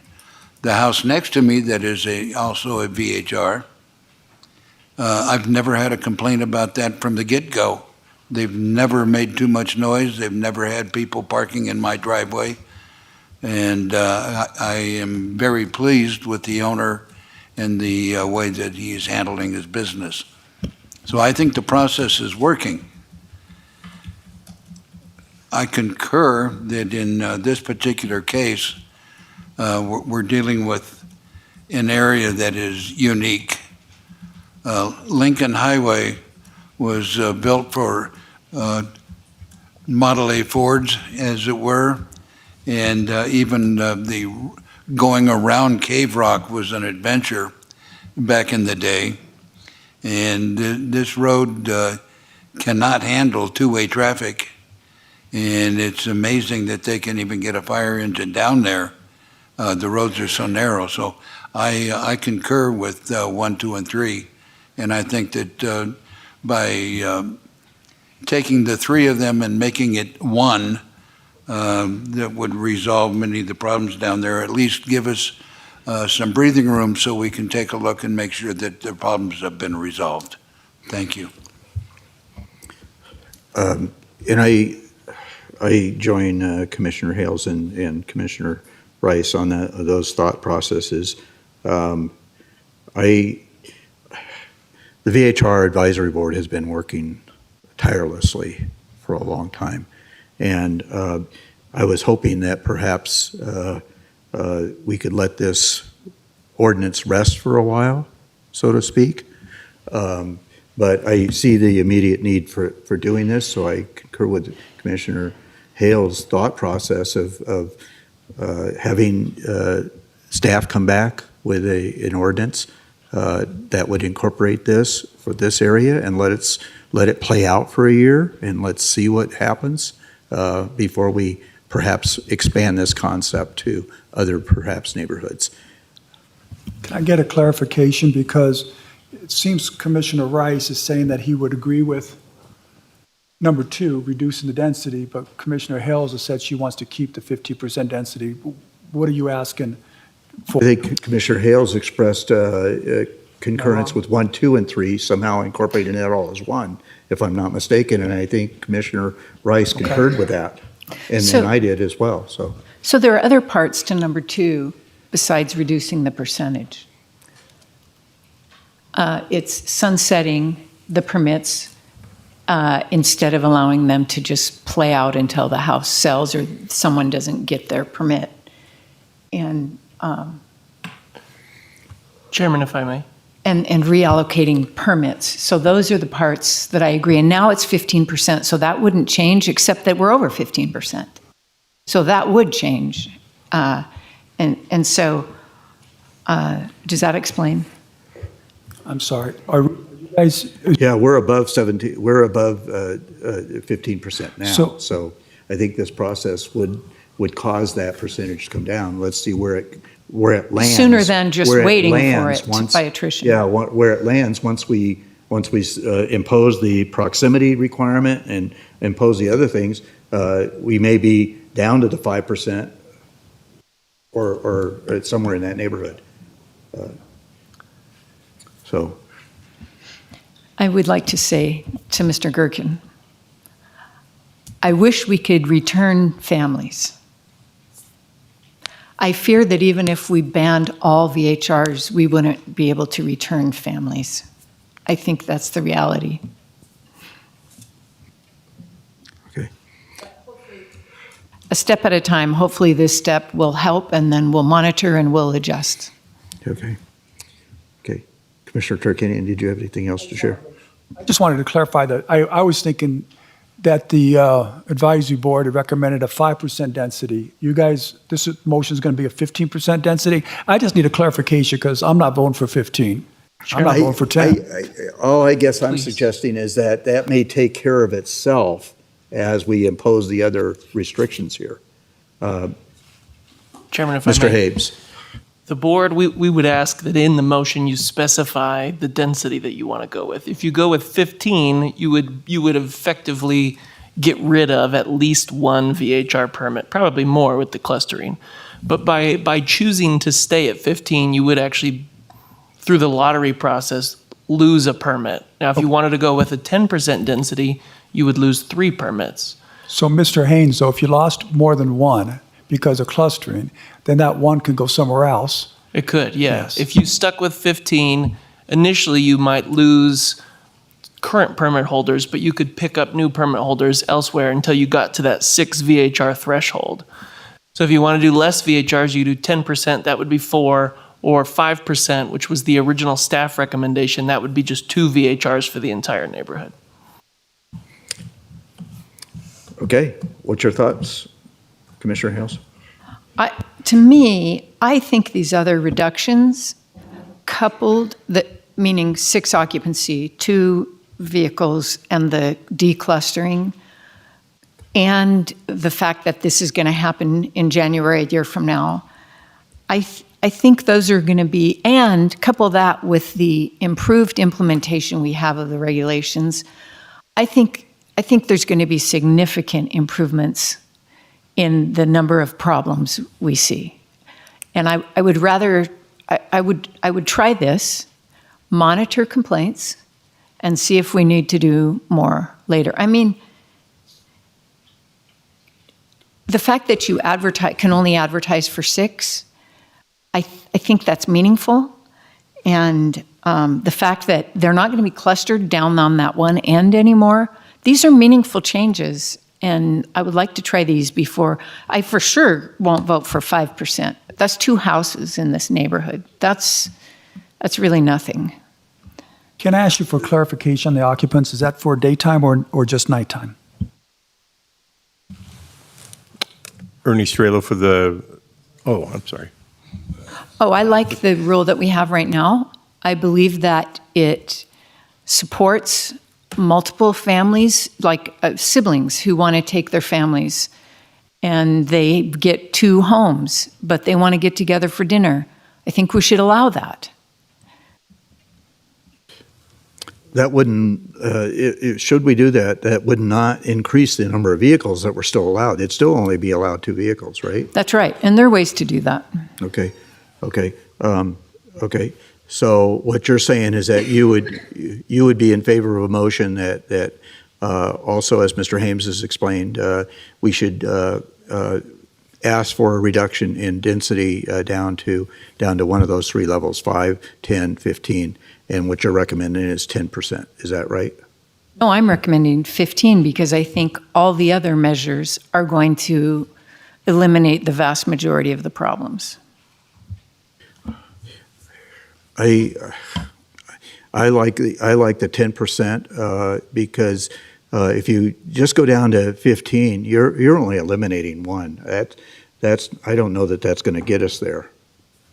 That's what I'm concerned about, is whether or not it'll get us there. I understand that through these other measures it may, but we don't know. That's exactly why I concur with Commissioner Hales. I think that we should, instead of being draconian about it, we should ensure that the 1, 2, and 3 are integrated into one. And I think that will handle the problem, because if you can only have 2 cars and 6 people, that should take care of 80% or 90% of the complaints that we have there. Okay, well, the problem here that we have is we only have 4 members present. So if we don't approve Commissioner Hales and she won't vote for the other thing, then we're deadlocked and we don't do anything. So that's the problem. Would it be put back on the agenda for a vote when we get to 5? I think we should vote on Commissioner Hale's recommendation. Yeah. So, anyways, so your recommendations are 1, 2, and 3 with keeping the density level at 15%. Is that correct, Ms. Yes. Okay, Commissioner. I'll second. Okay. So we have a motion on the floor. Obviously, this still has to be approved by code. Code has to come to us, but approving measures 1, 2, and 3, recommending 1, 2, and 3, and remaining at a density level of 15%. So, sensing you're ready to vote on that, all those in favor signify by saying aye. Aye. Okay. And against? I'm against. Yes, I figured that. Okay, 3 to 1. So there you go. You got some direction, right? Thank you very much. And once again, please thank if they're not listening, please thank the advisory board for getting on this right away as we were hoping they would. So we appreciate that. Okay. I have one comment. Yeah, Ernie Happy Strelo. birthday. Ernie Strelo for the record. This is a comment on the 15%. That was debated also in the vacation home rental board meeting, the 15%, because we collectively thought, well, when you do this, 1, 2, and 3, probably initially it'll reduce the density down to 5% or whatever. But you're absolutely right, Commissioner Tarkanian. What will happen is people will buy houses somewhere else in that neighborhood and it'll go back up to 15%.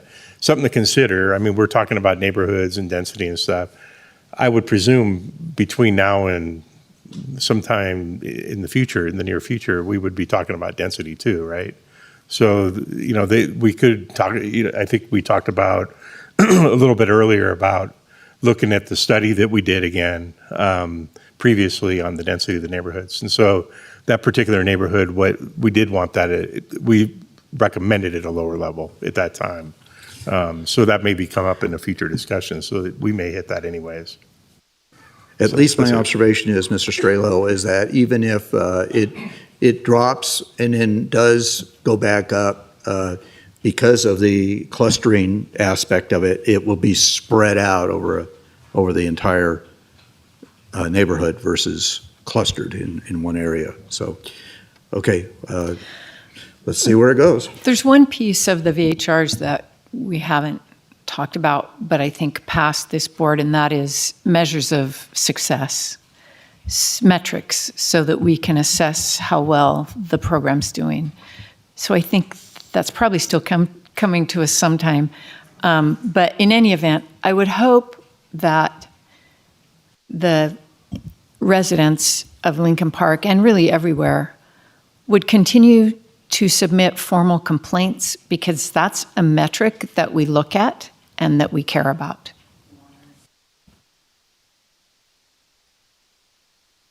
Yep, okay. Thank you very much for your hard work. We appreciate it. So we have dispensed now with item number 8, giving you some recommendations. Number 9, as I indicated, our presenter is not available, and so that'll be continued to a further date. It was a presentation-only item, so it doesn't require any other action from this board. Is that right, Mr. Ritchie? Okay. So then we've also dispensed with 10, 11, and 12. And so we will go to item number 13. Chairman? Yes. If we put item 6, that's the 24-month review. Mr. Craig, I'm sure you can see the entire day for item was supposed to be there. If that's possible. So you want to go to item number 6 instead of item 13 at this time? Is that any objections, folks? Okay, we will go to item number 6 then. Okay, I'll read that into the record.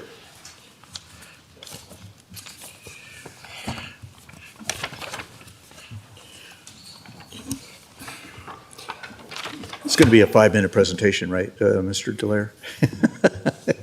Okay, for possible action, discussion on a 20, do we need to take a 5-minute break? I'm Are we okay. good? Huh? Everybody's good? Okay. For possible action, discussion on the 24-month review of the adopted development agreements between Douglas County and the following entities. A, the Cottage at Indian Hills, Micah Drive, LLC. B, Park Haven Estates, Harmel Properties, LLC. And C, Montera, formerly Park Place, and Perry Enterprises, LLC. Mr. Dallaire. Thank you, Chairman Gardner. Tom Dallaire for the record. Yes, we are, I'll just dive in. Andrea Pauling was not able to make it today. She's the one that did the staff report and put all this together in your packet. And she's on vacation in Death Valley, actually, so hopefully she's having a good time. The development agreements, and what are they? This was something that we've added to the slides just to define it for the public, really, mainly. So I'll just read this real quick. A development agreement is a voluntary contract between the local jurisdictions and a person who owns or controls property within the jurisdiction, detailing the obligations of both parties and specifying the standards and conditions that will govern development of that property. And we have a number of these on record still with the county, and we are required by the NRS and our county code. And you'll see some red text on 3 of these slides. The red text is what I added from what was in the packet. So I wanted to make sure everybody understood where that could be found in county code. But based on those 2 things, we have to review these development agreements with you, file a report, and basically a brief summary of the status of the projects that that we have agreements on. So that's what we're doing here today. The development agreements that are up for review, as you read in the record, is the cottages at Indian Hills. You can find that development agreement at page 1042. Park Haven, our mill properties, and we have Mr. Gabor in the audience here. He is a representative for that project. That development agreement starts on page 1105. Montera, formerly Park Pace, now PPEG, starts on page 1133, and then Perry Enterprises LLC. So let's start with cottages at Indian Hills at Micah Drive. I don't know if you need to go through all this. This was in your packet. We have these ordinances on file. They have been amended over the years a number of times. And we went out, Andrea and I went out and looked at all the properties, and this particular one, apparently our engineering staff and inspection staff and crew failed to require the developer of the project to install the street light. It is my understanding that Nevada Energy was contracted to do the street light, and for some reason it never got installed. It appears that there is a box here, and a footing for the street light is actually located. It's missing the street light. So out of this particular one, this development agreement is only missing the street light, and we are working with, and staff is trying to figure out from Nevada Energy if the street light was paid for, and why it wasn't installed. And so we're still in that process. This came up about 3 weeks ago, maybe about a month ago, and we started looking into that. Mr. Dallaire, is it Nevada Energy puts up the streetlights or the developer? This particular one, the Nevada Energy, the developer should have paid Nevada Energy to install the streetlight. Yeah, so basically, my understanding is Nevada Energy puts them up and then they bill the developer. So they should have billed the developer directly once it was up. So, Yeah, I think you have to pay Nevada Energy ahead of time before they actually do the installation. And that's what Nevada Energy is trying to figure out where that's at. I think the design is done. We think the design is done, and that part has been paid for, and maybe they failed to pay for the light itself. So we're still working on that minor detail. But once the street light gets in, then we can bring this back to the board to repeal the development agreement once that light's in. It'll be the only street light on the intersection. So this is the intersection of Vista Grande and Micah Drive, and currently there is not a street light at that intersection. Park Haven Estates, Armour Properties, LLC. The owners in the county entered into the development agreement on August 18th, 2005. The development agreement was regarding off-site dedications and construction improvements for drainage and sewer facilities.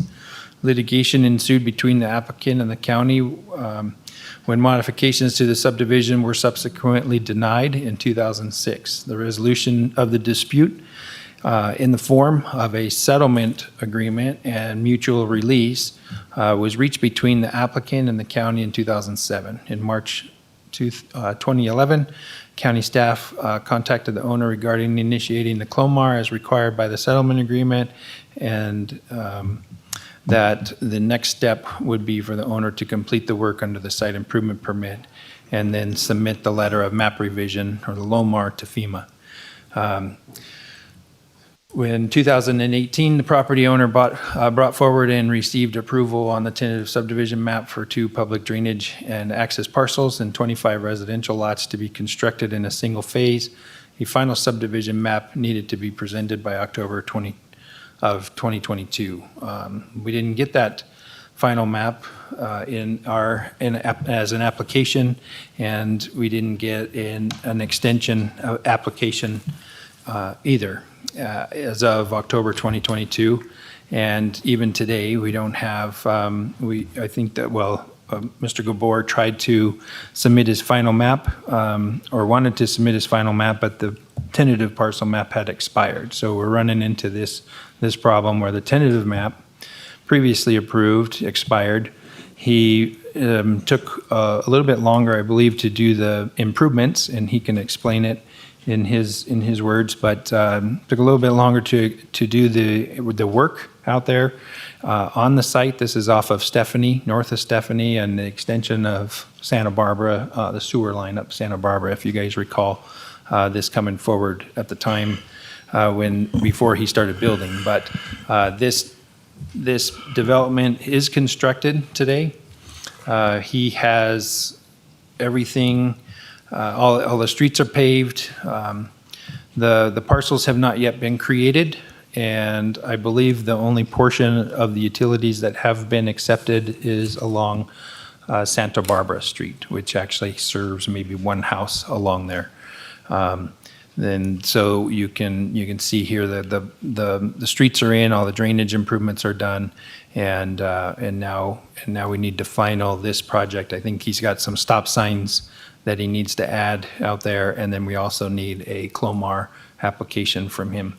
And so I don't know if you want him to speak now. He's in the audience, and particularly for this. Did I hear you say that this has been built out? He has built it, All the homes? road, just the road, no homes. No homes. And there's no parcels created yet. The final map has not been accepted or even reviewed, for that matter.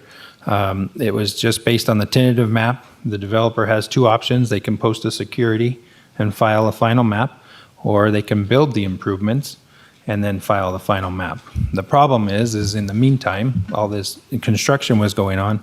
The tentative map has expired. He had a date of October of 2022 to get an extension to the office and processed, or to file a final map and post a security for the improvements that weren't done, and that didn't happen.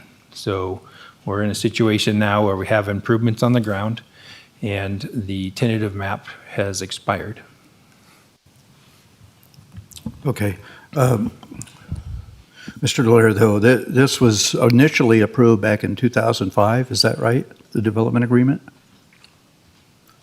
Okay. Yes, So sir. this is not subject to the growth management ordinance, right? It's grandfathered in or vested? Yes, I believe it is Okay. vested. Mhm. Okay. So what's the process going forward? What are we going to do going forward here? on Right. this? Well, what we've explained to Mr. Gabor is that we need to get a new tentative map application processed, and we have to process that application again. And we still are waiting on a LOMAR, a letter of map revision from FEMA on the improvements that he has installed in order to get this final map processed. It just seems to me, and I think Commissioner Tarkanian has brought this up before, and I think the other commissioners have witnessed this also, is that we have a development agreement that's now 18 years old. So when can we see some completion here? How long is the development agreement going to go out before we see some finality to it, I suppose? Well, I don't recall reading through the development agreement, seeing an expiration date on it. On this particular one, there is one in here that we're going to speak about that actually has an expiration date, but we do have a requirement for tentative map submittals, and the applicant didn't meet that deadline, and that tentative map now has expired. So technically, the development's got to start the process of review all over again in order to get through to the final map stage, which he's really close to getting those improvements all finalized and finished and ready for a final map to be reviewed and issued. But So at if this that time- process has to start all over again, are they still going to be vested? Probably not if it's with the new application. That's what I was hoping to get clarification on, so. Okay. Questions I have, Commissioners? Did you have any, Commissioner Hales, did you have your lights on? Do you have a question on this? Inadvertently. But I But guess as long it's as really, it's on, you'll go ahead and take the opportunity. it's really a legal question. What can we do? Because it seems, I mean, maybe it's not costing the county any to let this just sit there. And I guess we benefit because it's no longer, it's now subject to the growth management ordinance. But it seems weird to have something just hanging out. As long as it doesn't cost us anything, I guess, doesn't hurt us.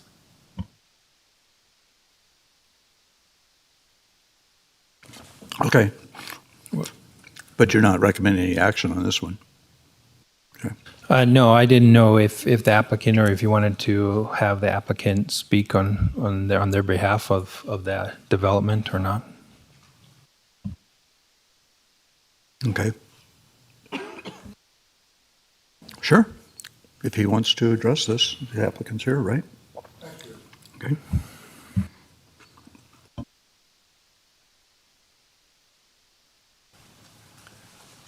Seems like you've been sitting there for an awful long time, so you probably should get up and say something, right? I appreciate that greatly. Thank you.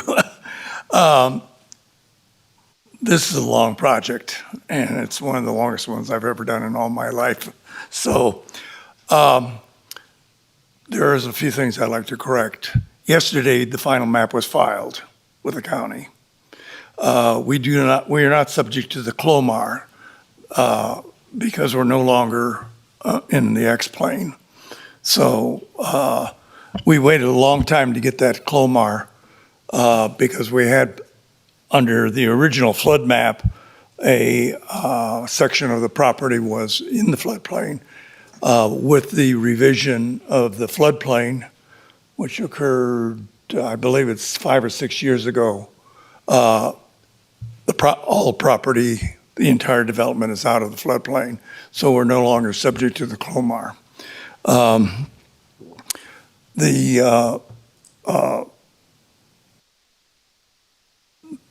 bounds and means map, that is is going to be filed. It either has been filed or will be filed here in the next week. So we're just sitting. Everything else is finished. The only thing we have to do, which was subject to having the final map filed, was with NEP to flush the lines so that the water can be turned on the system. The stop sign is, the pier is there. We just haven't put the bolt of the sign in place because the kids are having a field day over there. Other than that, that's where we're sitting right now. We would like to, this question of the tentative map, I would either like to try and get the extension going to it. Going back all the way to the beginning just seems like an oxymoron. And so I would either be able to file an extension or either have that waived at this point in time and space. The project would be completed then. Okay. Any questions of the individual? Commissioner Hills? No? Okay. Thank you. Appreciate it. Thank you. Okay. So I need to clarify a couple of things as Tom Delaire for the record. The CLOMAR was issued by FEMA to allow them to build the improvements. Once the improvements are built, the applicant needs to file a LOMAR to make it official. And that's, the LOMAR is what makes that floodplain go away, not the CLOMAR. The CLOMAR allows them to build the improvements based on the preliminary map and elevations that were proposed in the improvement plans. And now he needs to verify that with FEMA that what was on the CLOMAR and the elevations in the map was built per that plan. And that's what the LOMAR needs to be filed for that.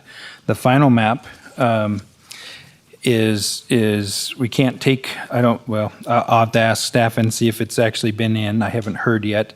But the final map can't be filed if the tentative map has expired. And if you look on page 1120 of the packet, in the conditions, this tentative map approval, it states, this tentative map approval shall expire 2 years from the date of the approval, if a final map application that conforms to all the conditions of approval is not recorded prior to the expiration date, extensions of time may be granted in accordance with Douglas County Section 203020. And we didn't receive any extensions filed before that 2-year deadline. And the date of this was November 24th of 2004. And then we also had the complicatedness of the settlement agreement. And therefore, it is staff's take that the tentative parcel map did expire, and we need to go through that process again. Or you guys, we can bring an item back to you guys, and you can waive that, but I don't, yeah. That's going to be Okay. up to you guys. Yeah, thank you. Bring it back when it needs to come back. Yeah. Great. Okay. Any other questions on this one?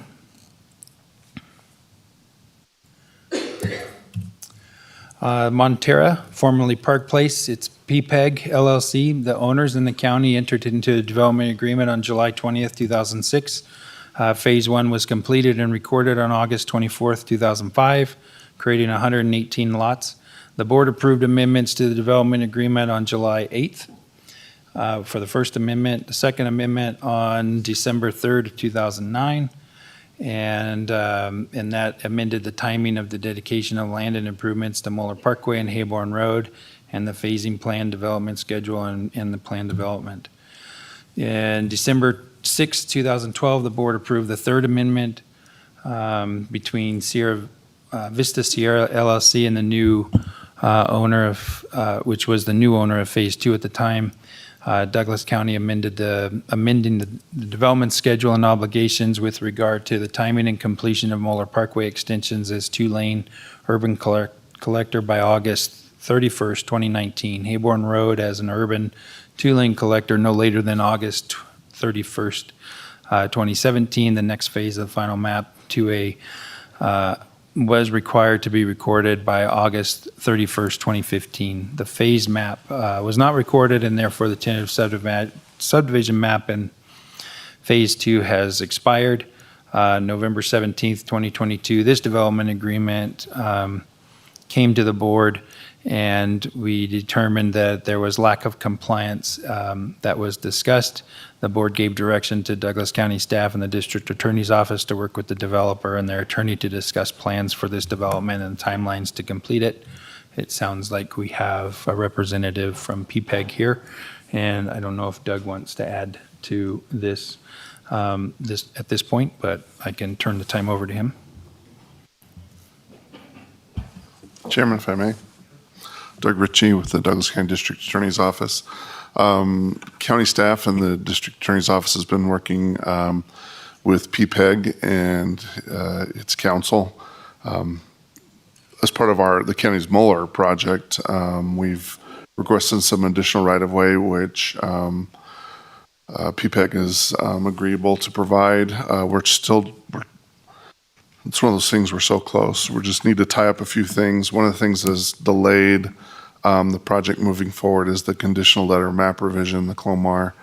I know staff has been interacting with FEMA on, we'll provide information, they'll provide feedback, but we are working diligently on that. I anticipate very shortly, at the beginning of the year, bringing back an amended development agreement with terms to finalize the development.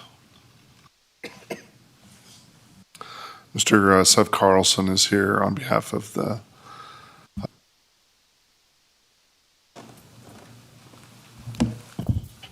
Good evening, Sev Carlson. I'm counsel for PPEG.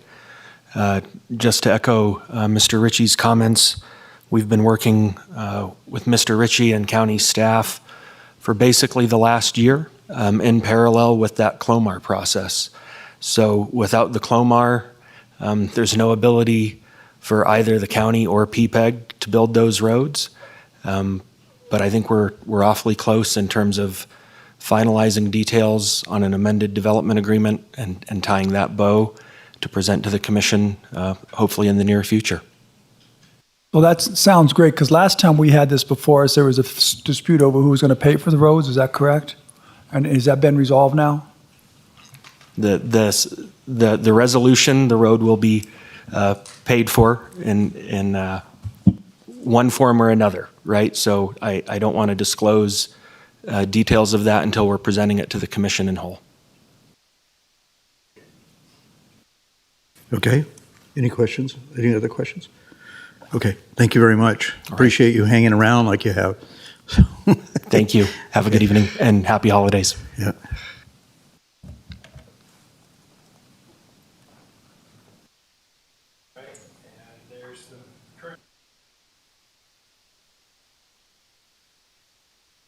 Sorry about that. This is the current photos of the existing project at the end of Hayborn and looking at a future Muller Parkway alignment. Perry Enterprises is located down at the intersection of Riverview and Muller Parkway and 395 down by 7-Eleven on the south end of Gardnerville. And we had a development agreement in 2010 with the First Amendment in 2013. We're waiting on some improvements that needs to happen in the Muller Parkway. There's a number of items where we can actually end this development agreement and get it done. He has complied with developing the 4 lanes of road from Highway 395 to the Virginia Ditch. And there was an amendment done in 2013 that allowed an opening in the median at one of the entrances right off of right on 395, fronting 395. And I think we have a picture of it in here, yeah, right here. And so what has to happen now is they've got to close this off once we meet a certain criteria, which, oh my goodness, there's all kinds of fancy stuff here. Didn't do that in my office. There's a number of scenarios where the First Amendment would kick in. A is the completion of Muller Parkway from 395 to 395. Then the median would have to be filled in. Or if they develop 40% of the property, or if traffic volumes at that location exceeded 1,400 vehicles in both directions, in either direction in the peak hour, either in the morning or in the afternoon, or the turn lane is causing a conflict with the folks coming out of the development that was just located on the south side of Muller Parkway, and or the county engineer determines that there's a hazard there based on the traffic movement, or F was in just dates December 31st, 2030. Not sure, I'm assuming that's the drop dead date for this. So by December 31st, 2030, if none of these other items hit, then they would still have to put in that median. And the median that we're talking about is this little section from this nose of the median to that nose of the median to close that off. And this would just be a right in, right out at this location on the project, which you can kind of see right here. We took a picture from the middle of the median, so it just fill this median in, and then the cars coming out of here would be a right in, right out. So that's, I believe that's all we have for you tonight on this particular one. Do you have any questions? Questions, commissioners? Okay, so you will bring back, as I take it, we're going to go into public comment, but you will bring back an ordinance in regards to the cottage once that light is in. Is that correct? Yep. And then the others, there's no action that needs to be taken at this time. Well, PPEG, whenever we get that, yep. We're expecting something from the attorneys in that regard. Yep. So, okay. Then at this time, if there's no further questions, we'll go into public comment. Is there any public comment regarding development agreements on the cottage at Indian Hills, Park Haven Estates, Montera, or Prairie Enterprises. Okay, no public comment, so we'll come back to the board, and I don't know that there's any required action by this board at this time, is that right? Just accept your report? Receipt, yep. Thank Okay. you. So I'll entertain a motion to accept the 24-month review of the adopted development agreements between Douglas County and the following entities: Cottage at Indian Hills, Park Haven Estates, Montera, and Perry Enterprises. So moved. Second. Okay, motion by Commissioner Hale, seconded by Commissioner Rice, to accept the 24-month review of the adopted development agreements as stated. All those in favor signify by saying aye. Aye. Motion passes 4-0. And now we'll proceed to, we've been all over the board today, I know. Item 13. Okay. Getting down to the, okay. Item 13, for presentation only, introduction of ordinance 2023-1631, an ordinance amending various provisions of Chapter 2.02 and 2.26 of Douglas County Code relating to China Spring Youth Camp. This is the first reading, and it's being presented by Commissioner Hales. So I was appointed to be the representative to the China Spring Youth Camp Executive Committee, and that group was formed in 2022 after a working group with NATO recommended it in that to have more input into the camp from other counties. That if 16 counties, all but Clark, send youth to the China Spring Youth Camp. We met as required throughout the year.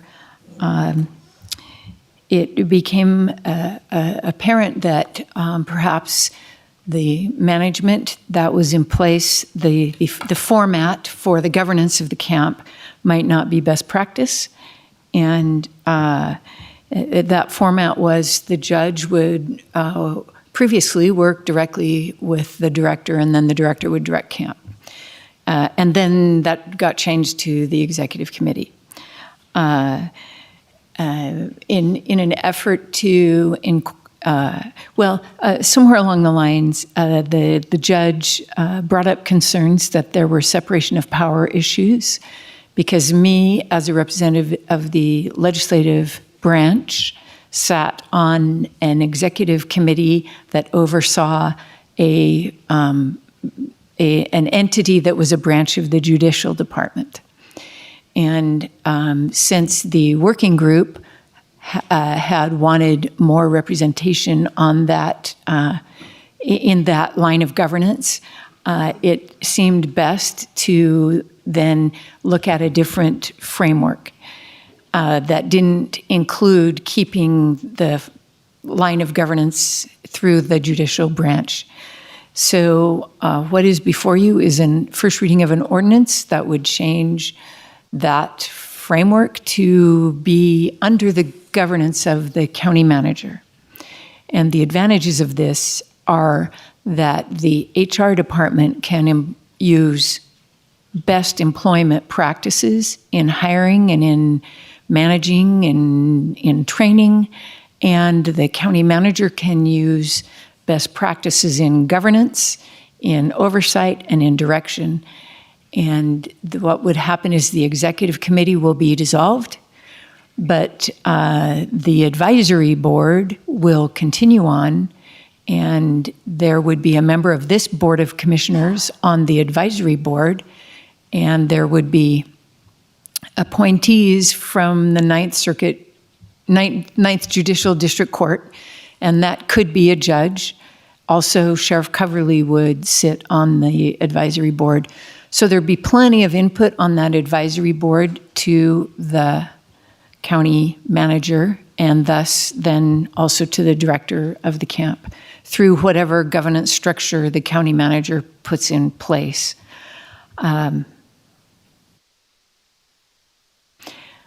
in my opinion, this will allow for better governance of the camp through best practices. Okay. Any questions? Commissioner Turkanian, Commissioner Rice? I have no additional questions. This is a presentation-only item, so it will not be taking public comment. I know that Mr. Thaler was probably here for that, but if you have comments, you could certainly do it at closing public comment. So, okay. Okay.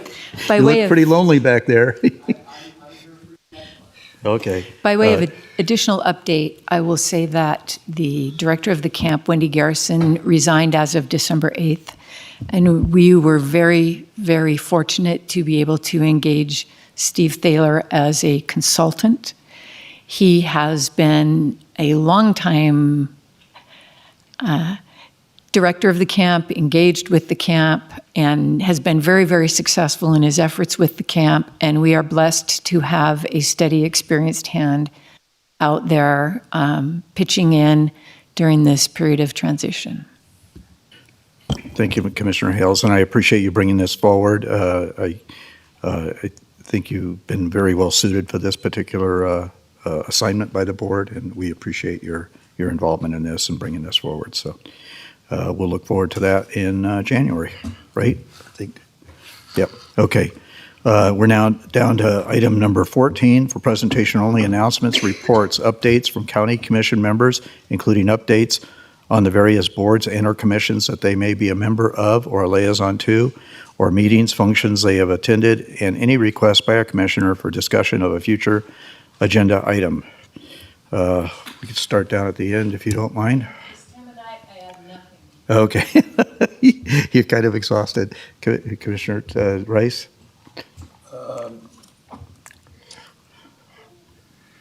Last week I attended a TRPA meeting, as well as a legal meeting, as well as a TDVA board meeting. The board was presented with a report on the new event center and how everything is on schedule now, and they are being very successful in booking events, and it's a tremendous success. And that's all I have at the moment. Thank you. I have been attending the various meetings that I'm assigned to. I did want to take this opportunity to remind the public that we have a remaining vacancy on the advisory board for wildlife. We have an additional vacancy on our audit committee. We have a vacancy on our planning commission, and we have a vacancy on our senior services and public transportation board. And we have received, as I understand it, a resignation in regards to our airport advisory committee as well.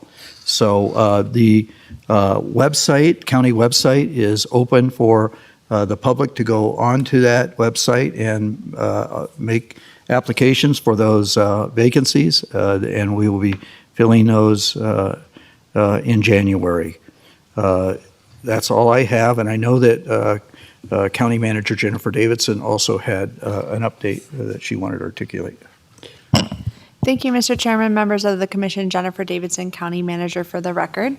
I wanted to advise the board that staff are working diligently to finalize a draft of the goals and initiatives for the strategic plan. We had hoped to have that document to you earlier this month, and as we're working through those draft goals and initiatives with our department heads, we have found that it is requiring more time for thoughtful consideration by each of the departments.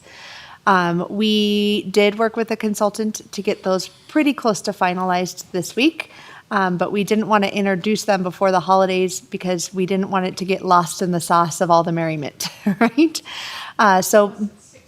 Plus it's 6:30, right? So stay tuned. What I'm trying to say is we have not forgotten about the strategic plan. It remains an important priority and will be brought back to the County Commission and the public for additional discussion after the first of the year. Thank you.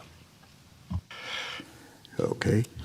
And I guess I should, I forgot to mention this, but I did, in regards to the strategic plan, County Manager Davidson and myself did meet with the chairman of the Washoe Tribe, Smokey, and Chairman Smokey, yesterday, as a matter yesterday? Yesterday. These days are all running in together. Okay, yesterday, and regarding their input into the strategic plan as well. I feel like that's an important aspect to take into consideration. So they're going to be working with us on that as well. So anyways, with that, item number 14 is hereby concluded, and we will go to closing public comment. At this time, public comment will be taken on those items that are within the jurisdiction and control of the Board of Commissioners, or those agenda items where public comment has not already been taken. Jason Gibson, traditional daykeeper of the Chilam Balam. Merry Christmas, happy holiday, winter solstice. What do you get? Another day older and deeper in debt. What'd you get today for Christmas, Douglas County? $140 million debt. Jail Act, they call it. The Judicial Administrative Law Enforcement Center. Merry Christmas! This is how we spend it. 7:30 at night. We've been telling these yahoos, we've been trying to be elegant with these dinosaurs, but they just won't listen. They won't learn. And you're paying for it.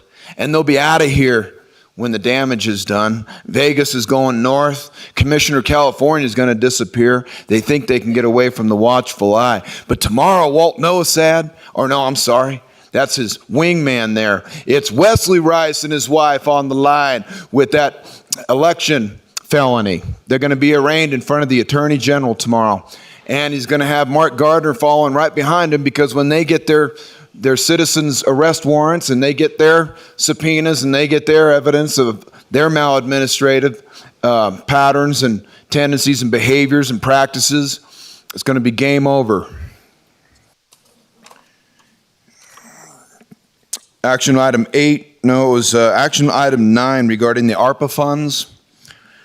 We were wrong about the $8 million they maladministrated for the American Rescue Plan Act. It was 9.5 that they received, and they spent it the minute they got it 1 year later. Fed said, hey, take your time. You got 5 years. You're going to need this money because we're going to send you to war. We're going to tank the economy, reboot the whole thing. You better get ready now because we're trying to warn you. Interesting that the COVID pandemic would be released right at the same time that they issued millions of dollars to pacify the sheeple, to get them ready for what's coming up. You ask for 10 or 20 grand to redirect the floodwaters around your estate. Charlotte Health says it's your problem. We ain't got the money for that. Right there in the ARPA funds, it says this is what the money is for, the people. They issued one grant opportunity for the people. And you couldn't even get a hold of the person, Lucille Rao, to work with you on applying for that grant. And when they issued the deadline, they didn't advertise it correctly. By the time you found out about it, it was too late. One grant opportunity for $9.5 million. Everybody else got paid but the people. Bunch of fucking crooks. What's your language? Mr. Gibson, That's the that truth. is out of order. Please leave. That's the truth. Thank you. You're going to...